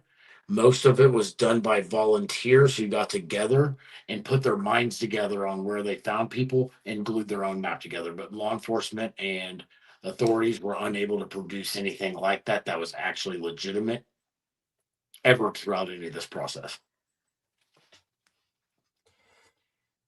I think this was a great stream, you guys. Thank you. Sorry to keep you up so late, Jordan. I want to No, mention one last thing. I saw a comment early on in the stream, and I have to just mention it. It's like a good little mic drop for the end. I can't remember now. Sorry, I can't remember now who made it. I might have started if I didn't. I Anyway, think we did all the start ones. okay, but they had said, wow, basically like sounds like they really needed to turn over the scene pretty quickly. Oh, yeah, I remember that. Yep. And not just talking about the camp, which is what I certainly felt like we experienced. But Ryan, I think that's something you felt like you experienced in your search as well. No. It was, I mean, that's what this was. It was keep changing the target, if you will, so that you don't know which one to hit. You know, if you create 10 targets and they're all moving, you don't know which one to, focus on and pull the trigger at and shoot at. You're grabbing at all these different ones. That's what they've been doing this whole time, is taking a target, moving it, dividing it into 4, timesing it by 3, adding and subtracting a couple. Who knows? They're doing all sorts of things to make it to where everything is making it to where the script gets flipped real quick, or they make it to where that script that's not even a script anymore. Once anything catches traction, once anything becomes legitimate within the public, we'll call it, that's what happens real quick. They're really quick to change everything up. And that's, from the camps to where when it came to the construction, that is from law enforcement with the mistakes that they made. That is throughout all of it. That is a big thing. That's a big I part. think that resonates with all of us. What we have gone through, we'll say in the last 8 months, in the last 8 months, and for you almost the last year. So you've got a couple of months on us. I mean, I'm with you. So like kind of on the same timeline too. But do you have any advice with hindsight?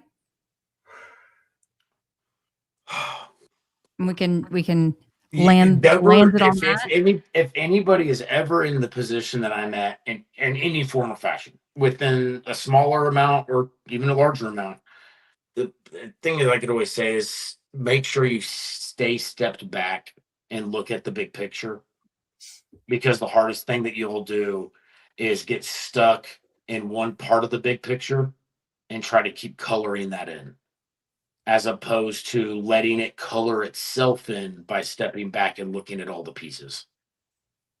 When it comes to all the other parts of it, this process, when it comes to a disaster, it is a process. It's a healing process. It is a fact-finding mission. It is all of those things. And it's the hardest part is keeping that in mind, that every person within this process is in a different place when it comes to healing. That's really everything I could say when it comes to hindsight, because something like this is so complex. It's so deep emotionally, spiritually, and psychologically that there's not much you can ever do except for take care of yourself and take care of the others around you.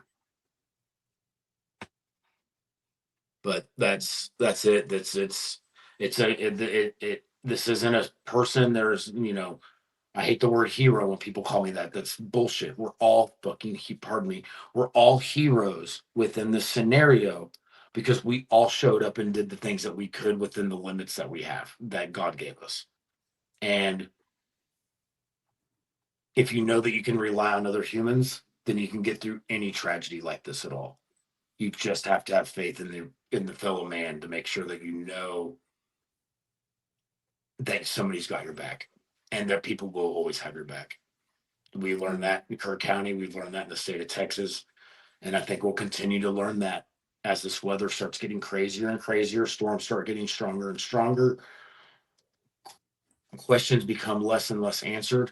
It's going to be us sticking with each other to make sure that this kind of stuff, as it happens, less and less people have the long-term effects like we see with Kelly and her boys. That's really it. Thank you so much for your time. My goodness, what a night. What a night. What time is it? Oh, 2:15. I Yep. don't even know. I'm ready for bed. Yep. Okay, yep. It's time to call it. Thank you so much. Thank you. I appreciate it. And if y'all ever, if y'all want to discuss some of these other things more, just let me know and we can grab some people and we'll get this together. Absolutely. Thank you so much. I just put out and then be sure to send me your info so I can put it in the YouTube descriptions, as these go out. If anybody wants to toss you a little something. So I put some sort of copy paste thing for that little, what do you call it? A XR code? QR. Yeah, QR code. QR code. Listen to you, I Ryan. know I'm special. Okay. I put that on there, but I don't know if that works. I'll Okay. send it to you. You to put it on there. All right. Thanks so much. No problem. All right. Good night, friends. We really appreciate it. Jordan, thank you for staying up. I know you're hanging on by a thread. Jordan, it's an honor. It's a pleasure meeting you, Thanks brother. for coming on, sir. I really appreciate your insight. And I think a lot of people really appreciate the service you've put into this. Yeah, it's an honor to be in this position for my community. So thank you all. Good night, Love you everyone. guys. Hey, Thank you. night. Good night. I'm guessing y'all in this. Yes. Yeah, I don't know.